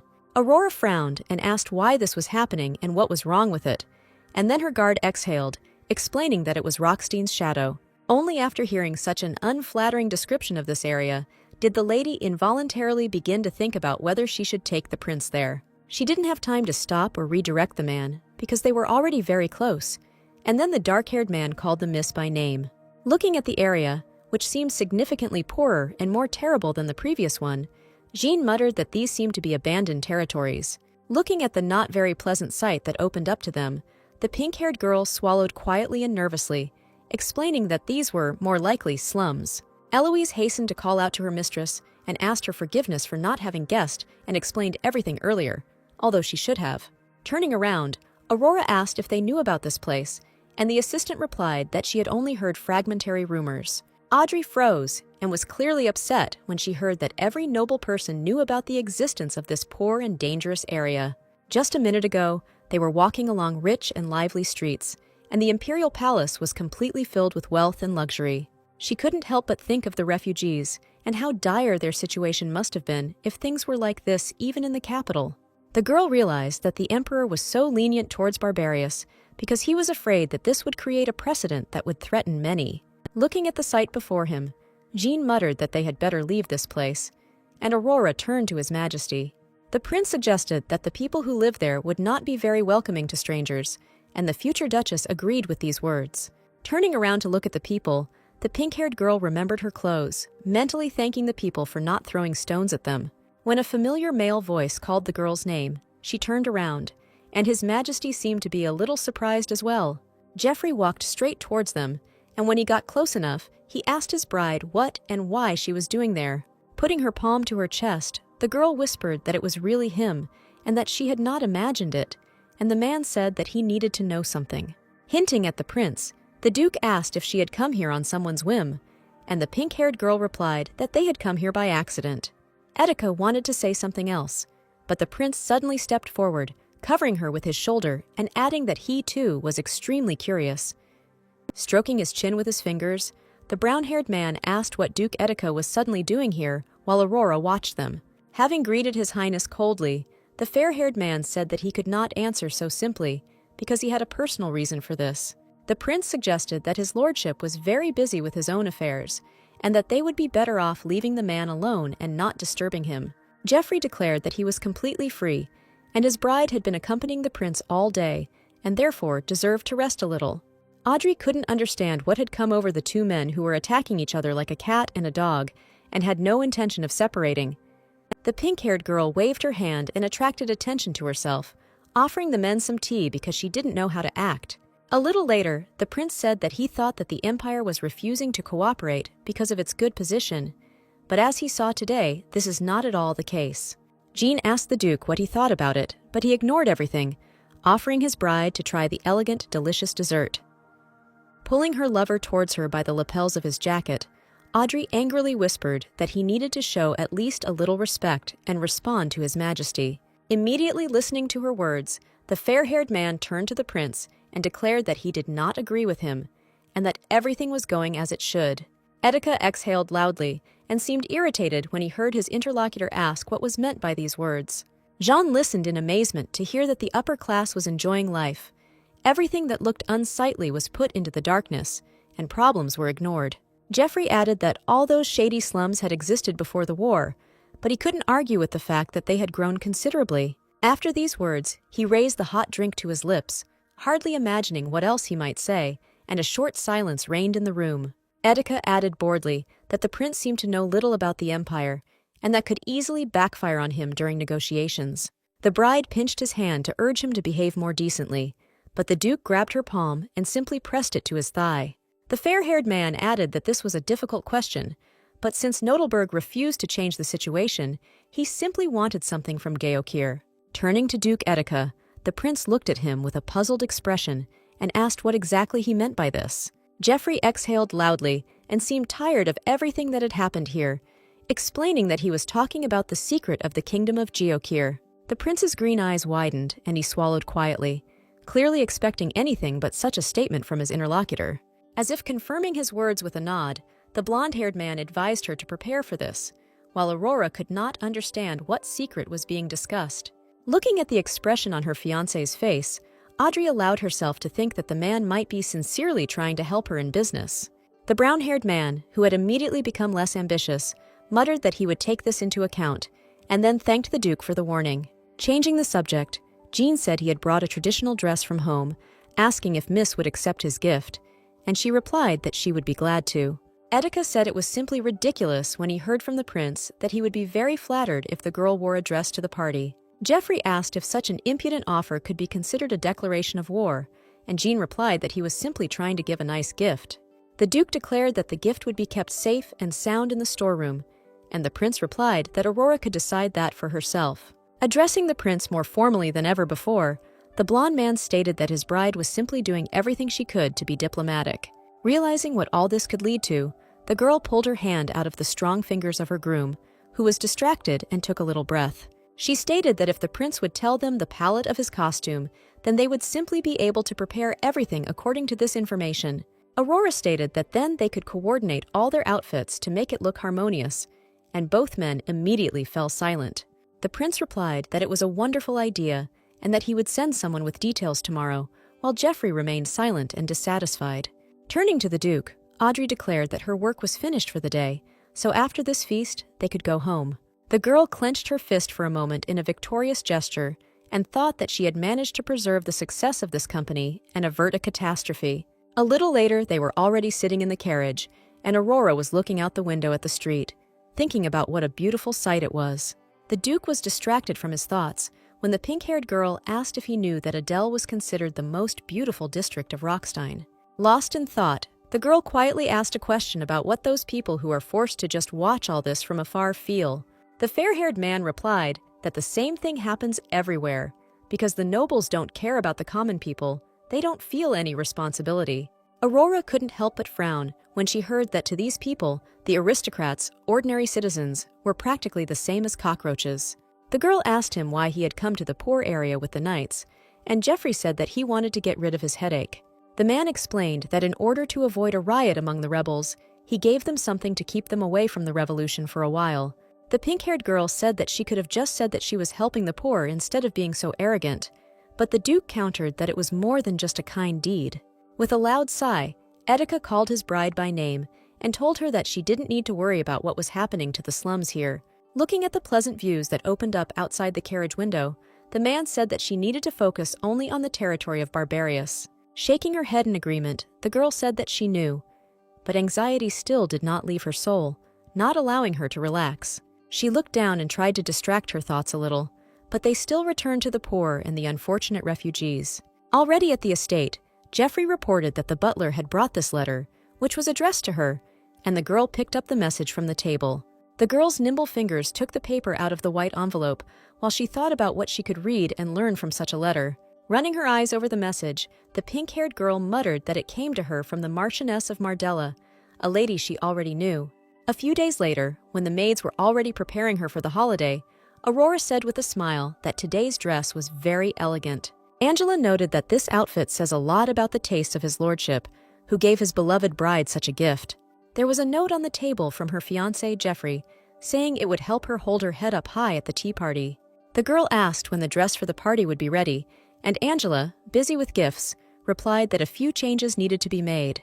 While picking up the jewelry from the box, the future Duchess asked if they had checked the colors, and the maid agreed. As she put on the earrings, Aurora thanked her personal maid and remembered that the dress from the prince seemed to be white with gold hues. She immediately imagined the two escorts in vivid colors and muttered that she simply couldn't wait. Sorting through gift after gift, Angela opened one of the boxes and, taking out a card from it, announced that it was a gift from Prince Jean. The pink-haired girl froze when she saw an expensive dark pink dress with long white sleeves and a collar embroidered with jewels. Aurora said that it was beautiful and should be worn next time, so for now it should be stored properly, and the maid nodded. The girl straightened her elegant purple dress, the fabric of which was incredibly pleasant to the body, and smiled at this. Audrey straightened her shoulders and clutched the hem of her dress with her fingers, smiling as she announced that it was finally time for them to head out to this tea party. The future Duchess had no idea why she had been invited to tea, but the event came at just the right time. Sipping her tea, the girl thought that there were hardly many people here who cared about the problem of the common people and the slums, but she could still try. One of the ladies asked what Prince Geokira was like, since no one had seen him, and Aurora replied that he was a great man, kind and handsome. Another woman immediately covered her face with her hand and suggested that it would be easy to accompany such a face, and Audrey responded with hesitant agreement. The girl tucked her hair behind her ears and muttered that she had made a big mistake the other day, and the ladies around her immediately asked her to tell them what had happened. The pink-haired girl sighed and said that she had brought him to Adele to show him the beauty of the capital, but had accidentally turned the wrong way. She declared that it was a pitiful sight, unbecoming of a prince, and the blonde excitedly asked where all this had happened. Still retaining sadness and shame in her voice, the future Duchess added that these slums were called, I think, the Shadow District. The lady in the green dress explained that this was a place where poor people lived, while the other said in fear that they might have been attacked or infected. The blonde asked if the Imperial Knights should clear the place, and the lady supported her in that the weeds should be uprooted. Interrupting their conversation, Aurora said that if they didn't mind listening, she had a much simpler and safer solution to the problem. One of the women listened with surprise to hear that shadows disappear where there is light, and that noble ladies showed interest in charity. The Marchioness, the hostess of the event, sipped her tea, as her guest said that if they all put in the effort, they could shed light on these shadows. The redhead said that since charity was their strong point, these efforts could easily be justified.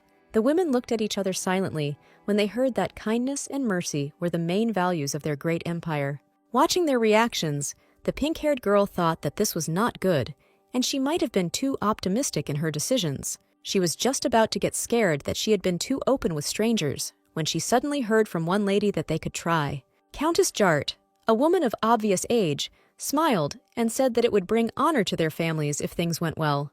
The woman asked if she could lead such a project if everyone agreed, and her lady friends immediately began to agree. Taking the porcelain cup away from her face in surprise, the pink-haired girl smiled and even turned a little pink when she realized that it worked.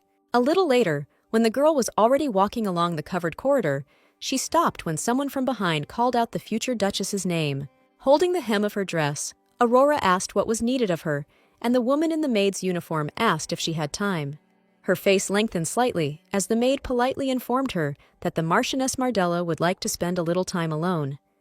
She was certainly surprised that the woman was interested enough in her to arrange a personal meeting after tea. Already in the reception area, the red-haired girl asked for forgiveness for the unplanned meeting, and the girl hastened to answer that everything was fine. Taking a sip of freshly squeezed juice, the Marquise said that she had invited her guest to her place because she wanted to discuss one topic and find out something. Getting straight to the point, the woman asked who had given the future Duchess this idea, and she asked again what the matter was. Shaking her head slightly, the Marchioness immediately stopped smiling and called Miss Aurora by name, and then declared that there was one rule in her house. The redhead stated that no one here hides their true intentions, which means this lady should also be honest, but Audrey remained silent. The Marchioness asked the girl what she thought noble women could achieve at such meetings, and Aurora openly answered that they could achieve anything that came into their heads. While agreeing, Mardella objected that many, however, do not do this, since their society is dominated by men, that is, heads of families. The Marchioness added that she therefore wanted to obtain her own title, but lost the struggle for the inheritance and entered Mardella's house. The redhead muttered that her marriage with her husband was not built on love at all, and Audrey replied that their love story was known to everyone in the area. The yellow-eyed woman said with a smile that it was all a beautiful fiction, and in fact her husband Alexander was just a good friend and business partner. Aurora was silent, listening to the girl become a marquise in order to gain power, but like-minded people can only be united at social gatherings. Audrey suddenly openly asked her interlocutor a question about what the marquise was hoping for, and she remained silent, thinking about what to answer. After a brief silence, the marquise replied that the ugly side of the state would destroy humanity from within, since the Shadow District was only the beginning. She asked the young girl if she thought she was being dramatic, and the pink-haired girl muttered that she didn't think so at all. Nodding a couple of times as she heard these words, the redhead said with a smile that such an opinion was very, very good. Mardella tried again and asked who had given the future Duchess the idea of such a charity project. Aurora calmly replied that it was her idea, not her fiancé's, because Geoffrey was not the type to really care about such matters. The redhead noted with a grin that it was very bold to use her tea party for such purposes, and the girl replied that she had only suggested an idea. The woman added with a soft smile that she had been watching the young lady since the last tea party, and her actions during that time had impressed her greatly. Audrey froze in surprise when she heard the question of whether she would join the Marquise to prevent the destruction of humanity. Mardella handed her a white card with a teapot engraved on it, and added the question of whether she would join the Society of the Enlightened. A little later, already in the palace, the girl smiled and was pleased with herself when she blotted her wet hair with a silk towel. Geoffrey came up behind her and asked if something good had happened since she kept smiling, and the girl turned to face her fiancé. The girl stated that the simple tea party she attended at the house of the Marchioness Mardella was simply amazing. She didn't say anything because the redhead insisted that it should be a secret from everyone, even the Duke. Etika suddenly took the towel from her and began to blot her wet hair, calmly saying that he would help the bride dry it, but she was surprised. Aurora thought about the fact that the woman was so sincere that she simply could not refuse, and the Duke asked what had happened. Turning her head, the girl carefully asked if the Emperor was listening to her fiancé, and he was a little surprised. Geoffrey replied that it was more likely so, because he had to be listened to, and he would not be killed, since this would threaten the existence of the Empire. The blonde man asked if his fiancé was busy tomorrow, and she replied that she would be busy because she had already promised Mardella to meet her. The Duke seemed a little upset by this development, wondering why she needed to go there again if they had already met. The pink-haired girl asked if tomorrow was a special day, and the man denied it, expressing hope that she would have fun. Aurora turned around and asked him to tell her what was going on, and then suggested that he simply didn't like having dinner alone. Geoffrey suddenly seemed more gentle and affectionate than he had ever been, and smiled, replying that everything was just as she thought. Audrey blushed brightly and thought with delight that she had never seen the Duke smile so softly and, more importantly, sincerely. The girl suggested that in that case, she could simply return home early, asking if that would suit him, and Etika agreed. The pink-haired girl thought about how cute he was when he was honest, and hoped with excitement that everything would be fine in the future. The next day, as she quickly descended the stairs, Aurora hoped that the dress must be in order, because she had no time to change it. For a moment, the girl stopped in surprise because she saw in front of her a lot of boxes with gifts and boxes. Audrey decided she would ask Jeffrey about it later and picked up the hem of her dress again as she ran out the door so as not to be late. Later, she looked at the doors of the distinctive establishment that was the headquarters and couldn't help but think that all this was on the same level as Nephthys. When the employee met her at the entrance to the Emerald Boutique, the future Duchess said she was looking for a tea dress with red lace. These words were the password, after which the girl was taken to the right room and told that she had to knock 4 times. The door opened, and the dark red dress of the Marchioness Mardella appeared in their room as she greeted her next guest. The redhead said with a smile that they were already waiting for the future Duchess, to which Aurora responded with the same expression on her face. Putting her arm around the young lady's elbow, the woman carefully turned her and asked the ladies to say hello to the new participant in their common project. She introduced the women to the numerous desks scattered around the room, sorting through papers. The place where the ladies prepared to solve such serious problems was located right under the boutique, and no one would have suspected anything strange. The fair-haired lady in the gray dress stood up and took her new acquaintance by the hands, greeting her in the teapot, and she carefully asked what it meant. The girl readily explained to the new member that this is the name of their association, which does not allow for any options for suspicion.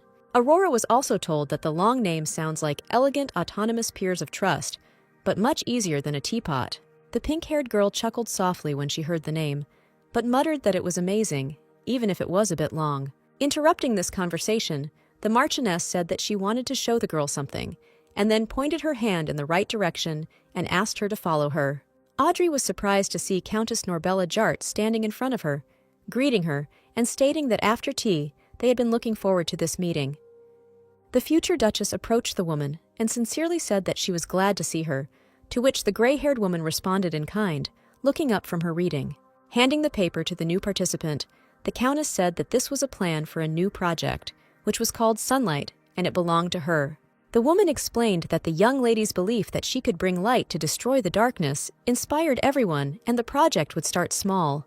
The pink-haired girl carefully clarified why they needed to remain unnoticed, and the Countess explained that His Majesty hated charity. Aurora immediately thought of the Emperor's dead eyes and his stubborn, stupid behavior, coming to the conclusion that he was simply useless. The Countess said they would treat people, and when they were able to return to work, they would use their network to create jobs. The girl leafed through the almost completely worked-out plan and thought about how the more she heard, the stronger her impressions. As Audrey looked at the woman who was explaining the next steps to her, she wondered how long they had been doing this. Noticing her thoughtfulness, the Marquise said that she had heard about the financial situation of Audrey's family, and therefore, the girl should not worry about it. Immediately remembering that these ladies had no idea about her origins, the pink-haired girl smiled brightly and thanked Mardella for this. She wondered if she could keep her secret, deciding that as long as no one in her family tried to expose her, everything would be fine. Taking a glass of wine in her hands, the redhead stated that the new member would be able to do something else, and again asked her to follow her. Pouring wine into the second glass, the woman said that it was now much more important for them that the negotiations with Geocure were successful. Taking her seat, the Marchioness declared that it was up to the future Duchess whether they would be able to win this war or not. Holding a glass in her hand, Aurora asked what they meant by success of the negotiations, and Mardella replied military cooperation. Running her fountain pen over the map, the Marquise muttered that even if they were friendly towards each other, many would die in battle. She stated that only through a military alliance would they have at least a chance to protect the territories the Nodelberg Empire already had. Looking at the map that lay on the Marquise's desk, Audrey mentally noted that she was pointing with her fountain pen to the northern lands. Aurora asked excitedly if even with the Allied forces they would have to give up the lands north of the capital, and she answered in agreement. Audrey couldn't help but remind her with fear that the Duchy of Etica was in the north, and she replied that the Mardells weren't sitting idle either. The redhead stated that, no matter what, they do not have a 100% guarantee that they will be able to protect these lands from the anti-human alliance. The girl asked what would happen to the residents of these lands, and heard in response that an evacuation would be announced, but it was unclear whether it would be on time. Aurora questioned whether the real reason for helping her was so that she could increase the number of people to help the Empire. The Marquise confirmed that this is exactly the case, because even in military operations, human resources play a major role. They are irreplaceable. The woman added that they had already been looking at these areas, and the idea of the future Duchess helped them find such an opportunity. Audrey was clearly upset. She hung her head, thinking about how Cornelia's words sounded logical and realistic, but cruel. None of them had any right to take on the role of God and try to decide for themselves who would live and who would die in the coming war. The Marchioness said that if they divided the land in this way, Geokir would also be included in it, and this would be a very tempting offer for the prince. Aurora muttered that she was not directly involved in the negotiations, and Mardella replied that although that was not the case, the girl was the Duke's negotiator. Looking at the new member, the redhead added that she had heard that he was simply incredibly in love with his fiancée. She asked whether, if this were not so, the Duke would have allowed his bride to leave on his birthday, and Aurora recoiled in surprise. A little later, Wendell looked at the gentleman ingratiatingly while he was busy with papers, and soon Geoffrey asked him to speak. When the young man said that the lady should not have told the bride about his birthday, he replied that there was no need for that. The adjutant asked if it was acceptable to his lordship that they should not have dinner, and he asked him to tell them what he had learned. Wendell said he had looked into Angela's background thoroughly and found nothing strange, suspicious, or out of the ordinary. The young man said that the maid was from an ordinary village, and a month after Aurora appeared in Audrey's family, Angela was hired as a servant. The blonde nodded after listening to his assistant's report, then turned his head and asked if there was any information about Aurora's identity. Looking at his papers, the blue-eyed man replied with a sigh that his lordship's bride seemed to have appeared out of nowhere, and they had no evidence. The Duke ordered the investigation to continue because they would find something sooner or later, and the adjutant replied that he understood everything. The young man wanted to ask if he could be free, but the dialogue between them was interrupted when the door to the office suddenly swung open without knocking. Aurora was pale and seemed very frightened and upset, calling her fiancé's name, and this appearance was unexpected. Getting up from his seat, Geoffrey said that he thought she would arrive much later and asked if the girl had eaten, but she answered him in the negative. Wendell left, and Audrey answered the groom's question about this, explaining that she had not left early because the Marchioness allowed the guests to starve. He asked if anything had happened at this meeting, since his bride had arrived and was now looking like this, while the pink-haired girl remained silent. Etika froze, his gray eyes widening slightly as the girl presented him with a bouquet of soft, powdery roses, which was decorated with white packaging. Looking at him with no joy at all, Aurora seemed very offended when she reproachfully asked why he hadn't told her anything. She sobbed and said that they were engaged, and the groom should have told her about the birthday, and Geoffrey asked in surprise what was the matter. Still looking down and not hiding her state, the pink-haired girl repeated her question, wondering why she was sent to this world in the first place. The Duke froze in shock when he heard the question of whether he could imagine how shocked she was that it was not he, but another person who told her about the holiday. Remembering their exit from the house today, Aurora wondered if those gift boxes decorated with bows belonged to him. The girl said with resentment that even people who barely knew him were able to give him gifts, but she had to look for something now. She added that the best she could find was a small bouquet of flowers, and Geoffrey asked again if something had happened. Continuing to talk about her worries, the pink-haired girl said that she even knew what the groom liked and what she could tell him. The blonde replied that he had no particular preference, adding that, besides the fact that his fiancée's gift was his favorite. Aurora jerked her head up and screamed, asking if he was joking, since he hadn't even opened the rest of the gifts and she wasn't blind. Etika suddenly touched the girl's chin with his fingers and called her name, asking her to look at him and interrupting this tirade.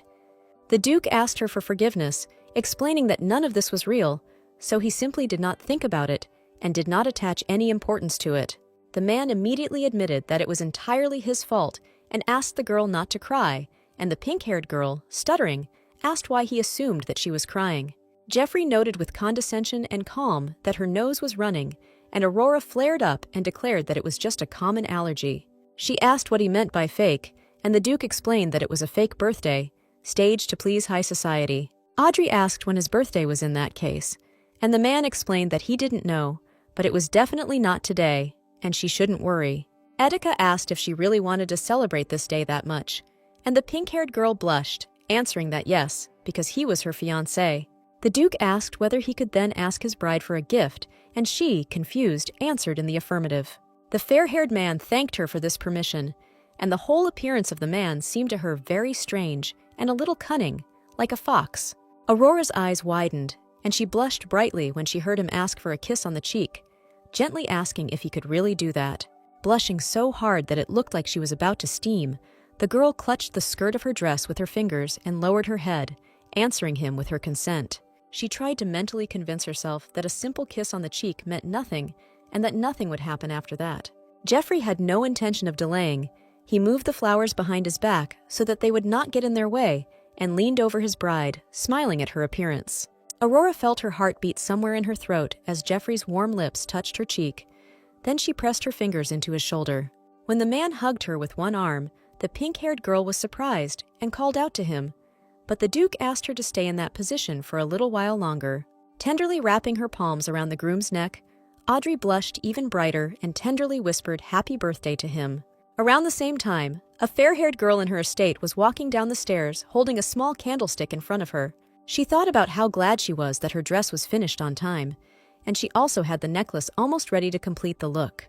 The girl thought that it would be ideal if Duke Edico were her partner, and mentally noted that she did not understand why her father hated him so much. Ruby stopped at the very end of the stairs when she saw a door slightly open to the side and light pouring in from the room, diluting the darkness. Entering the office, the girl asked her father if something had happened and why he was drinking alone at such a late hour, and he turned around.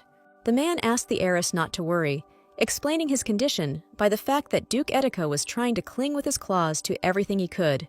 Ruby asked what that meant, and her father replied that the Geokir prince had even specifically appointed him as his chief negotiator.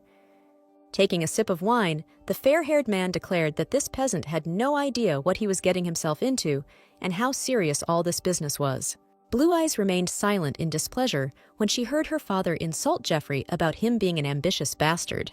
The girl suggested that his fiancé, who had become the prince's escort, could have been pulling the strings all this time, and her father turned around. Ruby sat down on the sofa, and the man asked if his daughter wanted to say that Aurora had won the prince's trust to secure a position for her fiancé. The fair-haired girl replied that if a girl from Audrey's family dared to get engaged to a duke, then she was quite capable of such plans. The girl added that, among other things, there were some rumors circulating in aristocratic circles, and the man clarified what they were talking about. Ruby told her father that she had heard this in her circle, but they said that Aurora was not a real noblewoman and did not even belong to the family of Baron Audrey.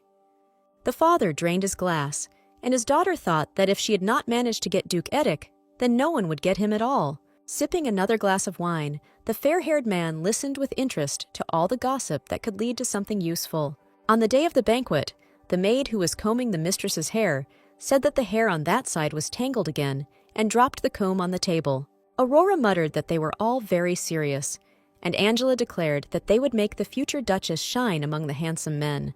The maid noted that only the necklace remained and asked if they could use the duke's new gift, receiving consent. After placing the moonstone ornament in the maid's hands, Audrey asked her to put it in a safe place so that it would remain safe.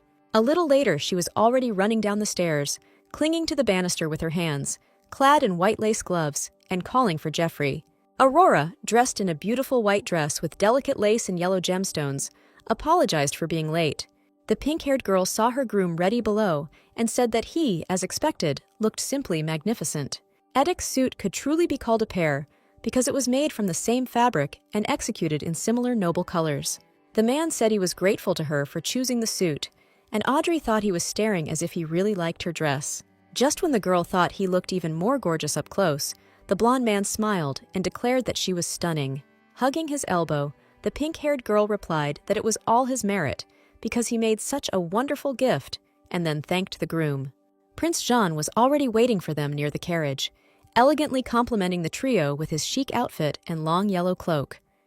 Aurora noted with a smile that the brown-haired man looked simply wonderful today, and the man replied that the lady was as beautiful as ever. He asked if he could call her Aurora just for today, and the girl agreed, but the blonde man was clearly not thrilled.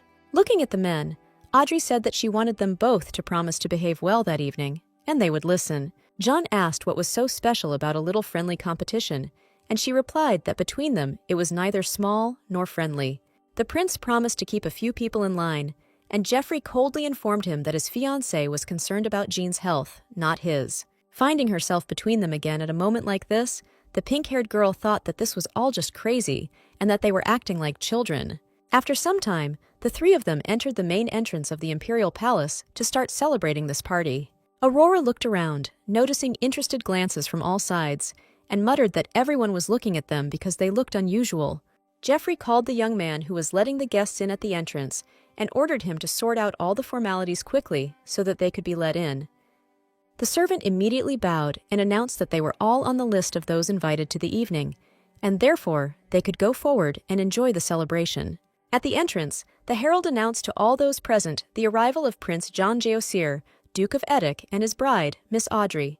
The girl involuntarily thought that this was just a ball, but she was dressed so festively that one might think that she wanted to show off. The pink-haired girl sighed and said that at least people didn't tell them anything, and Jeffrey looked around at the people around him, noting that they wouldn't dare. Handing his bride a glass of wine that he had just snatched from the waiter's table, the blonde man noted that they were too afraid of him. She couldn't help but notice how much distance had formed between them and the other guests, noting that the Duke seemed to be right.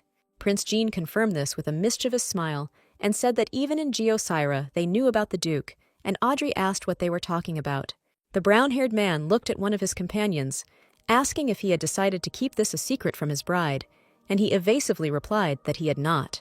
The Duke said that at every ball he involuntarily took damage and could probably hurt some of the people around him. Aurora's eyes widened in surprise as she wondered if Jeffrey was some kind of bully to be so feared. All three fell silent and turned around when they heard a voice from the side greeting Duke Eddick and noting that they had not seen each other for a long time. In front of their company stood the Duke of Rutland, behind whom his daughter, Ruby, and presumably his wife, were already comfortably settled. Looking at the prince, the Duke, who appeared out of nowhere, also greeted His Majesty, and Jean replied that he was glad to meet him again. The man introduced his wife and daughter, and the woman bowed, stating that they were honored, and that they might be late but wanted to greet him. Nodding and confirming his wife's words, Rutland casually said that he had heard that the prince wanted to choose Eddick as a negotiator. Shaitan replied that, given the Duke's interracial experience, he would be better suited than anyone else, and Aurora sipped her wine to hide her displeasure. The man snorted contemptuously and said that Eddick had no experience of interacting in noble circles like this. Still sipping her wine, Aurora couldn't understand who could be interested in this nonsense if all of humanity was threatened with destruction and war. Rubiana, the lady who shook her head behind her father's back, clearly had a more adequate opinion than her entire family. The blonde couldn't stand still and shook her head. She seemed to look strange and unusual, and this worried Aurora. All conversation died down when the heralds announced that everyone had to stand up, because the Emperor and his wife, Empress Nodelberg, were coming. The pink-haired girl couldn't help but think that she had never seen the Empress before, but this woman, unlike her husband, looked normal.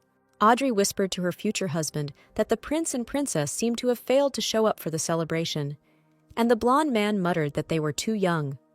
The Emperor, with a raised glass, declared that today they welcomed an honored guest from the kingdom of Geokir, adding that there would be harmony between them. Looking away, straight at Aurora with his unpleasant dead eyes, the man muttered that he was looking forward to what the ball would be like. A little later, the girl was already waltzing with her future husband and telling Jeffrey that he danced much better than she thought. The blonde man said that all physical exercises were his forte, although he was inexperienced, and Audrey asked if he was bragging about his natural gift. While twirling his beloved around in a dance, the man said that someone else could have spoken about this, but not her, and she confirmed that she was doing great. Looking at the girl, who was unimaginably beautiful that evening, Jeffrey said tenderly that he could not deny it. When the music stopped, the man leaned over and brought his beloved's palm to himself, leaving a kiss on it and thanking her for the dance, and she responded in kind.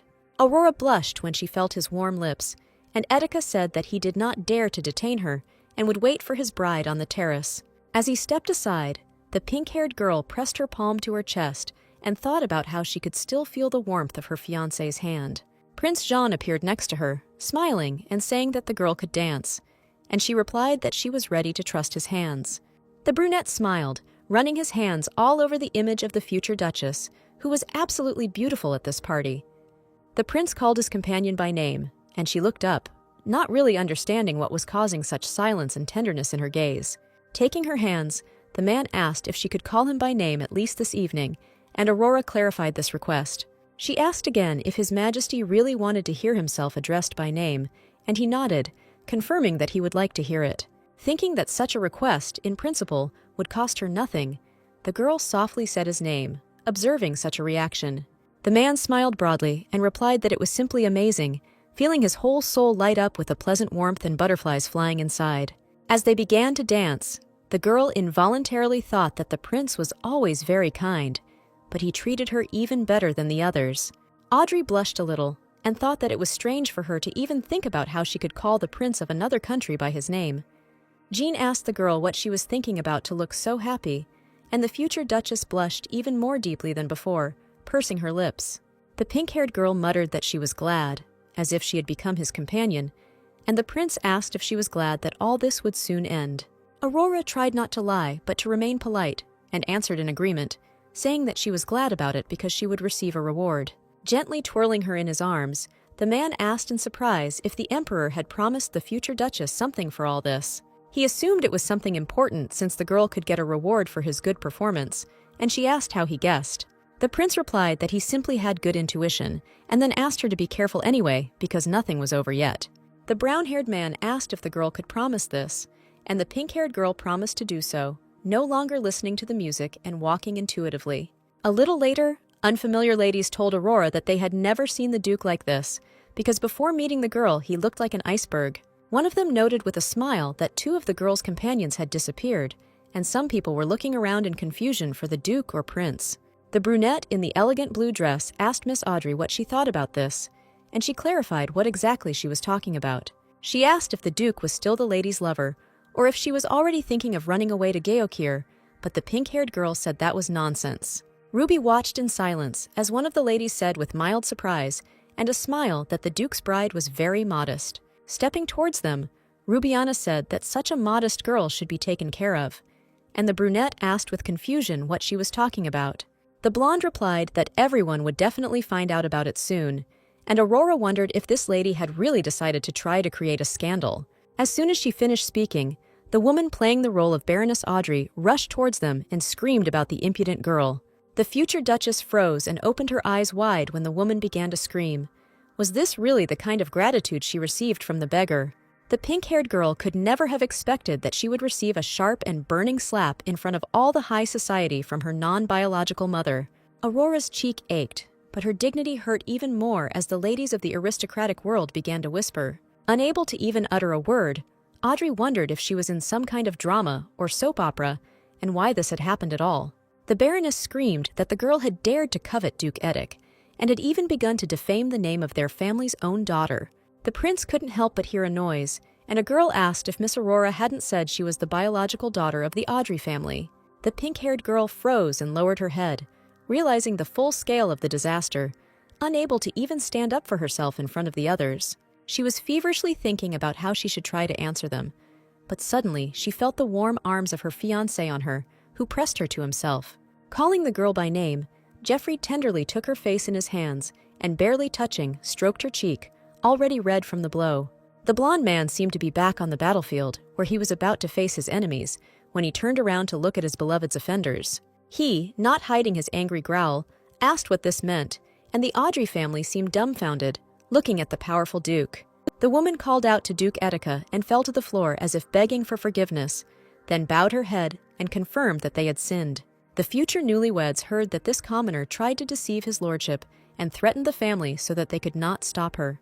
The Baroness stated that they handed over a girl without a family or name to the man, asking for forgiveness for this, although she is not the real bride. She introduced him to Julia Audrey, a girl with dark burgundy hair who was wearing a blue dress with wide puff sleeves. Still holding his bride close, Geoffrey calmly refused and asked what exactly they had said about the threats. The Baron asked what they were talking about, and the blonde man reminded him that they had said that his dear Aurora had threatened an entire family. Etika asked if their words were indeed true. Then how could a mere commoner threaten an entire noble family? The man tried to explain, but the Duke interrupted him by saying that he had originally wanted to marry Aurora, asking if they had heard the rumors. Geoffrey calmly said that he wanted to marry only this girl, asking if they thought he was a fool who was unable to recognize his beloved. Baron Audrey pulled his wife closer to him and declared that they had not meant anything by it at all, while everyone around them continued to whisper about everything. Duke Rudland suddenly declared that this was enough, because Duke Etika, although a commoner, must remember his current status. He stated that it was not important what exactly people were threatened with, but the fact that his fiancée lied about her status as a noble woman was already a crime. Rudland added that Aurora also appeared to be blackmailing Countess Rosamund into confirming her version of her own origins. The pink-haired girl thought with fear that the woman had blurted everything out as Geoffrey pressed her even closer and spoke sternly to the Duke. His bride thought that she had been too careless on her way, and that she should have prepared more responsibly for such a turn of events. Rudland said that if the mother says that this is not her daughter, then their romantic love story may turn out to be just an ordinary fairy tale. Seizing his chance as best he could, the Duke suggested that this witch might have bewitched her fiancé as well. Seemingly dark as the night itself, Geoffrey asked for what purpose Rudland was saying all this, and even daring to say it. The Duke replied that all that remained for Etika to do now was to hand over the criminal to them in order to fulfill her duty as a worthy servant of Nodelberg. Rudland narrowed his eyes and suggested that Etika simply was unable to escape from the clutches of this treacherous girl. Aurora was very, very scared. She didn't even suspect that ordinary lies would be equated to criminal actions requiring punishment. Not about to let go of the girl, Geoffrey asked if he would be able to handle the consequences if he gave the girl to them. Knowing full well his importance, the fair-haired man declared that if he lost the love of his life, he could give up his title and disappear. Rudland suddenly said that he would like to see the Duke become a traitor, shamefully fleeing his country. He suddenly shouted that Etika was simply a disgrace to the nobility and the main reason why commoners should not receive titles. Hearing these insults, the pink-haired girl moved away from her future husband's chest and thought about giving this Duke a good thrashing. Geoffrey had anticipated this and pressed her head to his again, asking if he really was a disgrace to the nobility. He calmly asked what was wrong with that, reminding him that Rudland had also had to do something to show off his title in the future. The Duke simply froze on the spot, because his interlocutor's question had clearly hit him seriously and very unexpectedly in a rather sore spot. The Emperor suddenly interrupted their squabble and laughed loudly, hitting the armrest of his throne like a child who saw a toy. The Empress called on His Majesty to remain calm, but the man rubbed his forehead with his palm, declaring that it was impossible to restrain himself because it was funny. He turned to Aurora Audrey, immediately correcting himself that she was simply Aurora, and the future newlyweds looked at him with tension. All their opponents smiled when they heard that Duke Rudland was right, and if they accused her of insulting the nobility, the girl would simply be torn to pieces. Asking if they shouldn't follow the law, the man propped his head up with his fist and asked everyone present to listen to Miss Goody Two-Shoes. The pink-haired girl looked at the Emperor with displeasure, mentally cursing and thinking that he wanted to talk about this right now. Geoffrey was the first to approach His Majesty and stated that they could not be 100% sure that his bride was not of noble birth. Etika explained that she had lost her memory while with Audrey's family, and they could not confirm or deny her story. The Baroness cried out that such reasons could not be heeded, and declared that the girl was only a peasant. Turning to the screaming Audrey, the blonde man coldly asked what evidence they had of the girl's origin. The Emperor called out to them again and asked Duke Edik whether he had not researched his own bride's background before the engagement. Geoffrey turned around again, fighting off the hyenas on two fronts at once, and replied that of course he had studied it, as it was standard procedure for such moments. The ruler replied boredly that such a test was clearly not enough, and the fair-haired man suggested giving the girl the title right away. He announced that he was simply going to marry Aurora, and she opened her eyes in surprise, dropping her jaw because she had not expected this. The man also stated that he was ready to do it right now, but suddenly, the prince's voice was heard pushing through the crowd and calling for the Emperor. Jean said that Miss Aurora was an important member of the delegation, and one should not rush to judge her until all the details of her origin were cleared up. He added that all deeds done for the good of the nation must be taken into account, and even Geoffrey fell silent, not intending to interfere with him in this salvation. Looking at the prince's face, which seemed to have acquired such a serious expression for the first time, Aurora thought that she had not expected help from him. The Emperor sighed and replied that they could put this matter off until later, since their esteemed guest from Jeokir so requested it. Audrey's family listened in silence as the summer ball was about to take place, where the girl would have to prove her origins or become the Duchess of Etika. The future newlyweds were gloomy after everything that had happened, while His Majesty repeated that he was giving them such a period to solve the problem. The Rudland family also listened attentively to the words that if no evidence appeared by that time, a trial would take place right at the ball. A little later, Aurora was in the bedroom, beating a pillow with her hands, screaming into the distance, asking what kind of abuse this was and why it happened. She asked whether it was really a crime to present oneself as noble, but anyone could make such a scene in front of everyone without punishment. The pink-haired girl thought about how unfair and dirty this world was, but Jeffrey calmly said that he wouldn't worry so much. He added that he thought the girl was definitely of noble blood, and she muttered in response that all this would be just fine. Standing up, Aurora asked if they always did it this way, and Etika asked what she meant. Audrey screamed angrily that all the aristocrats were so rude to him, and the blonde even blushed a little from such concern. The girl added that for people who advocate class division so much, they were not behaving decently or aristocratically at all. She asked why he was so calm when even she was angry, and the man replied that it was not the first time, and then stroked her cheek. Jeffrey stated that she was a much more significant figure, and said he wished he had done more, asking where her moonstone necklace was. The pink-haired girl cried out in embarrassment that they didn't match her outfit, but from now on she would wear it all the time, even as a bracelet. Etika gently reassured the girl and stated that he did not want to make her upset, adding that now it was time for the bride to get some rest. The blonde gently touched the bruise on her cheek, cooling it with his abilities to soothe the pain. The next day, she was looking at a pile of letters on the table, wondering what they were, and the groom said that she could look, but they would all burn. Opening one of the envelopes, the pink-haired girl unfolded the message and realized that it was a proposal, stating that someone wanted to marry Jeffrey. The girl asked if all this had really arrived just today, and the man replied that it was all the efforts of the nobility and those who wanted to arrange for their daughters.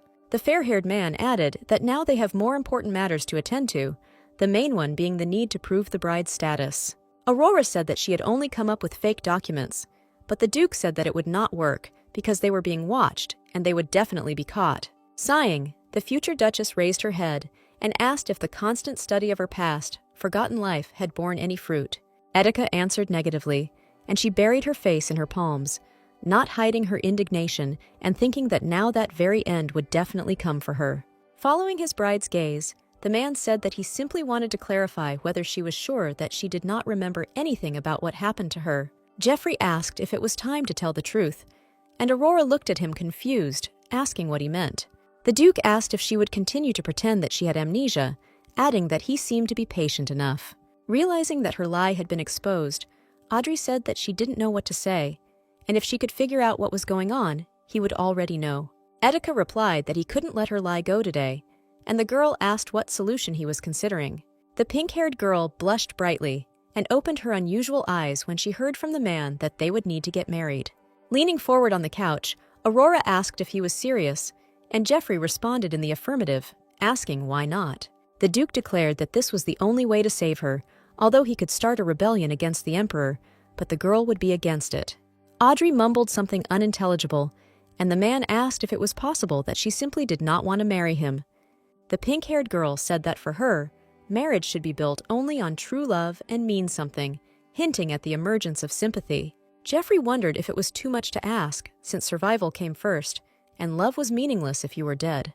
He noted that, in addition to everything else, if she saw him often over the course of several years, her demands on men would increase greatly. Although the girl remained silent in response to these words, her facial expression openly showed displeasure and even indignation. A little later, she spent time drinking tea and thanking the prince for standing up for her before the emperor himself. Holding the cup in the air, the dark-haired man replied that he didn't need thanks, asking if they had found a solution to that problem. The girl nervously noted that, in the worst case, she would have to get married, and Jean muttered that she didn't seem to be happy about it. Unable to hold back an unhappy sigh, the pink-haired girl openly replied that she did not want to get married just for the sake of survival. The prince spread his arms wide and said that marriage was a very important step, and therefore he could understand her worries, and Audrey smiled. She muttered that Jeffrey hardly cared, and thought about the fact that her fiancé was always worried about her, but did not understand her feelings. Setting his cup down on the porcelain saucer, the prince casually remarked that in Geokir, no one paid attention to a person's status. He added that their history knew of cases where kings married commoners, and the pink-haired girl asked if this was all true. The brunette suggested that the girl move in with him, and even if he had to go against the emperor, he wouldn't help if she wanted it. Aurora waved her hands and hastened to say that she did not want to burden him, but Jean said that saving the girl was not a burden for him. Audrey blushed brightly when she heard from the man that if she needed his help, he was always there to help her. She tenderly thanked His Highness, and the brown-haired man took another sip of the warm drink, declaring that he was not doing this out of gratitude. After a while, Angela looked onto the terrace after a preliminary knock and asked for forgiveness for the sudden intrusion. The maid informed her mistress that His Majesty was expecting her, and she immediately stopped smiling, trying to guess what he might need. A little later, at an audience, the emperor, propping his cheek with his fist, said that thanks to the future duchess, he had had a great time yesterday. She bowed and said that she was glad, as if she had brought joy to His Majesty, although she did not think so, but the man suddenly said that he had news. The monarch explained that, as the girl had wished, Count Barbarius would be punished, and then asked if she was pleased, and Aurora clarified whether this was true. The emperor replied that even Prince Gyokira stood up for the girl yesterday, which meant that he trusted her, and she did her job well. The ruler added that the lands of Barbarius would be given to the ownership and management of Edic, and the status of the count would be reduced to viscount. Feeling confused, the pink-haired girl thanked His Majesty, still not believing that this freak kept his word so easily. Her eyes widened when Aurora heard that, to avoid rumors and displeasure from the nobility, he dropped the charges of cruelty. Audrey stated that there were many witnesses, but the man stated that this was not enough and that these slaves should appear in person and testify. The emperor asked the girl if she understood how the laws of the state worked, explaining that he could not act contrary to them. The pink-haired girl bowed, but she was only thinking that if she wanted to achieve justice, she had to find even more evidence. She remembered Phrenesis, immediately planning to talk to him and her fiancé about possibly testifying before the emperor. Evening gradually descended on the palace, and the girl reflected on the fact that she had completed at least one task, and Nephthys would be pleased. Later, Aurora informed everyone about the emperor's orders and that the territory of Barbarius was coming under the jurisdiction of Edic. She said that although not everything was completely resolved, they need not worry, and the lady said that this was indeed a great relief. The future duchess asked to tell this news to everyone, because reconstruction will begin soon, and they will all be busy with other things. The girl said that she would do it right away, but their conversation was suddenly interrupted by a knock on the door, after which the maid asked for forgiveness. Elena, who was standing with an extremely gloomy expression on her face, said that they had guests, and Aurora stood up, asking why she looked like that. The pink-haired girl froze, her eyes wide, and felt a surge of extreme discomfort when she heard that Audrey's family and Lady Rubiana had arrived at the palace. Later, the Baroness asked if the girl really wanted them to stand there any longer, since even though she was a peasant, she shouldn't forget about etiquette. The future duchess wondered whether the woman had always been so rude or had simply hit her head, losing all fear. The girl saw reinforcements in the form of knights behind the woman and mentally wondered if she would be able to win today. Looking down at them, the pink-haired girl stated that there was no point in following etiquette when meeting guests who were not invited. Sir Campbell asked why they had come, and the woman replied that he did not need to know, and that Aurora should stop acting like a hostess and let them in. Audrey said that there was nothing wrong with that, since Geoffrey himself had given her, as his fiancé, such powers, and the Baroness prepared herself for insults. Waving her index finger, Aurora motioned for them to look back and state that they could discuss any issues of interest with her security. She stated that the local knights of House Etica were very fond of guests, and the Baroness noticed with fear how a knife flashed at her side. Rubiana suddenly waved her hands, advised them not to quarrel with them, and raised the scroll in her hands, as if it could solve problems in a jiffy. Taking off the red ribbon, the blonde said that they brought a message from His Majesty, and Aurora clarified what they were talking about. Unrolling the scroll, the Duke's daughter read out the decree and said that from that moment on, Julia Audrey should also live in this estate. Ruby stated that even if their love story was true, there was a question of marriage between two high society families. The blonde added that because of the deception, His Majesty ordered that the position of the bride should go to the real daughter. Folding her arms across her chest, the pink-haired girl said that she understood the order, but in that case, everyone except Julia was an uninvited guest. Unable to believe that anyone could defend themselves so calmly, the Duke's daughter asked if the others would just be thrown out. As she turned around, Aurora held the hem of her dress and declared that she would let them in today, but they shouldn't think that they were lucky. Jeffrey, sitting at his desk in the Etika Guild in Rockstein, listened to the news and then said that he must have misheard. Wendell clutched the papers to himself and said excitedly that Baroness Audrey, her daughter, and Lady Rubiana were all now at the town estate. The Duke stood up and slammed the table, saying that Aurora wouldn't have let them in just like that, and then asked if they had gotten in by force. The adjutant reported that they had come with the Knights of Rudland, but had passed quietly with the order of His Majesty, and the fair-haired man clarified what was in it. Sweating nervously, the young man said that, while the investigation into Aurora's case was ongoing, Audrey's real daughter Julia would have to live on the estate. The man said it was just stupid, and the boy nodded a couple of times, saying that there was a carriage waiting outside, asking if he would be going there. Taking a small box from the inside pocket of his vest and pressing it to his chest, Etika quickly walked forward, answering with consent. A little later, while sipping tea with the uninvited guests, the girl wondered if she could just throw them out and be done with it. Aurora watched the women laugh and discuss something, hoping that all this madness would end as soon as possible. They finally fell silent, only when the fair-haired man entered the reception room and said that he didn't know that they were expecting guests. Jeffrey demanded an explanation, and Ruby flew up to him, apologized, and said that they simply hadn't had time to prepare. The Duke of Rudland's daughter was clearly beside herself with love for the man, and muttered words so quickly that it involuntarily began to irritate. Looking at her shining face, Aurora wondered what was the point of helping Julia, because even if Etika married her, Ruby would be left with nothing. The man walked around her in the most indifferent manner and looked at Julia, wondering if they were all going to stay here. Sitting down next to his bride, Jeffrey declared that they could not even hope for his earlier decision to change. The Baroness objected that it was not only a matter of choosing a bride, because for the aristocratic nobility, marriage was a real merging of two families. The future newlyweds silently listened to the woman's words that if they did not accept this girl, this engagement would be a sham. The fair-haired man, with a tired sigh, asked what the Baroness meant, and she replied that changing brides was a common occurrence. Pointing her palm at her daughter, she added that if the Duke spent more time with her, he would realize that she was much smarter and more graceful. Jeffrey asked if it was right that if he found a more beautiful and sweet woman than her daughter, he could change his mind again. The Baroness was taken aback and asked him to repeat what he meant, and Etika said that he thought that this was exactly the logic he was talking about. The man said boredly that he heard their words, and then took out a red velvet box and said that they could stay if they wanted.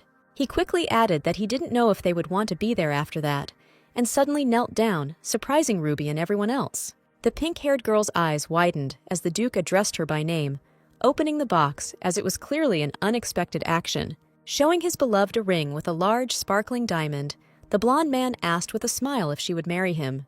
Rubiana, who had turned pale, asked if he really wanted this commoner, without family or tribe, without even a name, to become his wife and duchess. She screamed that it was illegal, because any nobleman above the rank of Viscount could not marry a commoner, either as his first or second wife. Turning gracefully, Jeffrey asked who had told the girl that he cared, and then added that if he didn't marry her, he wouldn't marry anyone. Looking again at his future wife, the man asked what her answer would be, and the obviously expensive ring began to shine in the box again. Aurora was upset by the visit of unnecessary people and worried about what was happening, because it was dangerous for each of them from the side of the law.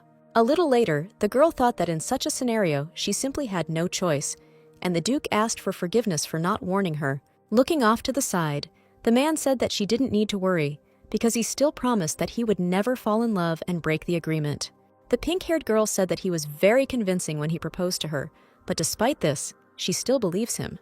Looking closely at the girl's upset expression, the Duke asked why she was so sad, receiving the answer that it was not so. Stepping towards her, Jeffrey shook his head and stated that she was not okay at all, and Aurora asked if he was going to calm her down now. The blonde man stopped, still not taking his eyes off his beloved, who was not delighted, and said that he would do it if she wanted. Ignoring the question, the future Duchess muttered that she was actually going to ask him one question that interested her. Looking down, the pink-haired girl felt how brightly her ears and cheeks were burning. She asked if the man liked it or not. Jeffrey was stunned when he heard this question, and stared at the girl with such wide eyes that she had never seen before. Ruffling his hair, the man said that she couldn't possibly like him, and that it was just a game, adding that he thought she could tell the difference. Aurora lowered her hands and quietly asked if all of this was just her imagination, and the man agreed. He asked wearily if it was really necessary to repeat it again, and all of Audrey's hopes, as one, were shattered on the cold floor of the spacious room. In fact, the girl always knew that the real part of Jeffrey looked exactly like this, and he would most likely refuse, but she just wanted to ask. The pink-haired girl apologized and stated that he was just doing his job so well that for a moment she believed him. Not knowing what else he could say after actually confessing his feelings, he simply calmly thanked the girl for the compliment. His bride, still without raising her head, said that after talking with the prince, Jokira suddenly began to imagine something incomprehensible. Jeffrey, who seemed to be suddenly more interested, asked what the man had said, and Aurora hesitated a little. She raised her head and replied that there was nothing in it that could affect their agreement, and therefore he had no reason to worry. Etika listened silently to his interlocutor and stood as if carved from stone when she muttered that she hoped he would not flinch. She added that it would be awkward if he still fell in love with her, because in the end, the man promised that he would be her faithful dog. The Duke advised her to worry about herself because her prize might disappear into thin air, and the girl said that would never happen. The pink-haired girl folded her arms across her chest and asked if she could be free to go since they had already agreed on everything.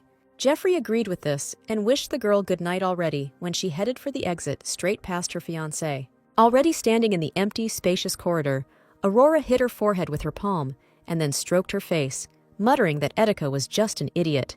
The fair-haired man was left alone in the room and leaned his back against the wall, exhaling loudly and thinking about what was happening in his life. After a while, when Wendell asked what the reason for his quarrel with the lady was, he folded his hands together and said that he had ruined everything. The boy hesitantly asked how exactly, and the Duke sighed and explained that he had told the girl to stay away from him. The adjutant dropped his lower jaw and opened his eyes wide, asking what was the reason for such a strange and incomprehensible request. The fair-haired man said that it would be too cruel to let her get involved with his damn fate, and it would be wrong to court her. 2 days later, Aurora walked out onto the balcony, hearing the laughter of the Baroness and Ruby, and muttered a question about why those noisy ladies were always here. Angela suggested simply throwing them out, but her mistress muttered that they had come as Julia's guests and that this was no way to treat them. She added that if Jeffrey had been there, he could have sorted it out, but negotiations had stalled, and he had gone away for a while. The pink-haired girl asked if there was a response from Phrynesis, and when she received a negative response, she asked why it hadn't happened for such a long time. 2 days ago, Aurora sent him a letter in which she told him everything about Viscount Barbarius, asking if he wanted revenge. She might want to talk to Jeffrey about all this, but after that awkward conversation, she hadn't had the chance yet. Catching herself in these thoughts, she immediately thought with displeasure that the man, moreover, was rarely at home lately.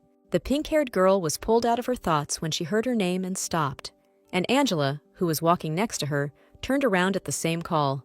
Aurora didn't have many options as to who the unfamiliar female voice could belong to, and she turned around with a less than pleased expression. The future Duchess asked who said that Julia could be so friendly with her, and the girl replied that she was considered her older sister. Immediately losing all traces of her smile, the girl asked if the real Audrey really knew everything, feeling worried about what they might think of her. Without hiding her shyness at all, the girl lowered her gaze and muttered what she had recently learned, immediately asking for forgiveness for not standing up for him. Folding her arms across her chest, the pink-haired girl said that if the girl wanted to be considered sisters, she should first say what she wanted. Julia shook her head in agreement and sighed, then quietly muttered that she simply wanted to share her thoughts. Aurora stepped a little closer and asked what thoughts exactly were being discussed, immediately hearing from her interlocutor that she did not agree with her mother. Angela watched the girl closely, and her mistress froze in surprise when she heard that Audrey never wanted to marry the Duke. The redhead added that she had been sick often since childhood and had cheated death so many times that it would not be an exaggeration to say that she was really ill. She said that she would like to do a lot more things in her life, but she just doesn't have the opportunity to do them. Aurora listened silently to her saying that, no matter how selfish it sounded, now that she was finally feeling a little better, she would live the way she wanted. Still continuing to tell her story, she said that she did not want to become the Duke's wife, but was attracted to a completely different destiny. The redhead muttered unhappily that she had not gone through all this in order to become a pawn in someone else's not very decent political games. The future Duchess clarified that she meant by this because her mother and Lady Rubiana were still here and wanted to ruin her life by prospering. The interlocutor muttered that the real problems might arise with Lady Rubiana because of her status, but they could try to keep her mother out. Then, the girl promised that she would not interfere in other people's affairs, and even if she was left alone with the Duke, there was nothing to worry about. The pink-haired girl couldn't help but think that this girl seemed indifferent, as if she didn't care at all about what was happening. Not intending to trust the girl so easily, she shared her thoughts that Julia clearly had another goal, and then asked what it was. The real daughter of the Audrey family suddenly answered unexpectedly that from early childhood, she found her dream in becoming a strong knight. She added that if she could become healthy enough to ride a horse and hold a sword, she would start protecting people. Aurora said with undisguised surprise that this was an amazing dream, and even though she didn't fully trust the girl, she wished her luck. Julia's eyes widened when she heard that she had defeated death so many times that she would surely be able to do it now.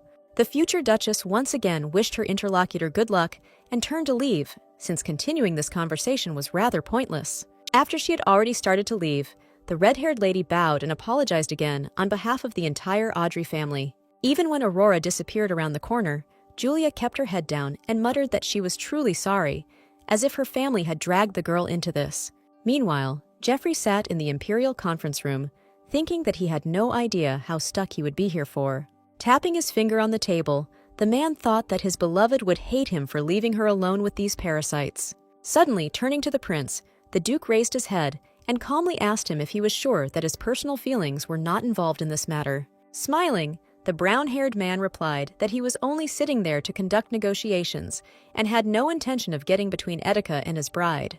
The sun lit up the room, and Jean expressed his gratitude for the Duke's help, thanks to which they were able to find the refugees near Jeokir. He added that if the Emperor found out about this, he would try to use them as human shields, and Geoffrey asked why he was being told this. Shaitan said that he knew that the Duke himself cared for the poor through his restaurant, and was even surprised by the fact that this was happening.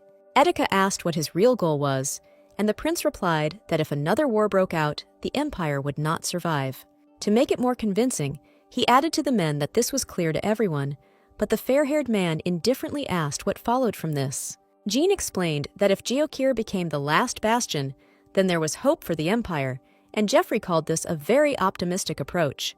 The green-eyed man exhaled and shook his head a little, and then stated that he did not want to regret anything, and that was why he was making all these attempts. The Duke remained silent when he heard from him that if you do not try to act out of fear, life will never change for the better.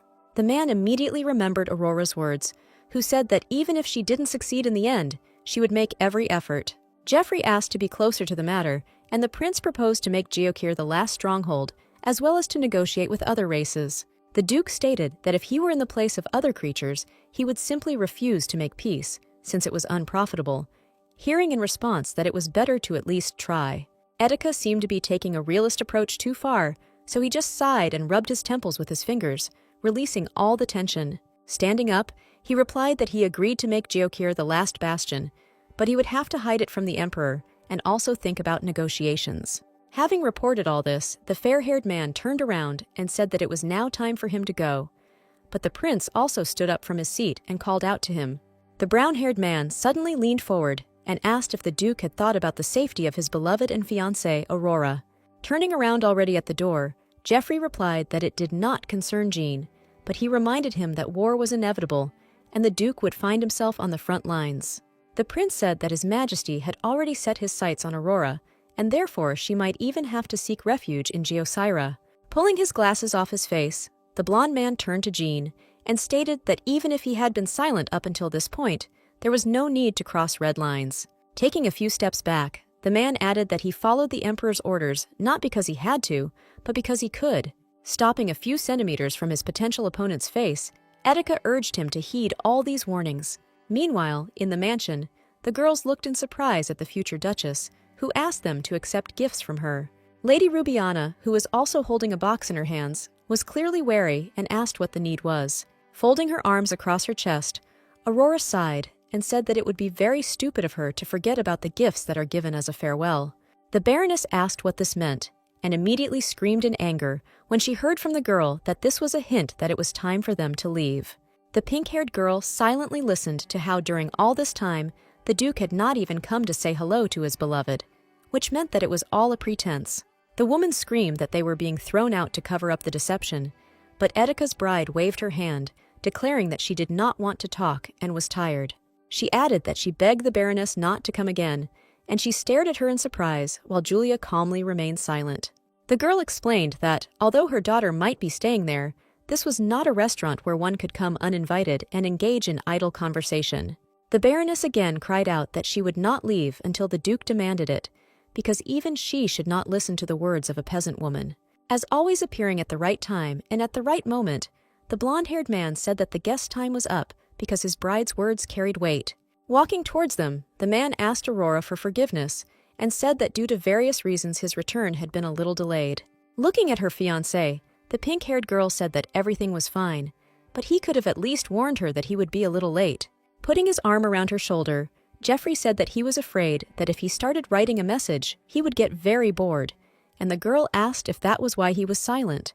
Etika replied that he simply hadn't thought about it and didn't want to upset her so much, while Aurora couldn't tell if he felt guilty after the fight. She immediately remembered his indifferent and even mocking expression, as well as his words that everything that was happening between them was just a game. Looking closely at the face of her supposed husband, the pink-haired girl mentally decided to herself that he was pretending again. They communicated with each other for a long time, barely noticeable movements of their lips or eyebrows, glances, while Ruby burned with her jealousy. Unable to bear such behavior, the blonde turned on her heels and announced that she was leaving, and the Baroness called out to her in despair. Audrey said that she was also leaving, and only Julia answered with a bow that she would leave them alone, and then thanked her for the gift. After a few moments, the swearing, the exchanging of remarks, the rustling of dresses, and the clatter of heels on the floor finally died down, and they were left alone. The pink-haired girl thought about how uncomfortable everyone present was and threw off Jeffrey's hand, asking him to stop. The Duke again apologized for leaving the girl alone, and she said that everything was fine because he always does what he wants and she will get used to it. The fair-haired man clearly felt uncomfortable with such indifference, and therefore said that there was no need for it, and from now on he would behave better. With her arms folded across her chest, Aurora declared that it was all pointless, immediately asking why anyone would bother trying in a fake relationship. A blush appeared on her cheeks when Jeffrey said that whether she liked it or not, he would change for the better for her because he wanted to. Taking the topic aside, the girl asked how the negotiations had gone, and upon learning of Nephthys's positive response, she said it was a relief. The pink-haired girl looked at her fiancé with some surprise when he asked her if she had eaten, and then asked her to have dinner together. A few weeks later, all of Adele was teeming with rumors about Miss Julia Audrey, the reasons for her constant illnesses, and her love for the Duke. When the whisper reached Aurora's pink hair, she frowned in irritation and thought angrily about how long it had taken her to grow it. Angela assumed that all these people began to whisper because they recognized the lady by her rare hair color, and everyone understood that this was so. When several men were already following them, the maid advised the lady to bleach her hair, and a playful argument ensued between them. The three strangers overheard the maid asking if they should go back, and the pink-haired girl answering that she had no intention of hiding. Aurora froze, and Sir Campbell and Julia turned around when they heard the strangers ask if they were right in assuming that she was the Duke's fiancée. One of the company, apparently the leader, a blond man in a green tailcoat, walked ahead of the others, and therefore it was he who asked if the girl's name was Aurora. When asked what family she came from, the girl barely raised an eyebrow, simply thinking that they wanted to piss her off. She picked up the hems of her dress and addressed the young people without even bothering to ask their names, and they were clearly offended. Looking closely at the supposed offenders, the pink-haired girl ingratiatingly asked what family they came from. Aurora asked why they thought she had to answer their questions, and the boy muttered that in noble circles it was customary to give a name. Raising an eyebrow, the girl asked if they had introduced themselves, and then followed up with the question of whether such an interrogation was noble. She, as if teaching uncomprehending puppies, declared that they should clearly be ashamed of such behavior, and the young men blushed with shame. Shaking her head from side to side in displeasure, the pink-haired girl said in a deliberately tragic tone that this was the future of the Empire. A moment later, they had already stepped aside, and Aurora asked her guard what he was writing down, hearing in response that he was writing down the names of the impudent people. After some time, when they had been walking down the street for some time, Angela turned to Miss and said that the hooligans were still here. When the girl muttered with a smile that they were indeed following them, the maid asked if they were being lured, hearing a positive answer. The future Duchess muttered that if these impudent fellows who hurt her heart followed into that dark alley, they would be punished. The white-haired youth shouted again that they would not ignore the insults of the nobility, and therefore were only waiting for humble apologies. Aurora thought boredly about how predictable they were, then folded her arms across her chest and asked what would happen otherwise. Pointing his index finger at them, the blonde stranger declared that if they didn't get an explanation, the maid would be next. Angela muttered sarcastically that she was very scared, and the pink-haired girl noticed that the impudent men were threatening her favorite maid. Clenching a stone in his fist, the young man ordered her to shut up because she did not dare call them impudent, and then decided to challenge the girl to a duel. After Angela and her mistress began whispering about this, the nobleman ordered them to stop and tried to hit the girl, but was caught. The fair-haired stranger wheezed loudly, but did not even have time to scream when he felt the future duchess's tenacious fingers on his collar. The pink-haired girl threw him to the floor with sudden ease, not paying attention to the serious harm it could cause to his health. Lying on his back on the cold and dirty street tiles, the impudent man began to scream about the pain in his back, and Aurora asked who would be next. None of the young men dared to break away and escape by running away, but none of them intended to become a punching bag. As soon as the leader managed to get up and limp after them, all three of them took off when they encountered the wrath of this girl.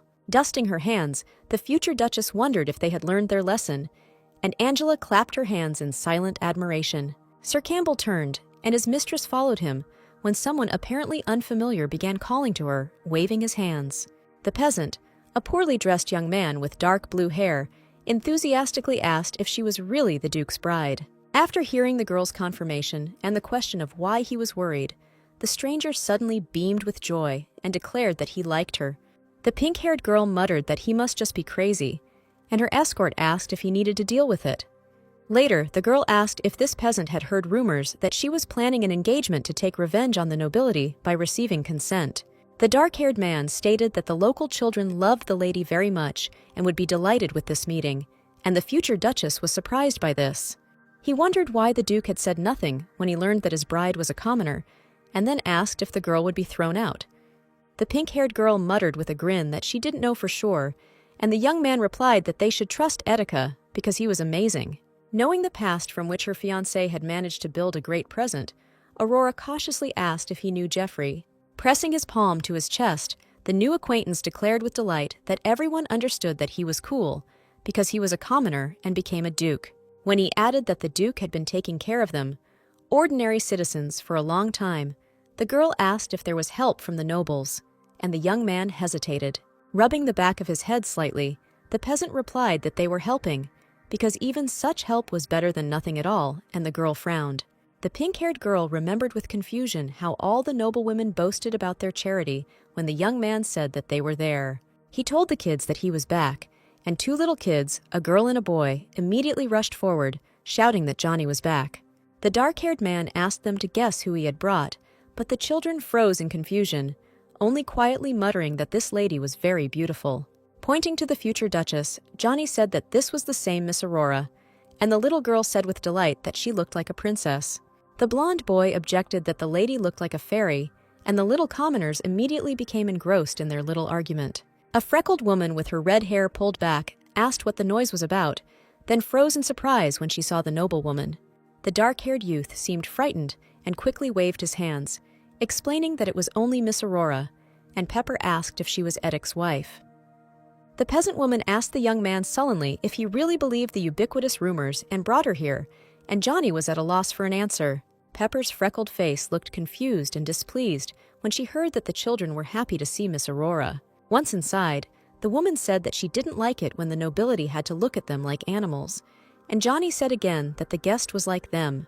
The pink-haired girl apologized for the inconvenience of her arrival, and then stated that she came simply to ask a question, and not to stare. She looked at the peasant woman, explaining that she had no intention of mocking or laughing, and would simply leave here, asking only one question. Immediately softening a little after these sincere words, Pepper agreed, and asked what question she should answer. The girl clarified why they did not like the work of noble ladies, because the Duke was also preparing a charity project, and she was collecting information.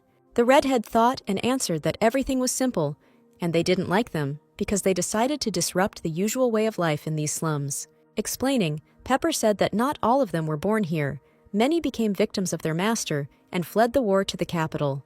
Their resettlement ended with the fact that almost all people simply could not find jobs and automatically became peasants. Aurora listened in surprise that the nobility knew everything and continued to mock them so as not to suddenly enrich the people of another ruler.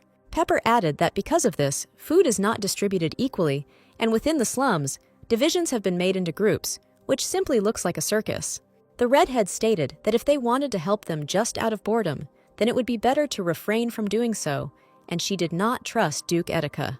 The pink-haired girl remained silent when she heard that he was profiting from poor people and also constantly monitoring them to keep them in check. Johnny wiped away the sweat that had come from excitement as the woman said that they didn't need pity and pathetic crumbs, and they weren't so easy to buy. Aurora was silent for a moment, realizing that she would not be able to convince the exhausted woman of anything, and simply muttered that she would remember this. As they all emerged from the house again, a little boy playing in the yard turned around and asked if Miss Aurora was leaving so early. The kid then asked if Pepper had already told him everything, and the girl added that she was a cool magician, asking if she had shown magic.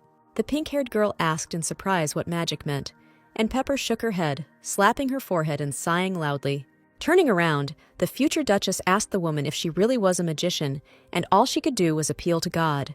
After hearing from Johnny that Pepper was an unregistered mage, Aurora asked if this wasn't a rare occurrence, and why not fix it. The girl froze and opened her eyes wide, because her interlocutor answered in a very unexpected tone that she could not do this because of poverty. The woman explained that many of the people here, like her, were born with a little mana, but it didn't matter. Pepper added that in order to use this magic, one must study it, as well as learn a special ancient language, mathematics, and other sciences. Aurora thought that in the coming war, every magician would count, and asked if no one knew about her magical powers. Folding her arms across her chest, the redhead responded with a denial and muttered that she didn't even know that they could be taught anything. The pink-haired girl asked why, and Pepper replied that often commoners are unteachable, and besides, if they don't work for nobles, they don't need it. The future Duchess seriously thought about how many problems in the empire were simply ignored by those in power and influence. As she said goodbye to the children, Aurora thought that she had not fully realized the difference between the classes, since she had only known commoners from among her servants. Already on the way home, the girl stopped and mentally called herself to be honest, thinking that in fact she was not interested in other people's lives either. Already in her estate, the pink-haired girl walked in a manner that was not at all befitting of a lady, grumbling that her back and stomach hurt a lot from the long journeys. With her hands on her stomach, the future Duchess sat up straight as she heard Lady Rubiana say that she had been expecting her return. The blonde, who suddenly stood in front of her in a yellow dress and smiled, said that she had been absent for a long time, even very long. Aurora wearily asked if the Duke's daughter had really come when no one was home, and she asked, offended, what that meant. Looking at her outfit, the bride Etika said that her dress was familiar, adding that exactly the same one hung in her personal wardrobe. Rubiana tried to justify herself by saying that it was just the same design, and the pink-haired girl asked where she bought such an outfit. She added that it was very energy-consuming to constantly order a dress to be made, and she would buy a ready-made one, and the Duke's daughter said that she was not obliged to say anything. Aurora asked the lady if she would tell her the truth if they became friends for a moment, and she jumped up like a wounded cat. The tired girl said that Rubiana could do as she wanted, and she would go, and began to turn around to go down the stairs. Clearly feeling how much irritation this man was causing her, the pink-haired girl openly said that it was time for her to leave too. As the future Duchess was about to leave again, she froze when Ruby screamed that she couldn't believe she had just heard such a proposal. The blonde stated that the class difference was an uphill battle, and someone of Aurora's status simply could not be the Duke's wife. Stopping on the steps, the girl calmly said that, in that case, they didn't have to get married and they could just date. The Duke's daughter screamed, asking what kind of nonsense this was and what to do with Edic's pedigree, and Aurora replied that this was her fiancé's problem, but not hers. Ruby stated that the girl would soon be thrown out anyway, since he had a choice in the form of sweet Miss Julia, and then asked how long this farce would last. The pink-haired girl thanked her for her concern, adding that Geoffrey loved beautiful women with volume in the right places. Rubiana was once again thinking of something to create a new twist to this quarrel, and Aurora sighed loudly, wondering what she might hear this time. The girl said that if that was all, then the guest could leave, because she was in a hurry to take care of her women's affairs, and she was surprised. The Duke's daughter awkwardly muttered that she should have explained this to her earlier, but the future Duchess ignored this, saying that she was not seeing her guest off. A little later, the girl was already lying in her bed, curled up into a ball, wondering why the cramps were so strong. Feeling the cold sweat on her face, the pink-haired girl thought that in that case, her reaction to the fight with Jeffrey was absolutely not surprising. There was a knock at the door, and then the man told the bride that he was coming in, but she could barely lift her head from the bed to look at him. The blonde man was clearly worried as he scanned the girl for damage, and even seemed out of breath as he ran here. The Duke stepped towards her and said that he had heard about her condition, and Aurora thought that it was all about Angela, although she asked her to be silent for a while. Jeffrey muttered that his fiancée looked terrible and that they should call a doctor, but she moved away when he wanted to take her hand. She replied with a disgruntled sigh that she was just on her period, and the man seemed to be stunned for a few moments by a feeling of slight awkwardness. The girl muttered that she was tired of the pain, and the blonde man put his hand on her forehead, saying that this happened every month, but she was not that tormented. The pink-haired girl began to enjoy his touch, but then she blushed brightly and quietly asked him to wait. Jeffrey thought his touch had only made things worse and quickly pulled his hand back, but Aurora whispered that it was better to leave it. The Duke again gently ran his fingers over his bride's forehead, and she calmed down a little, thinking that he could help her even in something like this. The blonde man quietly remarked that it felt like he had managed to at least prevent her pain a little, and that was a very good thing. The man asked how the girl was feeling, and she just looked at him with her cheeks reddened, either from the temperature or from embarrassment. Aurora suddenly, quite unexpectedly, rose from her seat and pulled her fiancé by the wrist, exhaling loudly and asking him to come to her. She asked the man for forgiveness in a crumpled voice and laid him on the bed, hugging him with her arms and legs so that she could finally get some rest. Jeffrey could hardly keep up with the girl's changing moods, and therefore looked confused, like a teenager. The pink-haired girl suddenly stood up and asked him to spread his legs, declaring that it was not enough, and the Duke was literally dumbfounded. When the gist of the request finally dawned on Edic, and he spread his knees slightly, Aurora fell on top of him and exhaled loudly in relief.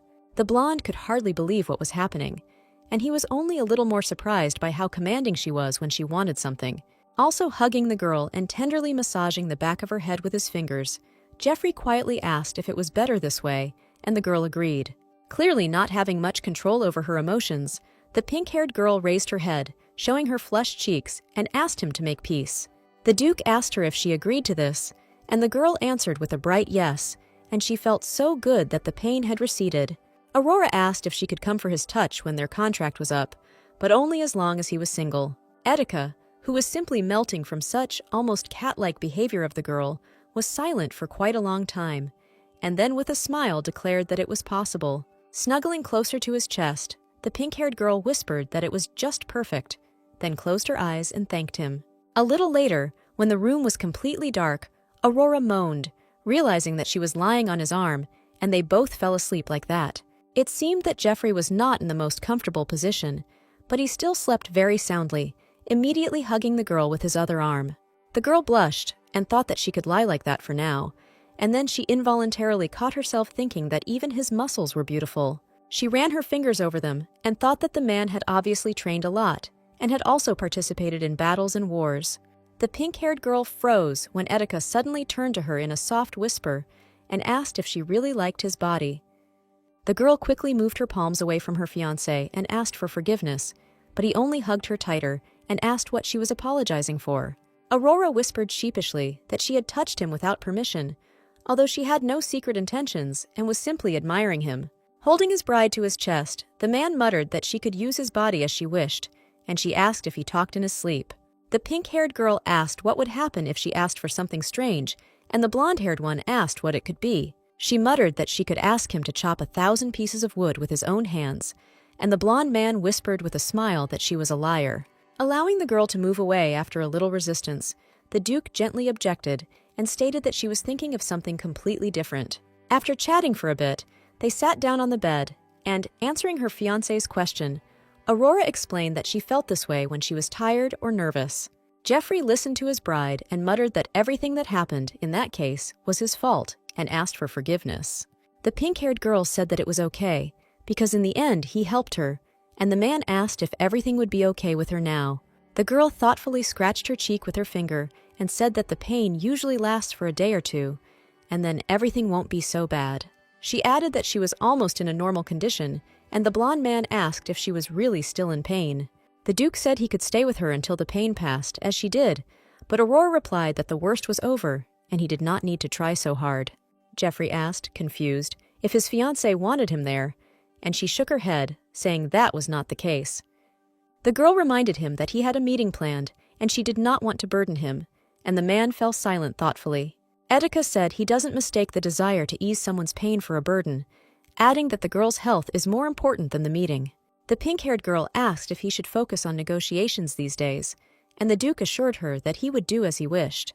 Putting her hand to her chest, Aurora looked at her fiancé and quietly asked if it was possible that in that case she would just go with him. She saw the look on his face and asked what was wrong, and the blonde man said he wasn't going to force a sick man to work.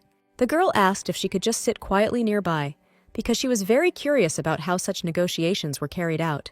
Jeffrey smiled a little and asked if she was really going to just sit there and not interfere with how the conversations were going. Aurora, who was worried about Jeffrey, smiled happily, even blushing a little in anticipation, and agreed with his words. Nodding several times in agreement, the fair-haired man said that in that case, he would allow his bride to be his personal secretary. Etika noted that all this would only be possible if she put on the ring, and the pink-haired girl looked at him in surprise. The girl asked if he was talking about the fake ring, and then added that she could wear it, but she didn't understand what the point was. She immediately assumed that the man wanted to spread rumors, and then said that she had visited Adele and that rumors of an engagement had not yet started. Aurora asked with a smile if this would be the perfect opportunity to plant rumors, and Jeffrey vaguely agreed with such thoughts. Immediately remembering something, the girl muttered that Sir Campbell would give his lordship a list of names, and he clarified why this was necessary. The bride said that today she was followed by 3 unknown guys, and the security guard wrote down their names in order to check everything later. It seemed that the blonde man's mood immediately changed. He seemed much more thoughtful and serious, immediately agreeing to this. The next day, the future married couple met with Prince John at the Imperial Palace, and they exchanged greetings. As soon as the brown-haired man addressed Aurora simply by her first name, Jeffrey blocked his bride with his shoulder and asked what such an address meant. The doors opened before them, and when the prince asked what the Duke had in mind in bringing the girl here, he replied that she would be his secretary. Etika looked at him sullenly and turned to His Majesty and asked what he was thinking when he arbitrarily called his bride by name. John claimed that he had permission from the lady to do this, but the pink-haired girl thought gloomily about the fact that she had only given her consent for one time. The fair-haired man hugged the bride and said that they should first sit down because the girl was not feeling well today, and the prince offered her to sit down. Aurora hastened to answer the men that she only had a slight cold, so there was nothing terrible about what was happening. Shaitan replied that he had no idea what Etika was thinking when he brought her along, and that she should not overexert herself, and she thanked him for that. Distracting them both from such a conversation, Jeffrey calmly stated that since everyone was gathered here, it was time for them to begin negotiations.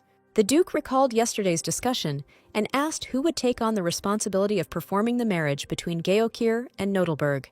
Having placed the documents on the table, the blonde man immediately calmly replied that they did not have any suitable candidates, and Aurora looked at him. The girl immediately picked up the papers to immerse herself in the context of what was happening, because before that, she simply had not had such an opportunity. She read about reducing the number of enemies, strengthening Geokir with the help of the Etika Guild, and the marriage was supposed to be a cover.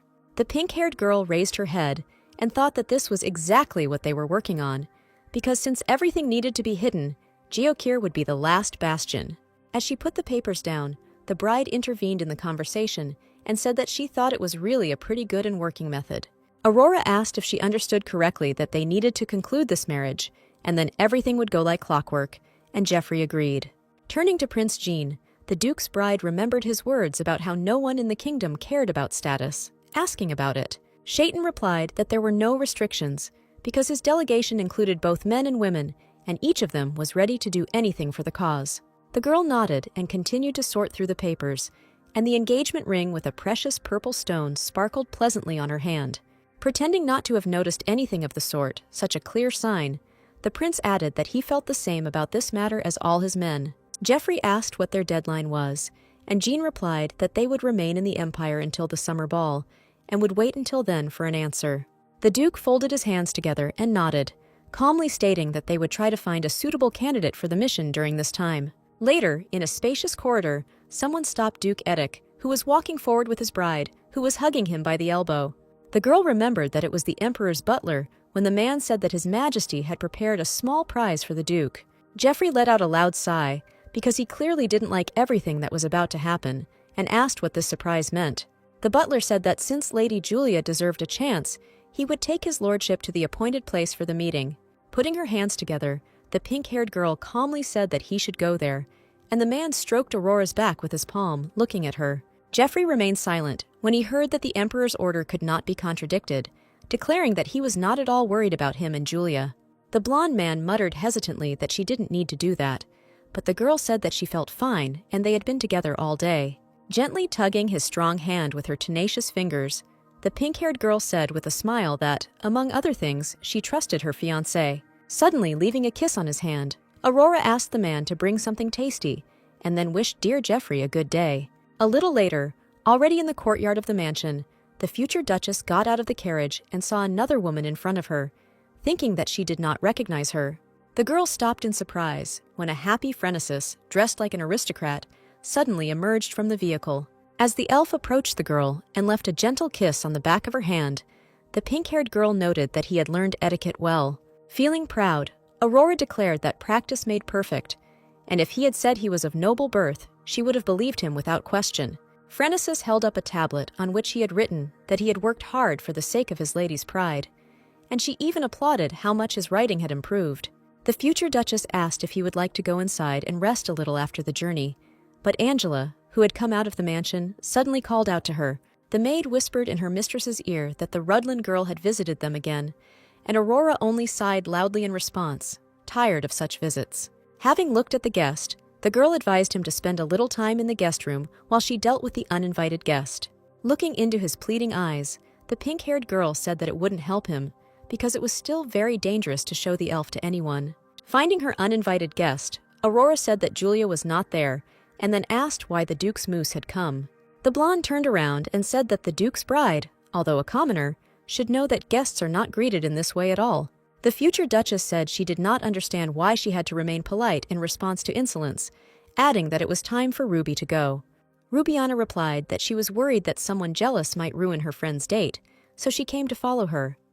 The pink-haired girl asked if the girl was talking about herself, and when she flared up, she asked if it wasn't Lady Rudland who was blinded by jealousy. Leaning forward, the blonde screamed that she had tried to remain sweet since she was the Duke's bride, but she had crossed the line.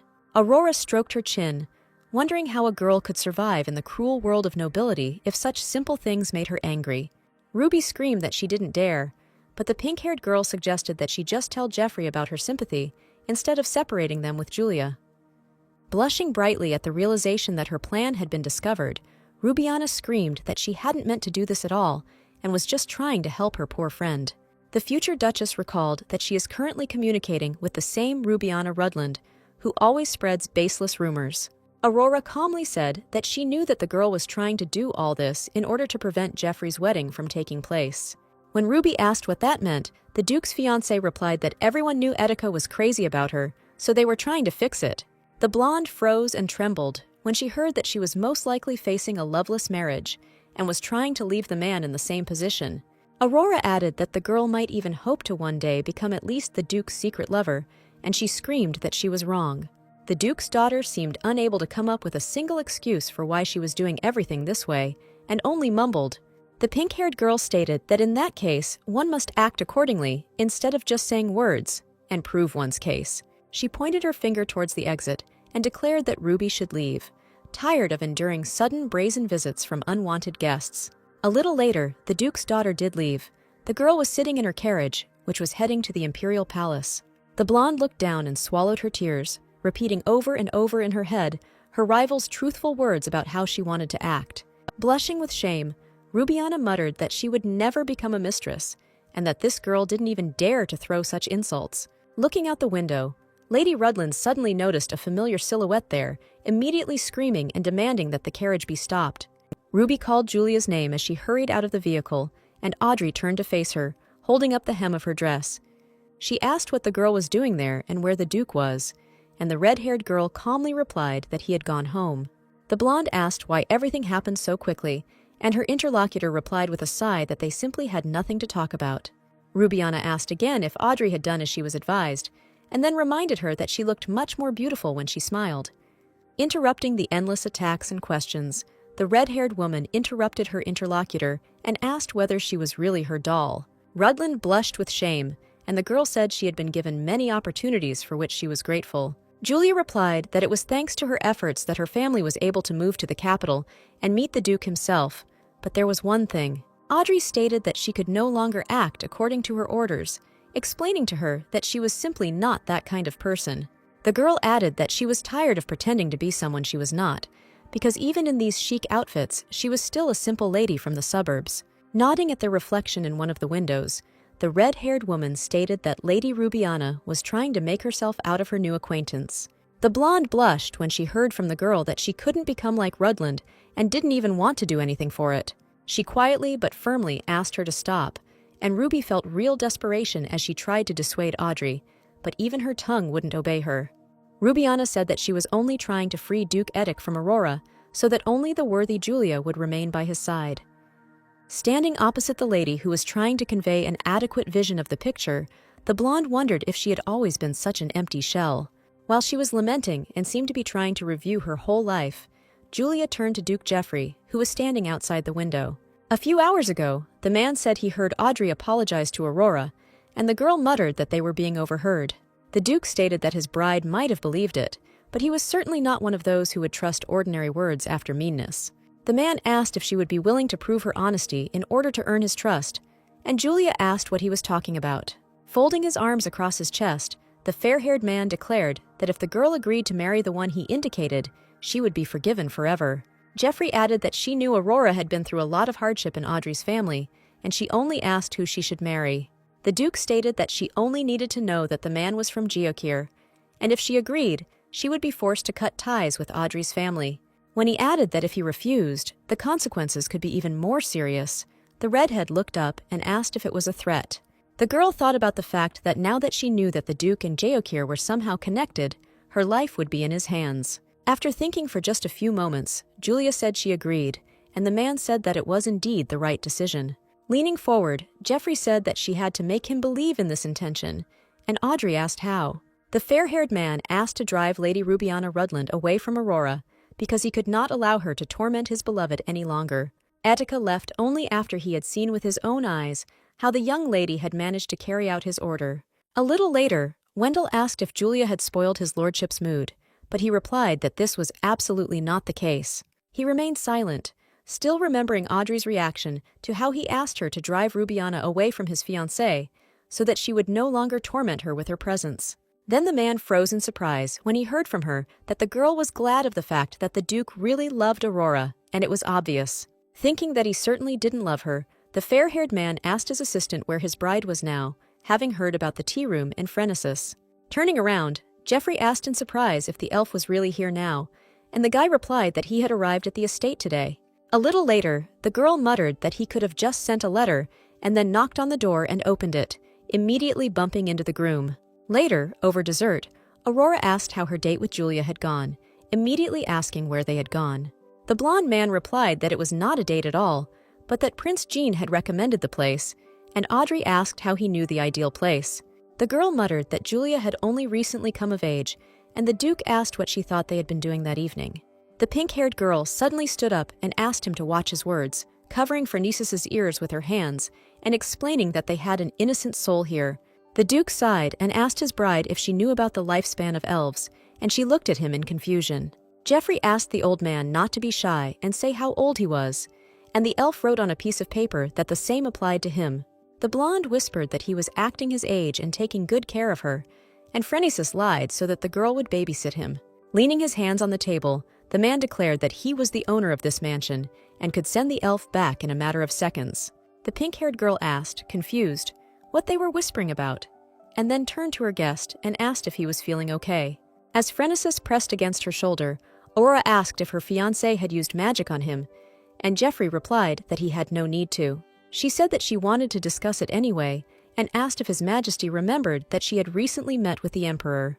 The girl received consent from her fiancé and said that at that moment the conversation also turned to the fate of the Count, that is, Viscount Barbarius. The pink-haired girl explained that if they wanted to accuse him of all the terrible crimes, Phronesis would have to personally testify. Aurora said that she would like to clarify the elf's opinion on this matter and ask the groom whether he should show himself to the Emperor. The elf wrote on a piece of paper that he would do this so that the man would answer for his sins, and the Duke stated that he could kill the Viscount for a quicker solution.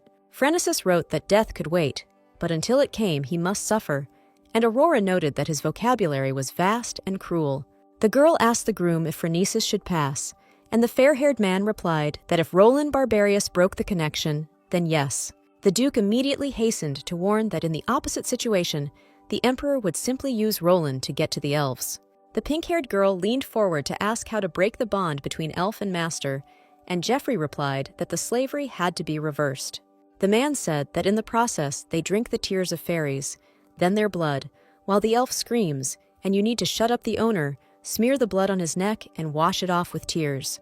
Aurora listened with wide eyes in horror to what exactly Barbarius had to do with these creatures in order to bind them to himself. She suggested breaking the bond secretly, so that when the slave bond was presented as evidence, someone might want to take advantage of it. Nodding his head in agreement, Etika asked if they had any other evidence besides the one that was dangerous. The bride immediately thought about it, then winked at her groom and asked him not to worry about it, folding her arms across her chest. She turned her head, reminding them that they had the mighty Phronesis on their side, and the elf pointed at himself in surprise, not knowing what to do. That same night, Roland walked through the dark corridors, and long-drunk wine flowed from a tilted glass, suffering that he had become a viscount. Despite his not very sane state, the fair-haired man turned to the panoramic window when a familiar green color flashed through it. He cried out in surprise when he saw Phronesis in front of him and another man who acted as the guard of the Etika family. Sir Campbell declared that he would tie him up and set to work at once, without paying any attention to the resistance which the Viscount might offer. After finishing and covering the blond man's mouth with a rag, the man asked if such silence would be okay, and then asked which of them would make him cry. The future Oedicus family asked the emperor for a public trial and received consent to conduct such a case. Most likely, the ruler simply agreed to this because he was simply dying to see the legendary and extremely unusual elf. Aurora muttered that she thought she wouldn't be nervous, but she couldn't, and Geoffrey calmly said that everything would be fine. She immediately nodded towards the emperor and asked if it was funny that he was the judge, and what would happen if he himself committed a crime. The pink-haired girl asked the groom if he agreed that it was quite strange, and Etika urged the bride to be more careful here. A man in an interesting dark purple robe stood up and declared that from that moment on, the trial of Viscount Barbarius would begin. He also read out that this man was accused of abusing his power over the elves and frequently persecuting noble ladies. The court official added that the Viscount was also allegedly guilty of neglecting his men and failing to carry out his duties as a lord. While the trial was going on, Aurora couldn't help but yawn, covering her mouth with her hand and mentally noting that for her, all of this was just a brief repetition. It seemed like many people were interested in being there and listening to the defense and the prosecution, because Roland's vile behavior had destroyed many couples. The girl quietly asked if Count Hergert was the prosecutor, and Geoffrey turned to her, whispering why the girl needed to know that. The blonde man asked if she really liked this man, since she simply couldn't take her eyes off him, hearing in response that she was simply bored.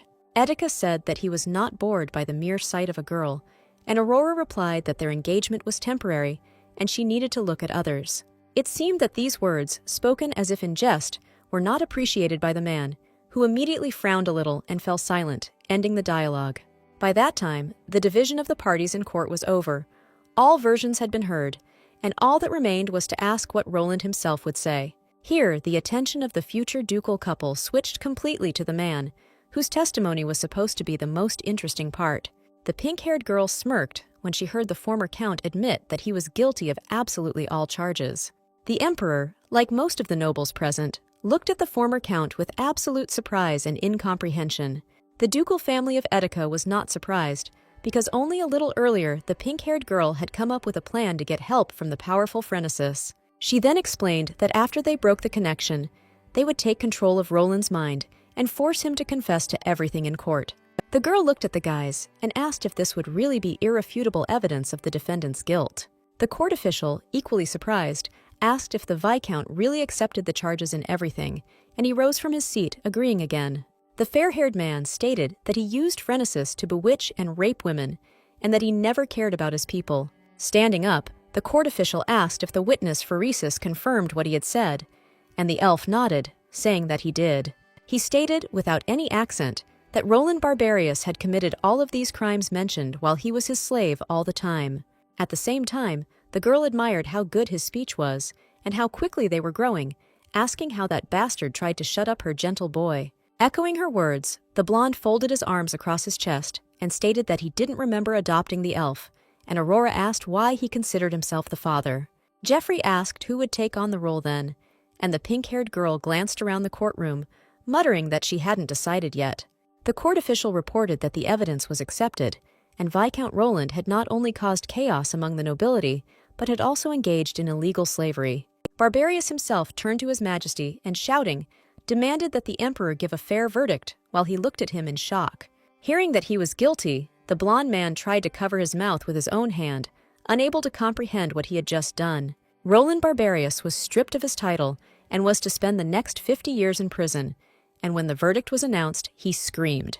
Propping his chin on his fist, His Majesty the Emperor ordered that all of the Viscount's possessions be taken away, adding that he wished for his disappearance. Aurora quietly asked her fiancé why the punishment was so harsh, since she expected him to be imprisoned for a much shorter period. The Duke quietly replied that the Emperor himself had just expressed a wish for him to disappear, and the girl looked at him with incomprehension. Jeffrey explained that these were terrible crimes, and besides, everything had not gone according to plan, since His Majesty clearly did not expect a confession. The pink-haired girl mumbled something, clasping her hands together, and the man said that everything went as she hoped, so things were going well. As Roland Barbarius was led out of the courtroom with his hands tied, the future married couple exchanged congratulations on the end of the trial. Already on the street, Aurora called out to Phrenesis, and he suddenly pounced on the future Duchess with a strong embrace when she froze. The elf thanked the girl for what she did, because if it weren't for her, he would still be a slave and everyone would mock him. As Jeffrey walked towards them, the pink-haired girl awkwardly asked him not to worry, because the terrible past would never happen again. Breaking their embrace, Etika pushed the girl behind him and asked the elf how he dared to hug his bride without asking. Aurora asked the groom to stop because a happy event had just happened, and the hugging reaction was normal.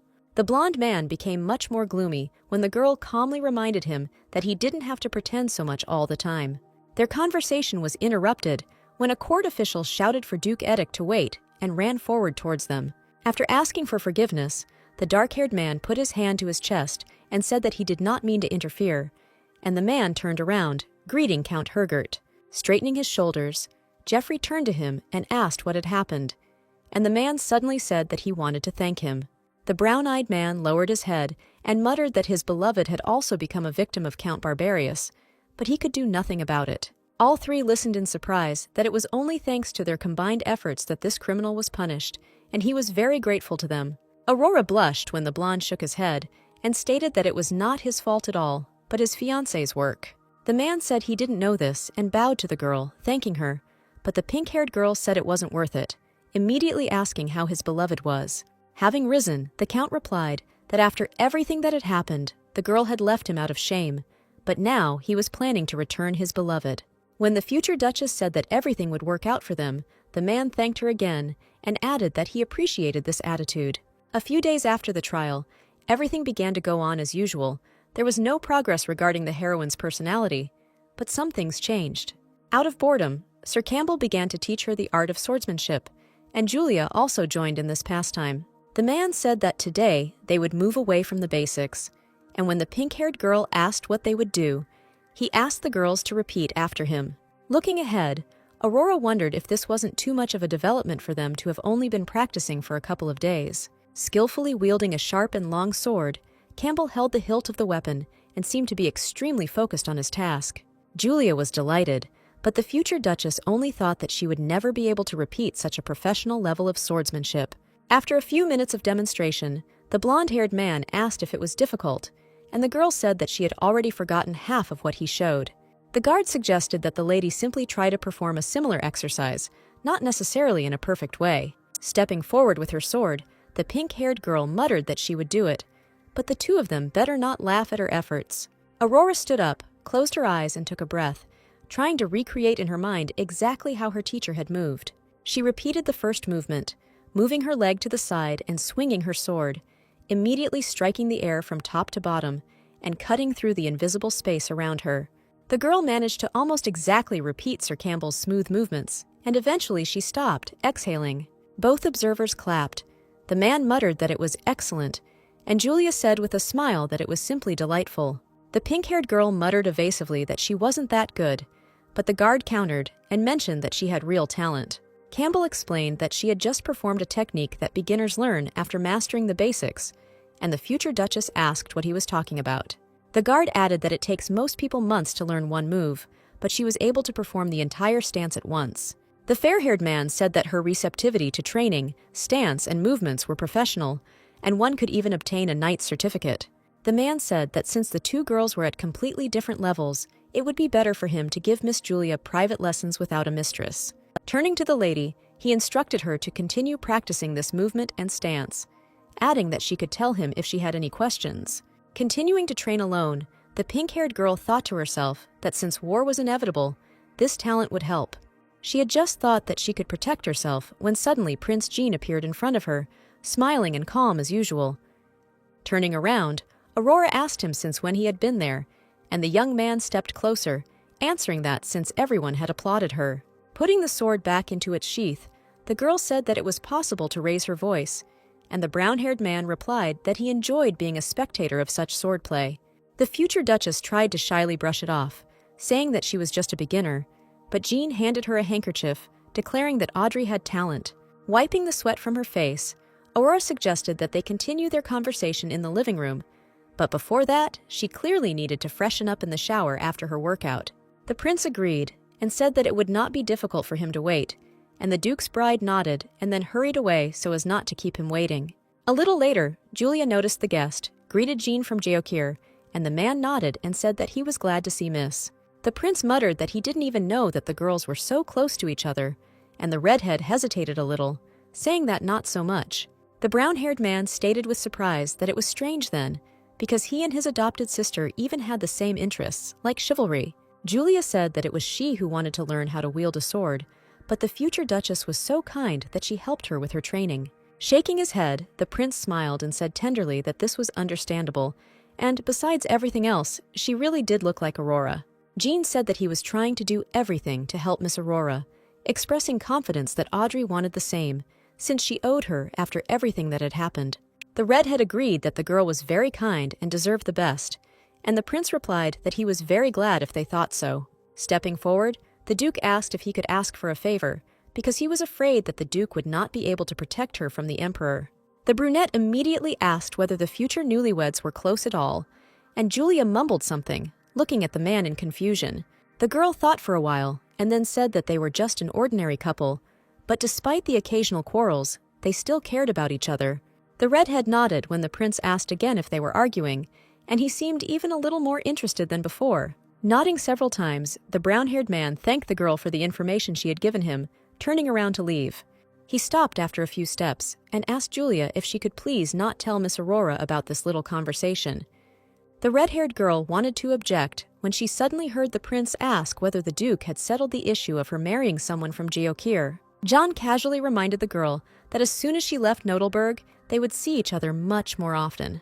Audrey muttered that she knew what he meant by that, and understood, remaining alone on the training field after the man left. When Jean was already sitting in the reception room and sipping tea, the voice of the future Duchess was heard from the side, asking how long the prince had been waiting. Thinking that she didn't even have time to dry her hair, the girl apologized for keeping him waiting. Shaitan replied that everything was fine, adding that, besides, he had come uninvited, so Edic's fiancé certainly didn't need to apologize. Aurora looked up and asked why the prince had come, and he replied that he simply wanted to give her a gift as an apology. The pink-haired girl echoed his words, immediately asking her in surprise what gift the man wanted to give as an apology. Jean explained that since he had a lot of work to do in the Empire, and he chose a girl to accompany him, she had a lot more problems. When the brown-haired man pointed to the side, she followed his gaze and grabbed onto the huge piles of gifts, awkwardly muttering that there were too many of them. The prince clarified that he would also like to ask the duke's fiancée for a favor, so gifts were also payment, and she clarified what the matter was. The pink-haired girl was surprised when she heard from the man that a masquerade ball would soon be held in Rockstein, which really shouldn't be missed. Having answered in agreement, the brown-haired man stated that he would like to visit it, and then asked whether the girl could go there with him. Blushing slightly, Aurora folded her arms across her chest and thought about how clever this approach to a simple invitation to a ball was. The girl asked him if he had heard that it was not a very good place, and the prince replied that he had heard rumors that it was not so bad. After thinking for a bit, the pink-haired girl replied that she would also like to attend this event, and John asked if she was sure. The duke's bride agreed and added that she just wanted to know where else she could accompany the prince while he was here. Aurora also thanked him for the offer of the masquerade and the gifts he brought, and the man folded his hands together, saying that he was very glad. John immediately added that he would send the girl tickets, which in truth he had already ordered, since the masquerade would be held in 2 days. After asking the girl not to worry about her outfit and accessories for the event, the prince pointed to the boxes with his palm and said that he had also prepared them. When the pink-haired girl said with a smile that he really had prepared everything, the brown-haired man agreed, saying that he was just hoping for her consent. The prince's keen eye noticed something, and he asked her with a smile why she wasn't wearing her engagement ring today, and she covered her palm with her hand. Aurora replied that it was simply very important, and she was afraid of losing it, and the prince asked whether the duke had made an official proposal. She said that this was so, thinking that all this was needed purely formally, for presentation in front of everyone, and there was no need to talk about it. When the prince fell silent and simply began to smile, the pink-haired girl felt awkward and wondered why he was so silent.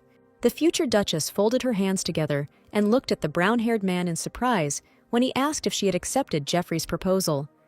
John recalled that he had already said that Duke Etika was not the only choice, and the girl did not have to deal with his status. The man looked at her and suggested that Aurora simply needed a free, new life in another kingdom. The pink-haired girl asked what he meant by this, and the prince openly said that he could promise a better future. She froze when she heard him ask her why she should become a duchess in Nodelberg if she could become a queen straight away. The girl called Prince Jean to stop this conversation, and no one knew that this whole conversation was heard by Duke Etika. The man remembered how they looked at the ball on the occasion of the arrival of the delegation from Geokir, and involuntarily thought that they were suited to each other. Then he too became a listener to conversations about how the prince never stopped smiling while dancing with Miss Aurora, and to speculations about whether she would leave for Geokir. His heart also ached when he heard the girl's words that marriage for her must necessarily be built on true love and not on such plans. He remembered how he himself had told her that it was all just a pretense, asking if she couldn't tell the difference between acting and reality. Clenching his fists and walking back, the blonde thought with annoyance that he had promised himself to let her go when the time came. Catching up with him, Wendell inquired whether his lordship was going to meet Miss Aurora, reminding him that the drawing room was on the other side.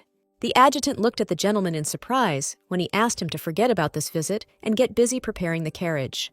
The assistant asked the gentleman with bewilderment where he was going, receiving in response that it was necessary to buy him a mask. Meanwhile, Aurora sat and thought that she was aware of Prince Jean's sympathy, but she certainly did not expect such directness in his words. After thinking for a while, the pink-haired girl said that she was not going to leave Geoffrey, and the man asked why. The girl's eyes widened in surprise when she heard from her interlocutor that, in the end, there was no love between them. John said with certainty that Etika was incapable of loving anyone, and from this, it followed that an agreement had simply been made between the couple. The man added that he would not say anything else for now, so as not to receive hatred, but if something changes, he would gladly accept her into his arms. When the brown-haired man stood up and headed towards the exit, the pink-haired woman called out to the prince and declared that she would not see him off today. Hearing the door closing, the girl pressed her palm to her forehead and wondered where the man could have gotten information about the agreements. Aurora wondered with displeasure why he had said that Duke Etika was incapable of love, and with such certainty. Looking at the gifts, the girl thought that she needed to find out everything, so she would keep all these things a secret from Geoffrey for now. 2 days later, when the day of the masquerade arrived, the pink-haired girl continued to unpack the boxes, asking if he had really given her so many. Looking at the black necklace, Angela asked what kind of collar it was, and the Duke's bride clicked her tongue, saying that it was a necklace. The maid asked the lady if she would wear it, and she put the jewelry on the table, muttering that she definitely would not wear it today. The other maids took out a box of wigs and explained that since the mistress had a unique hair color, she would need to wear one. Picking up a wig with long black hair, Aurora muttered that she chose this one, whispering that it reminded her of old days. In the evening, the masquerade had already begun. Noble guests were arriving there in their carriages, and the building itself was ablaze with bright, shining lights. The aristocrats were already communicating and trying to get to know each other behind the interesting outfits, masks, and unusual hairstyles. Aurora's eyes were recognizable, despite the long black wig and the elegant mask that covered half of her face, so the prince recognized her. John said that the hair color suited her very well, and he didn't even recognize the lady at first, and she noted with a smile that the disguise had worked. The girl grabbed the hem of her purple dress and suggested going into the thick of things, immediately receiving consent from her companion, dressed in white. At the same time, the Duke was watching them, also hiding his hair with a red wig and his face with a gray mask with rabbit ears. Looking at the flirting aristocrats, the prince noted that this event seemed to be different from the masquerade he was accustomed to. Aurora asked if he wanted to hold such events in Jeokir, and the man replied that he didn't know, but it was really progressive. Jean muttered that the nobility was apparently not so decent, and the girl explained that children of strict parents flocked to such evenings. Thinking that dancing never hurt anyone, the future duchess looked at her companion and asked why they shouldn't have a little fun too. The man in the black shirt with a red vest asked them to wait, and then moved his hand between his companions, separating them slightly. A familiar voice declared that according to the rules of this ball, each of the companions who came together must have fun without their other half. The prince, who clearly did not expect such a turn of events, asked what this statement meant, while the girl remained silent, waiting for the outcome. Hugging the girl, the gray-eyed man declared that according to the rules, it didn't matter at all who they were to each other, and they had to separate. He advised Jean to go and have fun somewhere else, and another young man, wearing a white mask and with blonde hair, asked him to follow him. The brown-haired man obediently followed, trying to clarify along the way what all these rules meant, as did Aurora, who remained in an unexpected company. The rabbit said again that these were the rules and asked for forgiveness, and his gray eyes flashed with cunning, and the girl mentally called him a name.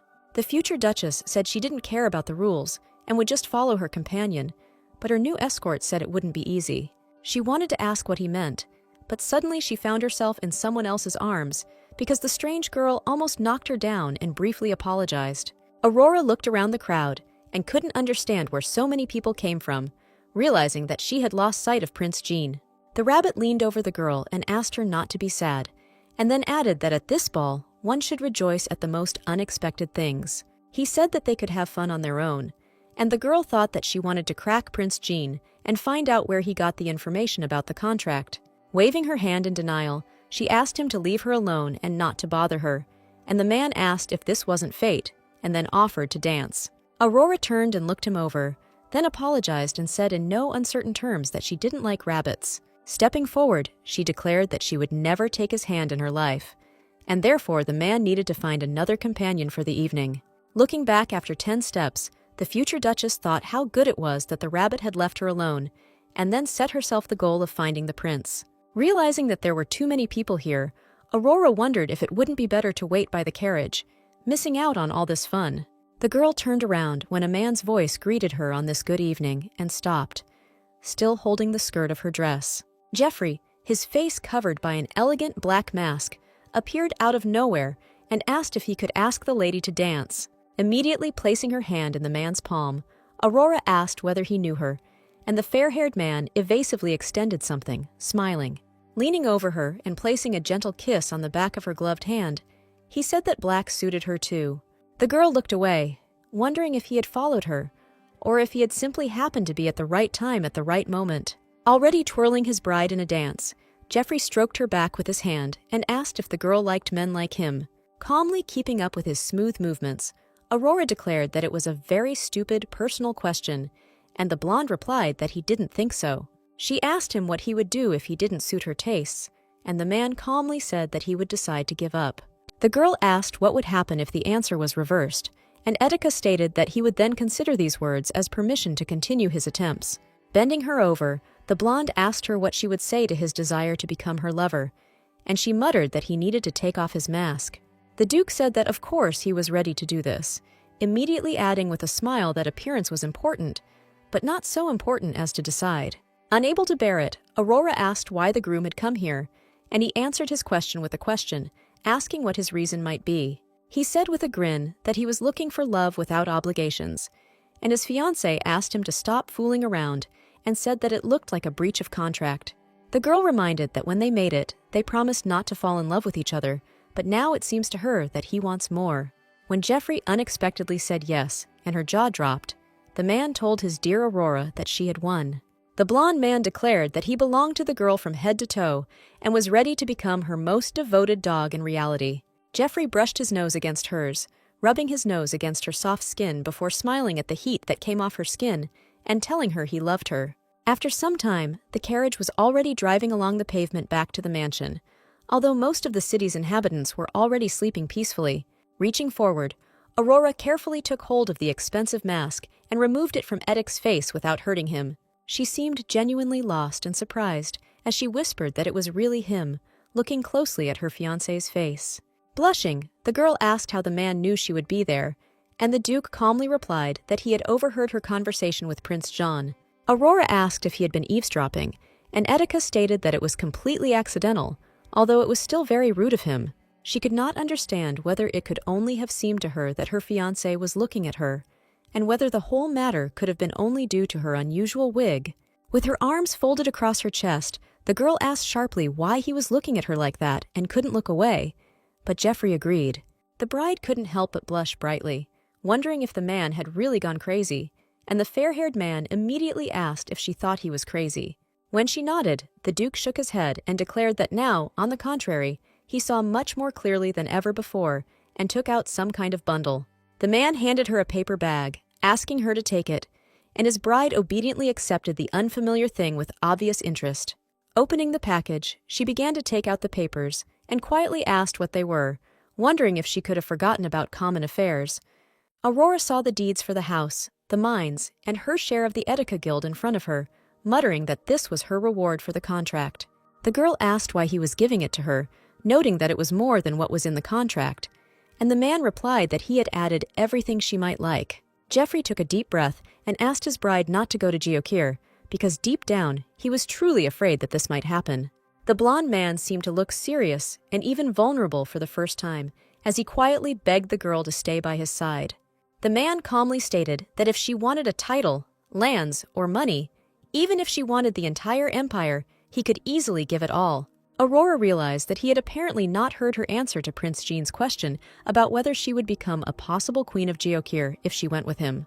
While the girl was pondering the fact that Jeffrey had also not heard Jean's words about their contract, Etika leaned forward and asked if that was not enough. Stopping him in his questioning words, the bride exhaled and asked if he really thought that she could only be won over by such things. The Duke remained silent when asked if he had forgotten his promise to become her most devoted dog if he fell in love. Businesslike, putting all the papers back into the paper bag, Aurora declared that she did not want any of the offered riches, but only him. Jeffrey dropped to one knee right on the floor of the carriage, declaring that he would do it with pleasure, and the girl covered her mouth with her hand in embarrassment. Blushing, she moved her hand away from her face, wondering how far the man was willing to go, and then asked him to bark for her. When the Duke looked at his bride with bewilderment and surprise, she asked him if he had not promised to do everything she might wish. Jeffrey himself did not expect that he would be able to forget about dignity so much, asking if she would stay with him if he fulfilled such a wish. The girl thought about how shocked he was and decided that it was time to stop such jokes, when suddenly she heard a quiet bark. She choked on air and leaned forward in surprise, and the Duke pressed his hand to his lips and declared that he had no intention of repeating it. Feeling delighted by how much her fiancé was attracted to her, Aurora declared that dogs don't really bark like that and that he should try harder. When the man understood the joke and frowned a little, the girl hastened to declare that one can sulk as much as one wants. A promise is a promise. The man warned her that this was the very last time and suddenly began barking like a dog, while his bride blushed with delight and surprise. When the girl said that she didn't even know that they had dogs running around here and laughed, Jeffrey buried his face in her knees. Unable to find a place for himself from embarrassment, the fair-haired man quietly howled at Aurora, but he too could not help but laugh as the carriage drove on. After a while, the pink-haired girl was screaming that it was amazing and she was able to get her own back, and the maid said that she sounded like a pervert. Aurora immediately turned around, asking in fear when Angela had entered, and she calmly asked why the lady was surprised. The maid explained that she had come in before the future Duchess began waving her arms and making strange sounds, and the girl answered what needed to be said. Angela asked if something good had happened, and then looked at the lady and asked if Duke Etika had confessed his feelings. The pink-haired girl remained silent and only smiled smugly, and the maid folded her arms across her chest and asked if this had happened. When the maid asked if she accepted her fiancé's feelings, Aurora said that she liked it when handsome men courted her. Angela noted that she did not like the Duke as a candidate for a partner for the girl because he had tormented her so much, and she clearly deserved better. The Duke's bride agreed, but then said that they were each other's salvation and asked if it was not fate or something like that. Angela replied that if this whole story ends happily, where they are healthy and married, happy, then maybe yes. The maid said that she was simply afraid that the mistress would marry the wrong man and spend many unhappy days in such a marriage. She reminded that if Lady Aurora wanted to stay close to Etika, the only way out was marriage, otherwise the Emperor would intervene. Calming herself down a little, the pink-haired girl thought that she was so happy that she even forgot about the prospect of being torn apart. Sometime later, Jeffrey handed the girl a piece of paper, asked her to read it carefully, and only then sign it. The girl raised her eyebrows in surprise when she saw in front of her the marriage contract that had replaced the old agreement. She asked whether this was not a regular marriage, but an arranged one, wondering whether it was worth agreeing to such conditions before getting married. Jeffrey examined the girl and then said that even if she didn't like him, she would only agree to the marriage in order to survive. The fair-haired man added that only in this case would the Emperor leave her alone, and besides, she would hate a real marriage, and Aurora remained silent. Etika added that he knows he can be a jerk sometimes, adding that he also knows she might just like his looks. The pink-haired girl blushed brightly when she heard the last words, and wondered why he was so confident in his own irresistibility. The Duke stated that the marriage would not be real for her, but not for him, and in case she wanted to end it, this document would give her the opportunity to leave. The man said that, regarding the terms of the agreement, she, for her part, could add anything she wanted to see. Surprised by such words, Aurora said that she thought that she did not want her to leave, and Jeffrey confirmed that this was true. The fair-haired man understood her worries and stated that the contract gave her freedom of choice, and he did not at all want to become chains for the girl. Blushing, the girl muttered that she had never even thought that her fiancé could be so caring and even devoted to someone. Etika was silent for a few moments, then clasped his fingers and said that he, too, had not suspected such properties until he met her. After thinking about it for a bit, the pink-haired girl asked if he remembered those moments when he said that he had no reason to trust her. The Duke was a little surprised when the girl clarified the question, recalling his words about her needing to prove her intentions first. Aurora stated that everything that was happening was very unexpected, and therefore she also wanted him to prove the seriousness of all his new intentions. The man was a little worried when he heard that he should undergo a test similar to the one he gave her in that restaurant. Hearing silence in response, the pink-haired girl asked if he would agree to this condition, and the Duke objected, saying that he was grateful for the chance. Blushing again, the girl said that this attitude was very suitable, warning that the test would not be easy and he had better prepare. Smilingly accepting the rules of this new game, the fair-haired man smirked at the corner of his lips and declared that he would not have agreed to anything else. The man added that it was one of the many qualities he loved about her, and Aurora felt a surge of embarrassment, saying that she would prepare a contract. Not listening to the words that there was no need to rush, the pink-haired girl turned away and said that they needed to finish this and that it would be better for them to sleep separately. Jeffrey asked excitedly if it was only necessary today, and the girl muttered mysteriously that she would think about it. She said that she would let me know when she decided on this issue, and the blonde looked at his bride in confusion, being a little in shock. The next morning, he asked her if she had slept at all, and she told him not to worry, as she had simply been thinking a lot that night. At night, Angela calmly suggested that she stretch a rope between the roofs and ask the Duke to walk along it, or jump off the roof. With her hands on her hips, the pink-haired woman said that the man would have to pass 3 tests to see if he was fit to be her husband. Pleased with how perky she was while she was saying all this, the fair-haired man smiled, looked at the bride, and asked her to continue. Raising her index finger, Aurora said that the first test would be a domestic skill that a husband should have. Etika asked why he needed to cook, and she said that there might come a time when they would have no servants, and there might also be no one to cook. Already in the yard, near the fire, the pink-haired woman said that her husband should have such skills, and Jeffrey said that he understood. Leaning over her and making the girl blush, the Duke asked if she'd already come up with a menu for her chef. After a while, the man was skillfully tossing the steak in the pan to turn it over, and it seemed like he had done this many times before. The Duke stood in front of the stove in a white apron and handled cutlery and food as if he were a real chef. All this time, the pink-haired girl watched her fiancé with incomprehension, not understanding at all why he was so good at this. Etika said that if she wanted, she could wait outside, and the girl replied that she would not leave, otherwise he would be able to call for help. The man chuckled, asking if she really thought so, and then suggested that she at least sit down right in the kitchen just to rest. Aurora said that if anyone saw him now, they would definitely mistake him for a chef, and Jeffrey said he would take that as a compliment. Having put all the prepared food on the plate, the blonde man turned around and walked forward, expressing the hope that the bride would like everything. Placing a plate of already cooked steaks, sauce, and vegetables on the table, the Duke said that, in addition to this, they would have dessert today. Taking hold of a fork and knife, the pink-haired girl thought about why it looked so appetizing, and then began to cut the finished meat. After chewing the first piece, Aurora even blushed a little and thought that the prepared dish was not just good, but magical. The girl tried to keep a calm expression on her face, and Jeffrey sat down opposite her, asking if he had managed it. When the bride whispered that it was good enough, the blonde smiled smugly, noting that he was very glad that she liked it. The pink-haired girl stated that the second test would be an interview arranged to prove the sincerity of all his new intentions. Aurora said that usually in such cases, people meet with each other's families and friends, but today, only he will meet with her loved ones. In response to the groom's clarification, the girl said that of course he was talking about Audrey, but since she had no family, he would talk to her close friends. The fair-haired man echoed her words about close friends, and was a little thoughtful, because he could hardly remember any such in the bride's life. Soon she led him into the garden, where tea was being held in the gazebo, and suggested that these guys did not need an introduction to him. Jeffrey said that he had guessed about the maid, but did not understand why the elf was there. But the pink-haired girl replied that Phronesis was practically a member of the family. The elf was clearly displeased and seemed to want to get a little revenge on the Duke for the way he had behaved towards him since their meeting. Confronted with his gaze, Etika ordered him not to dare touch his bride, and Phronesis calmly replied that he could not force him. As she sat down, Aurora said that until the time was up, they could ask the Duke any questions he wanted, and he had to answer them honestly.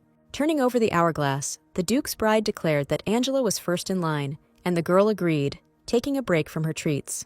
While washing it all down with tea, the maid asked what kind of bread Miss Aurora hated, and Jeffrey said it was raisin bread. When asked what colors suit a bride, the man said dark gray, pink, dark blue, and light purple. Looking at Edic's face, Aurora wondered if he was also a professional stylist, because she herself did not know this. Answering Angela's question about the bride's offenders, the man said that he would deal with them quietly, and the girl asked whether he would kill them behind her back. The man immediately shook his head and said that the investigation did not mean murder at all, and that he would definitely spare their lives. Angela folded her arms and muttered that he had gotten out of it, then said that she was done and it was Phronesis' turn. The elf clearly seemed to be in a very serious mood, because he was trying not only to conduct an interrogation, but also to defend the interests of the savior. He asked if the Duke had lied to the lady, and he replied that he most likely had, immediately promising that he would try not to do so in the future. Aurora blushed when she heard that the main reason Jeffrey wanted to marry her was that he loved the girl. Phronesis suddenly asked the man if he knew what love was, and then asked him to define what this love meant to him. The blonde man looked up and asked for a little time to think, and then replied that he was ready to sacrifice his life for her. The man stated that this was his devotion and his love, and the pink-haired girl blushed, unable to contain her emotions. Jeffrey clasped his hands together and then interlaced his fingers, looking at Phronesis to see if he found the answer to that question sufficient. The elf was silent for a moment, because he was clearly not thrilled that this man was capable of loving his savior. Aurora perked up and noticed that time was up because the sand had stopped falling, and then asked what their verdict was. Angela muttered that she thought the Duke was suitable because he knew his bride much better than she thought, and the elf nodded as well. A little later, the blonde man asked for forgiveness for having succeeded so easily, because the girl had been thinking up these tests all night. The pink-haired girl asked not to rub salt into the wound, and then added that she was sure that the third test would really be very difficult. Jeffrey asked what the mission was, and the girl said knowingly that he was forbidden to do certain things until their wedding day. Smiling, Aurora clasped her hands behind her back and said that from now on he was not allowed to upset her or bring her to tears with his actions. The Duke's bride looked up and looked at him, seeming very happy when she added that this was his last difficult test. Starting to walk forward again, the girl added that she had left the most interesting and perhaps the most difficult part for last. The fair-haired man listened attentively, that it was not easy, but he would have to do it since he really wanted to be her real husband. Etika asked if he could at least remain a false husband if he failed to do so, and Aurora asked if that would suit him. Hearing a negative answer, the pink-haired girl said that if the man couldn't handle it, then after their contract ended, she would leave here. Jeffrey asked if this meant that if he succeeded, the girl would never leave him, and she replied that she would think about it. Etika suddenly laughed brightly, and the girl frowned a little, not understanding what was funny about it, because she was speaking absolutely seriously. It was Aurora's turn to be surprised, and she opened her amazing eyes when the man suddenly said that he also had a proposal. The Duke offered to fix the term forever, and the girl folded her arms across her chest, raising her hand and asking if he could handle it. The man said that of course he could handle it, because for him this was the most important point of the agreement, and he seemed very calm and confident. Aurora muttered that this was his way of keeping her close to him, and the fair-haired man hoped that she would understand his desperation. The pink-haired girl stated that in that case, she was not going to hold back, and therefore the groom needed to properly prepare for this. Unable to hold back a smile, Jeffrey turned away slightly and covered his mouth with his hand, surprising the girl with such behavior and gesture. When the bride began to cling to him, the blonde asked what happened, and Aurora said that she wanted to see him smile. The Duke immediately blushed like a teenager and removed his hand from his face, clearly liking these words, which he took as a compliment. Suddenly, intertwining their fingers and squeezing the fragile palm with his huge hand, Etika said that her smile was much more beautiful. The man asked if it would be too impudent if he allowed himself to kiss her, and Aurora whispered that she would allow a light kiss. Jeffrey placed his hand on the girl's chin and then gently touched his lips to her forehead, causing butterflies to flutter in her stomach. When he pulled away, the pink-haired girl said that it was funny, because at the engagement banquet, he had acted completely differently. Pressing his nose to her cheek, the man muttered that if it were up to her, he would have changed their vows by now, and the girl didn't think they cared. Without hiding his flushed cheeks, Etika said that he too was surprised that he could be moved by a simple wedding vow. Leaning towards his beloved bride again, the fair-haired man declared that now, when giving an oath, he would make some mistake because of his feelings. The man smiled and whispered softly in her ear that he was so in love with Aurora that even a light kiss could become much stronger. Gently stroking her shiny pink hair, Jeffrey murmured softly that he would do something like that with his emotions. Hugging him, Aurora said that she felt like it was already happening, and the blonde replied that he would then make another mistake. She asked if he remembered that he had promised not to lie, and the Duke said that she could ignore this little lie, and then kissed her sensually. When Etika pulled away and kissed her cheek again, breathing loudly into her ear and tickling her with his breath, Aurora quietly laughed and smiled. A little later, a maid in the mansion carried a platter with a plate and cutlery to present it all to the lady. Stopping in the corridor, the Duke inquired whether this was intended for his bride, and the maid nodded, agreeing with his grace. The fair-haired man said that he would give it to her himself, and took the tray, and the maid quickly nodded and agreed with her boss's order. Soon Jeffrey was knocking on the door of the chambers, holding a tray in one hand, and she, hearing the knock, said that the guest could enter. The maid, who hurried past him, realized with surprise that bordered on shock that the notorious Duke was smiling. Seeing the groom, the pink-haired girl asked why he brought her breakfast, and Jeffrey replied that he was waiting outside to intercept the maid. The maid overheard part of the conversation between the future newlyweds about whether they should sleep in the same room again to freshen up their feelings a little. Later, the maids discussed how the Duke had been hanging around his mistress like a puppy lately, and they couldn't get used to the changes. The brunette said that his lordship was simply madly in love, and the other maid replied that this was unexpected because they had not been so sweet before. The girl with black hair shared rumors that she heard yesterday that the Duke demanded that expensive things be brought to the estate. The maid began to ask with delight whether the wedding was really coming soon, and the blonde answered that it was possible, and besides, the ball was approaching. One of the maids wondered why his lordship had suddenly become so clingy, and the dark-haired one suggested thinking about it. She asked if they shouldn't have become closer already, since it was so close to the wedding, since the man in particular should want intimacy. The dark-haired woman raised her index finger knowingly and said that the lady might be pregnant, and Angela asked who she was talking about. The maids immediately raised their heads in fear and pulled away from each other, immediately declaring that the time had come for some business and that it was time for them to go. Angela folded her arms on the balcony railing and sighed thoughtfully, but she thought that she would be the first to know about such a situation. She muttered that soon all sorts of rumors would be spreading throughout the capital, and Phronesis, who had also heard this conversation, walked away.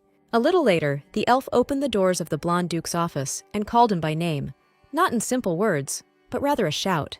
Phronesis cried out that he had allowed the man to undergo the test because he thought his savior might be in grave danger. Looking up from his papers and business, Geoffrey raised his head, examining the unexpected guest, and then asked what he was talking about.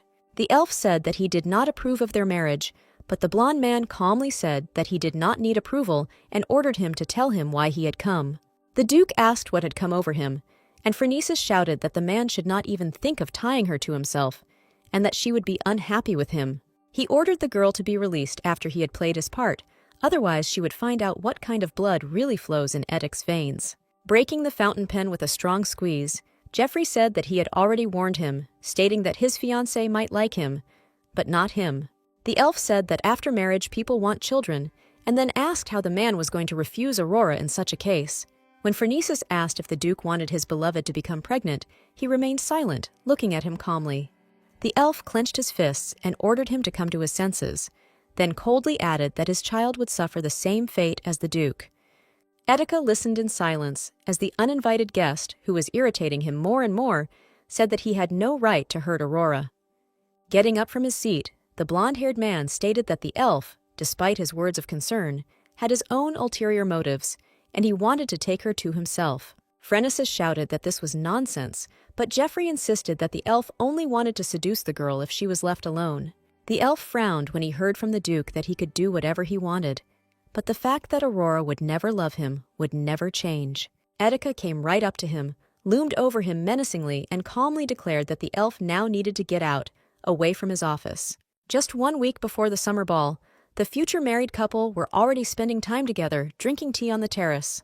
After putting a few ice cubes in her tea, the blonde asked if she wanted more, and the girl nodded, asking for twice as much. Leaning back in her chair, the pink-haired girl said that the sun was incredibly hot, and the duke offered her a drink to cool down.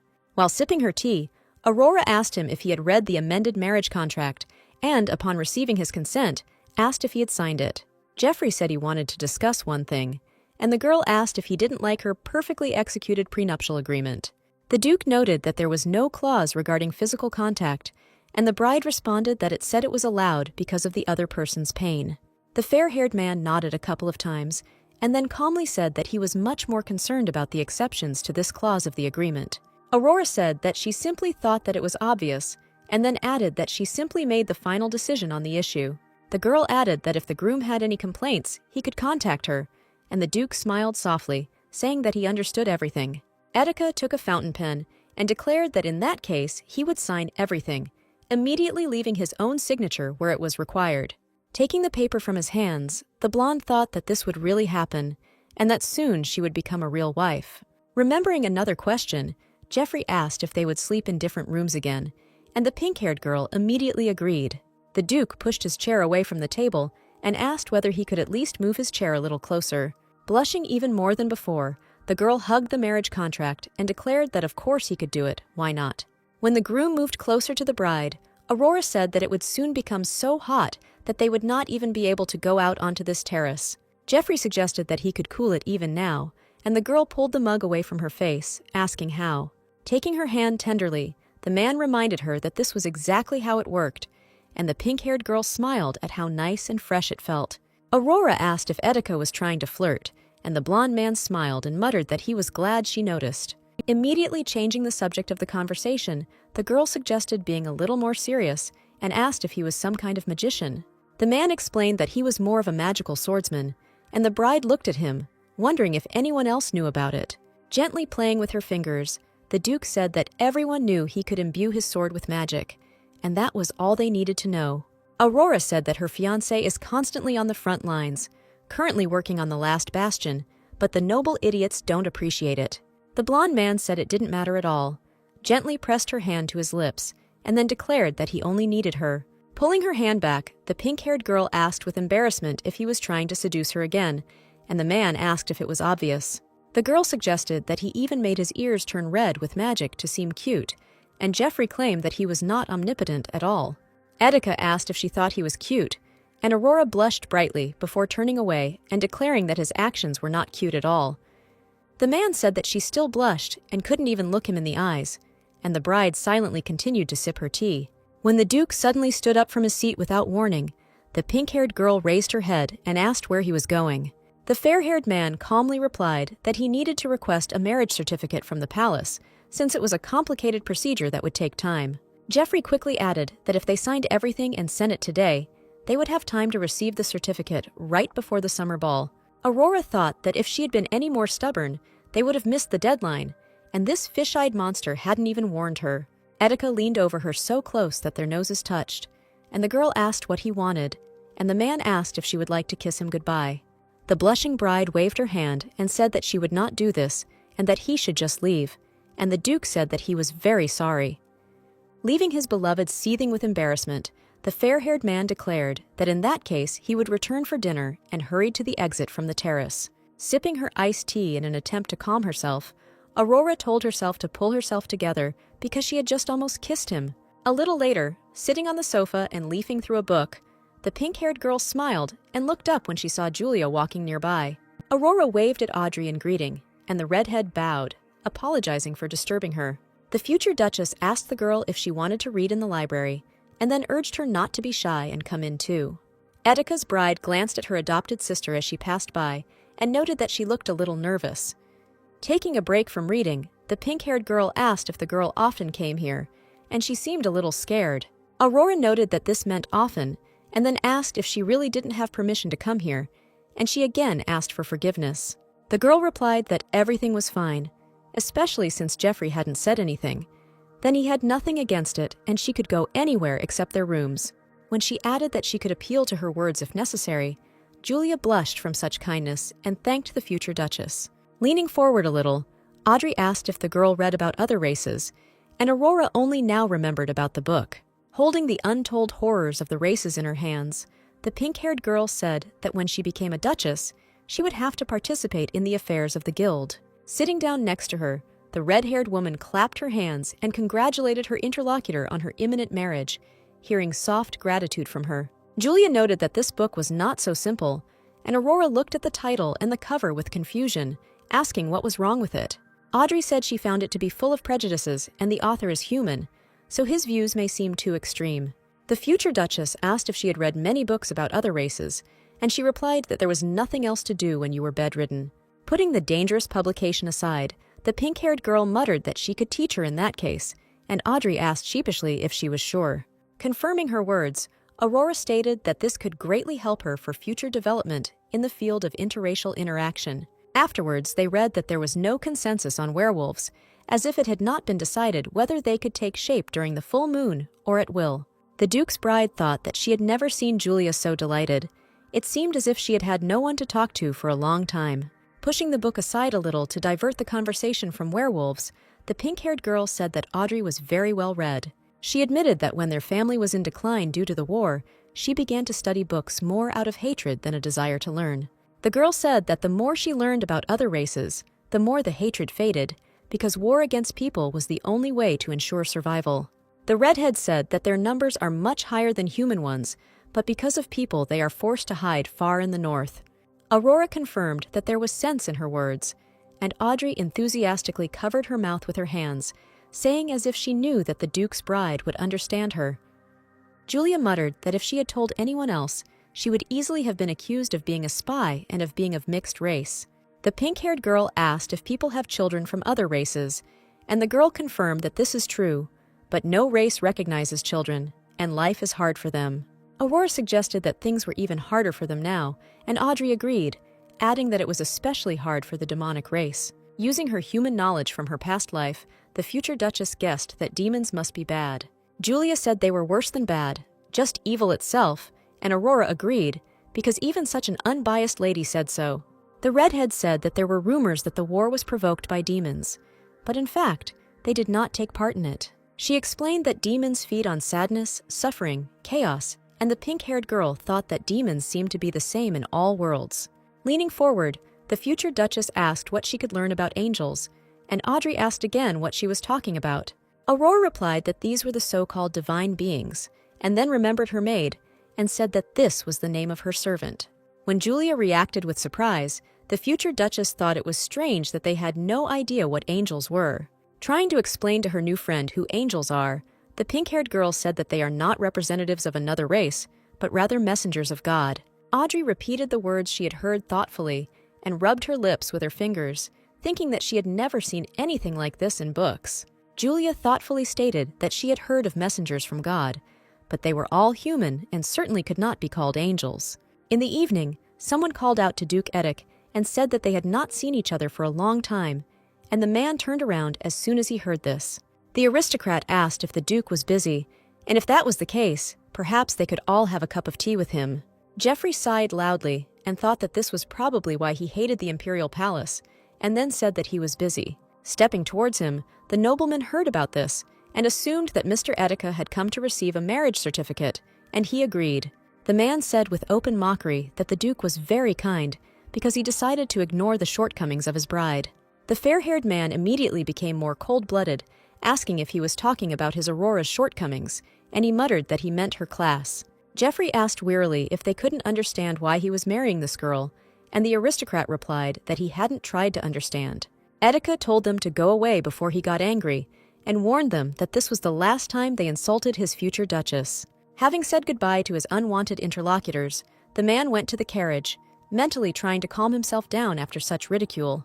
Pressing his palm to his forehead, the Duke realized that the reason for his condition was most likely the fact that a whole month had passed since his last attack.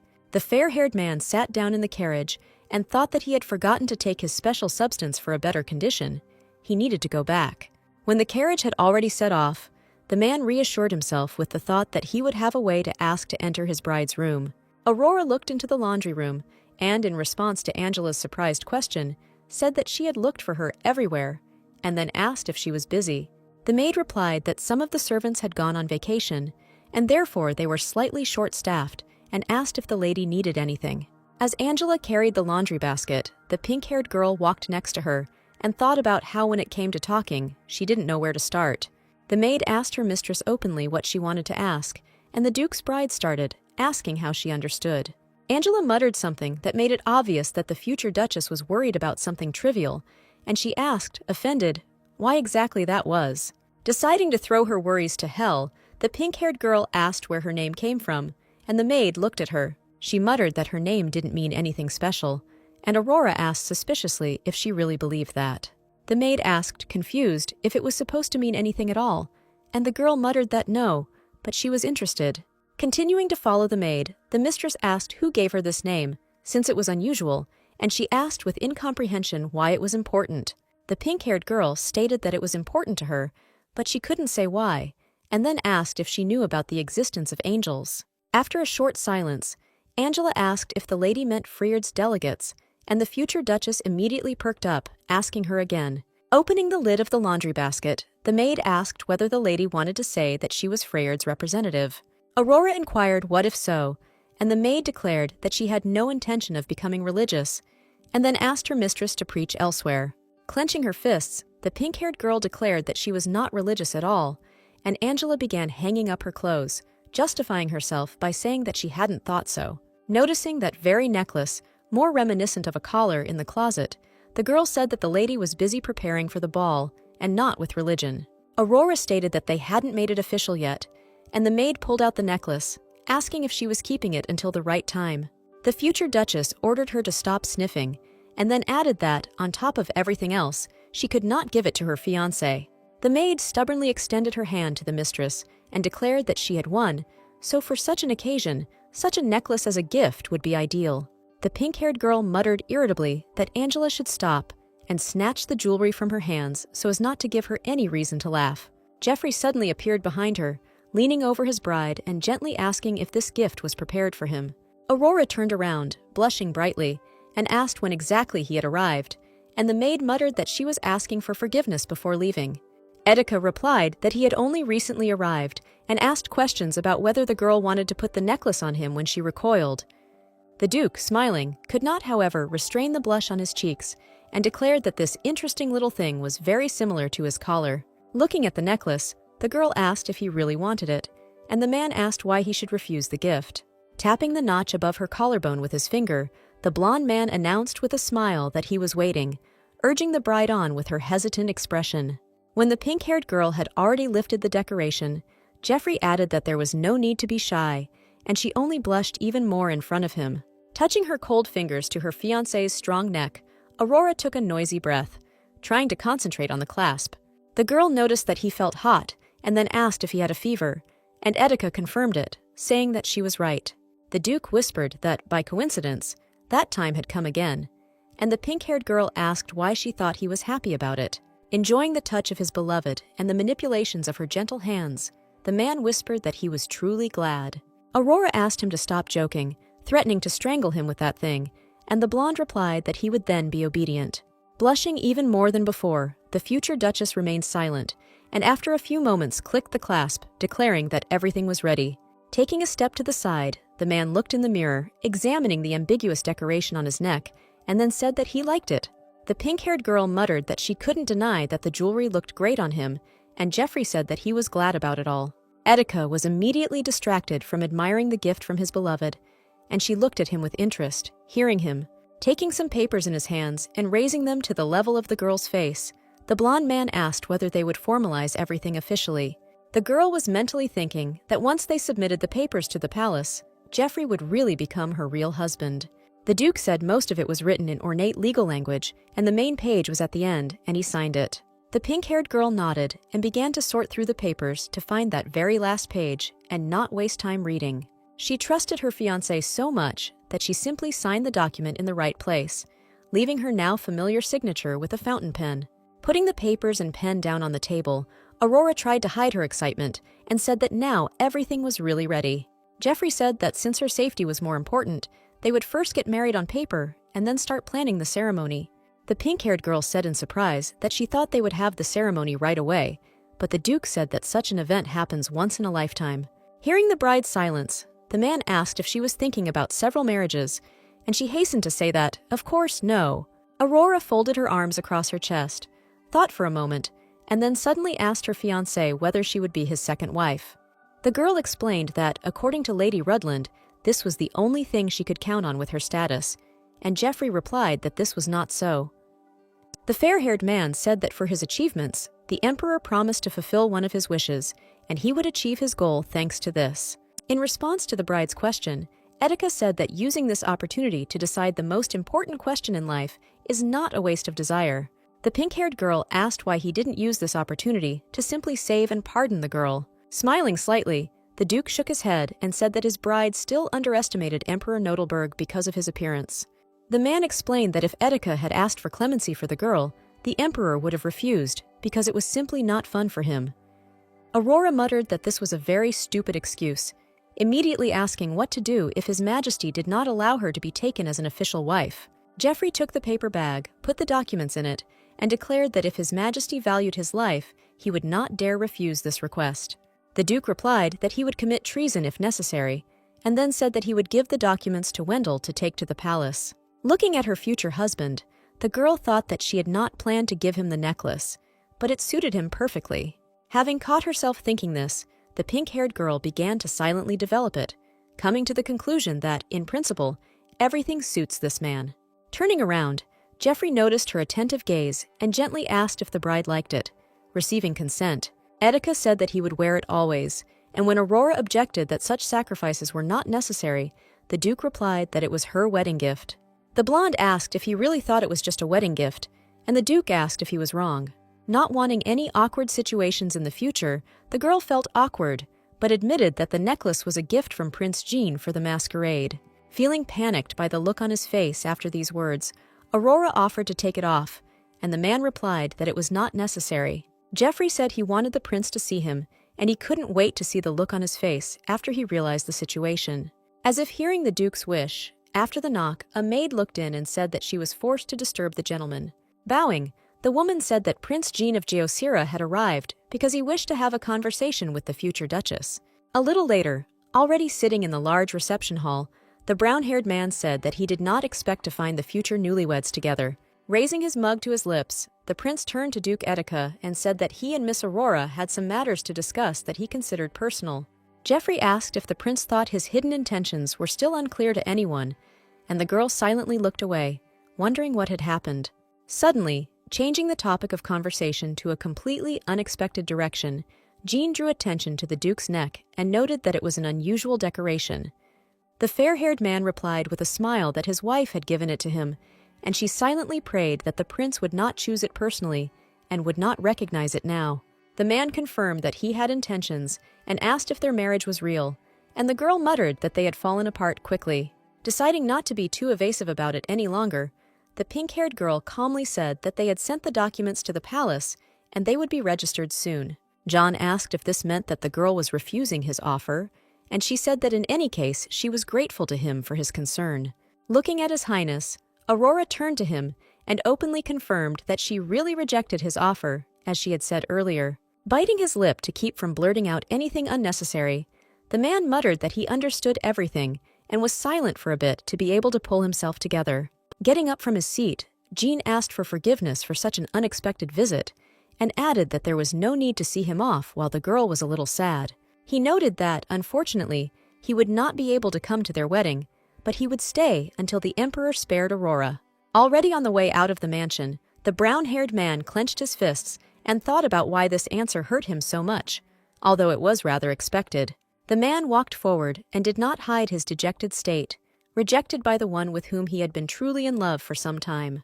He stopped when he saw an elf standing in front of him, who greeted His Majesty, Prince Geokir, without an accent, and was a little surprised. The green-haired creature introduced himself to him as Phrenesis, and it seemed that the prince was of great interest to him. Remembering that Aurora had been taking care of this particular creature for a long time, Jean said that he was pleased to meet her. Phrenesis asked if he also liked the Duke's wife, and the brown-haired man replied that it was not customary for people to ask such questions at the first meeting. The green-haired man said that he cared little for human decency, and was only concerned about Miss Aurora's happiness in the future. The prince paused a little, and even fell silent when he heard him ask if he didn't feel the same way. A little later, the girl asked her husband if it hurt, and he replied that, compared to those grueling tortures, the pain was bearable. Geoffrey apologized for disturbing her, and Aurora advised him to thank heaven that she could stay with him. Etika, whose forehead was covered in cold sweat, whispered that he was very grateful not only to them, but also to the lady herself for being in his life.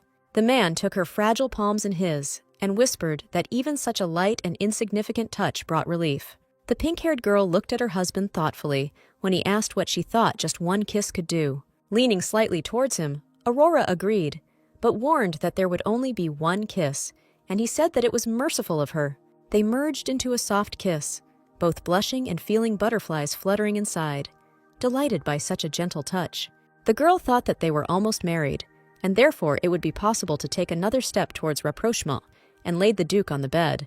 Geoffrey asked her to stop, and the pink-haired girl asked what was wrong because he was saying stop, but his face showed something completely different. Aurora smirked as she looked at his worried face and asked if he wanted to preserve his precious virginity until marriage. Etika quickly replied that he hadn't thought about it at all, but the thing was that today they simply couldn't do it if they were asked why. Without trying to break free, the blonde looked her up and down, and with a roguish smile on his face, declared that he was afraid of losing control. After thinking for a moment, the pink-haired girl thoughtfully asked if it wouldn't be better if they became even closer to each other. Sharply grabbing the girl with his arms, the fair-haired man asked his wife to stop fooling around, saying that it was time for them to go to bed. Aurora raised her head and stated that it was the right moment and mood, and the blonde asked her to stop seducing him. Having agreed, the Duchess lowered her head onto his chest, and hearing his heart beating, asked if he liked the kiss. Geoffrey muttered that he thought he was going to drive her crazy, and the pink-haired girl whispered that he had held his temper well then. Still looking at her beautiful face and holding her in a peculiar embrace, the man explained that he had to do this for her safety. The man whispered that his desires would never threaten her safety, and Aurora whispered that his hands did not obey their master. Feeling her husband's warm and strong palms on her hips, she blushed brightly and asked him to wait, resting her hands on his shoulders.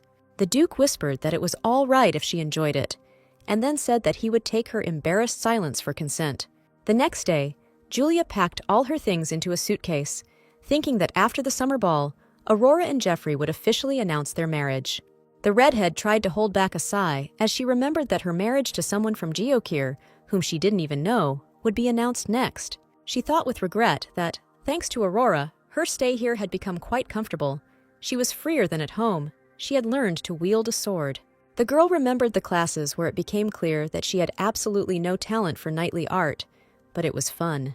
Noticing a book on her dresser, Audrey was distracted from her thoughts and decided that her mother should return them to their place in the library. She clutched the book to her and walked into the library to perform these actions, looking at the surrounding space she was accustomed to. Looking back, Julia wondered with interest where these steps led down, because she had never been in that room and could only guess. The redhead remembered Aurora's words about being able to go wherever she wanted, except for her rooms with Jeffrey, and if necessary, she could pass on her words. Stepping forward, Audrey whispered that this was her last day here after all, and then walked up the steps, looking around. The girl quietly asked for forgiveness, and then pushed the heavy wooden door she found herself in front of, and froze in surprise in the doorway. In the evening, while trying on a dress, Aurora heard from the maids that her tummy was not yet visible, and how great it was that the dress still fit. The pink-haired girl gave the maids a displeased look and asked if they were trying to say that she had gained weight, and the girls immediately objected. They both waved their hands hastily, one girl saying that they didn't mean it at all, and the other saying that they just thought she was pregnant. The girl blushed brightly and asked what they were talking about, and Angela, who was standing modestly behind her, said that there were rumors going around the empire about her pregnancy. Turning around, she screamed in horror. Where did such rumors come from, and how did it all start? Because there was no reason for them. A little later, already dressed in her red and black dress, the pink-haired girl rubbed her forehead with her hand, muttering that this was just madness. The Duchess was distracted from her feelings and thoughts, stopped and turned around when she heard a familiar voice call her name. She and Phrenesis met, and when he complimented her outfit, the pink-haired girl said with a smile that it was for a meeting with the Emperor. The fairy seemed upset, and even too unhappy when he asked his savior if she was going to the palace with the Duke. Aurora blushed and said that it was true, because their marriage papers had been accepted, and she would officially become the Duchess of Etica, and Jeffrey would be her husband.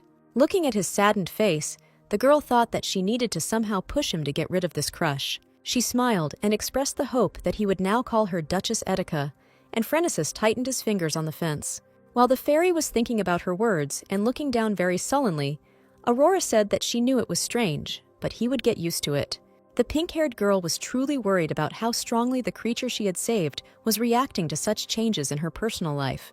Deciding to change the subject, she asked if he had heard about the rumors, and when the fairy asked which ones, the girl said that it was about her pregnancy. Phrenesis blushed when he heard that they weren't planning anything like that for now, and it was better not to believe such rumors from the maids and others. Immediately becoming much more joyful, the green-haired man said that he understood everything, and the girl smiled at the fact that she had somehow raised his spirits.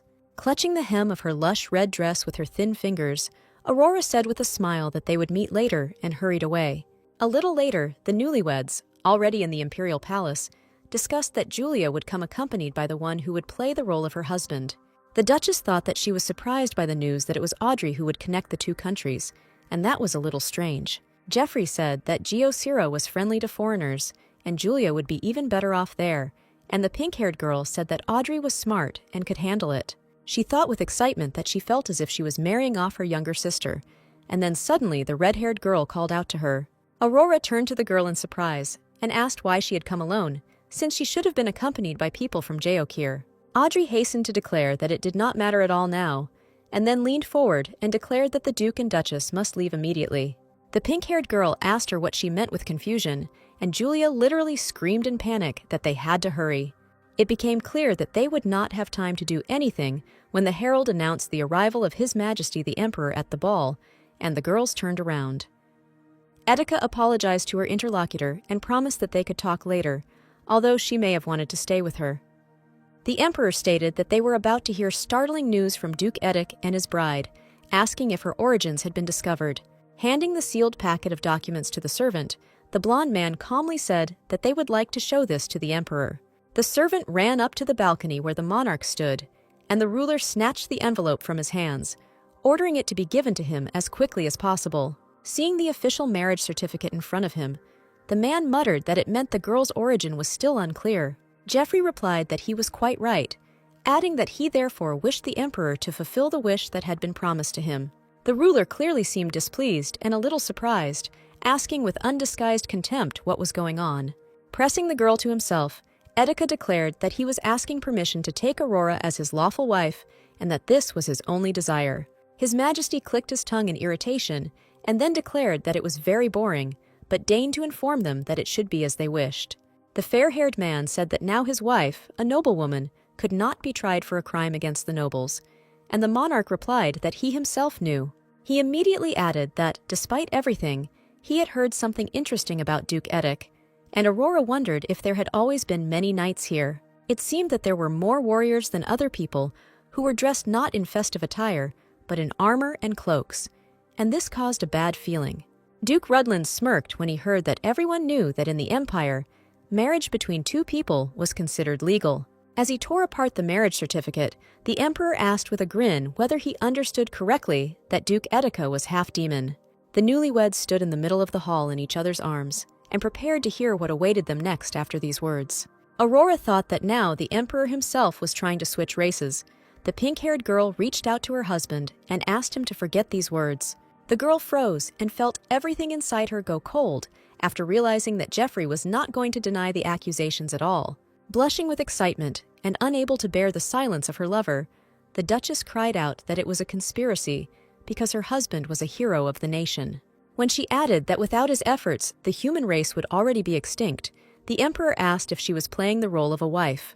Turning to his servants, His Majesty ordered that the prepared holy water be brought as quickly as possible, and Aurora froze. The ruler stated that the holy water was filled with endless prayers, and the demon would die immediately after drinking it, offering to test the theory. The servant brought the glass to him, and the emperor declared that if Etika was who he claimed to be, there would be no problem. Smiling like a madman, the man added that if his guess turned out to be wrong, he would apologize and even reward the Duke. The girl turned to His Majesty, and when Geoffrey called her by name, she took a few steps forward and asked him to be silent. The pink-haired girl asked how they would test the harmlessness of the holy water, since envious people might try to poison and destroy the Duke. Ignoring Duke Rudland's cries, Aurora asked to test the holy water again, and the emperor said it was annoying. The monarch waved his index finger at his servant and ordered him to drink some of the water to prove to everyone that it was safe, and he agreed. The ducal family of Etika watched with frowning faces as the servant fearlessly took a few sips from the glass. The servant asked if she was satisfied, but the pink-haired girl continued to frown and worry that it might be poisoned. The emperor boldly stated that he was still waiting for the outcome of this situation and asked to quickly drink everything and prove the truth to everyone else. Aurora again frantically tried to find a reason to object to him and reached for the glass to put it away somewhere far away. Geoffrey suddenly and silently snatched the glass from her hands and drank the holy water in one gulp, while his new wife barely had time to say a word. Aurora's beautiful eyes widened in horror and surprise when her husband suddenly and violently coughed, even with blood. The blond man covered his face with the back of his hand, and the girl screamed excitedly that the water really was poisoned. Spitting out blood and laughing hoarsely and quietly, Geoffrey suddenly laughed and calmly, without fear, called the emperor a damn bastard. Etika added that he knew that one day his essence would be revealed because of this man, while Aurora looked at him with incomprehension.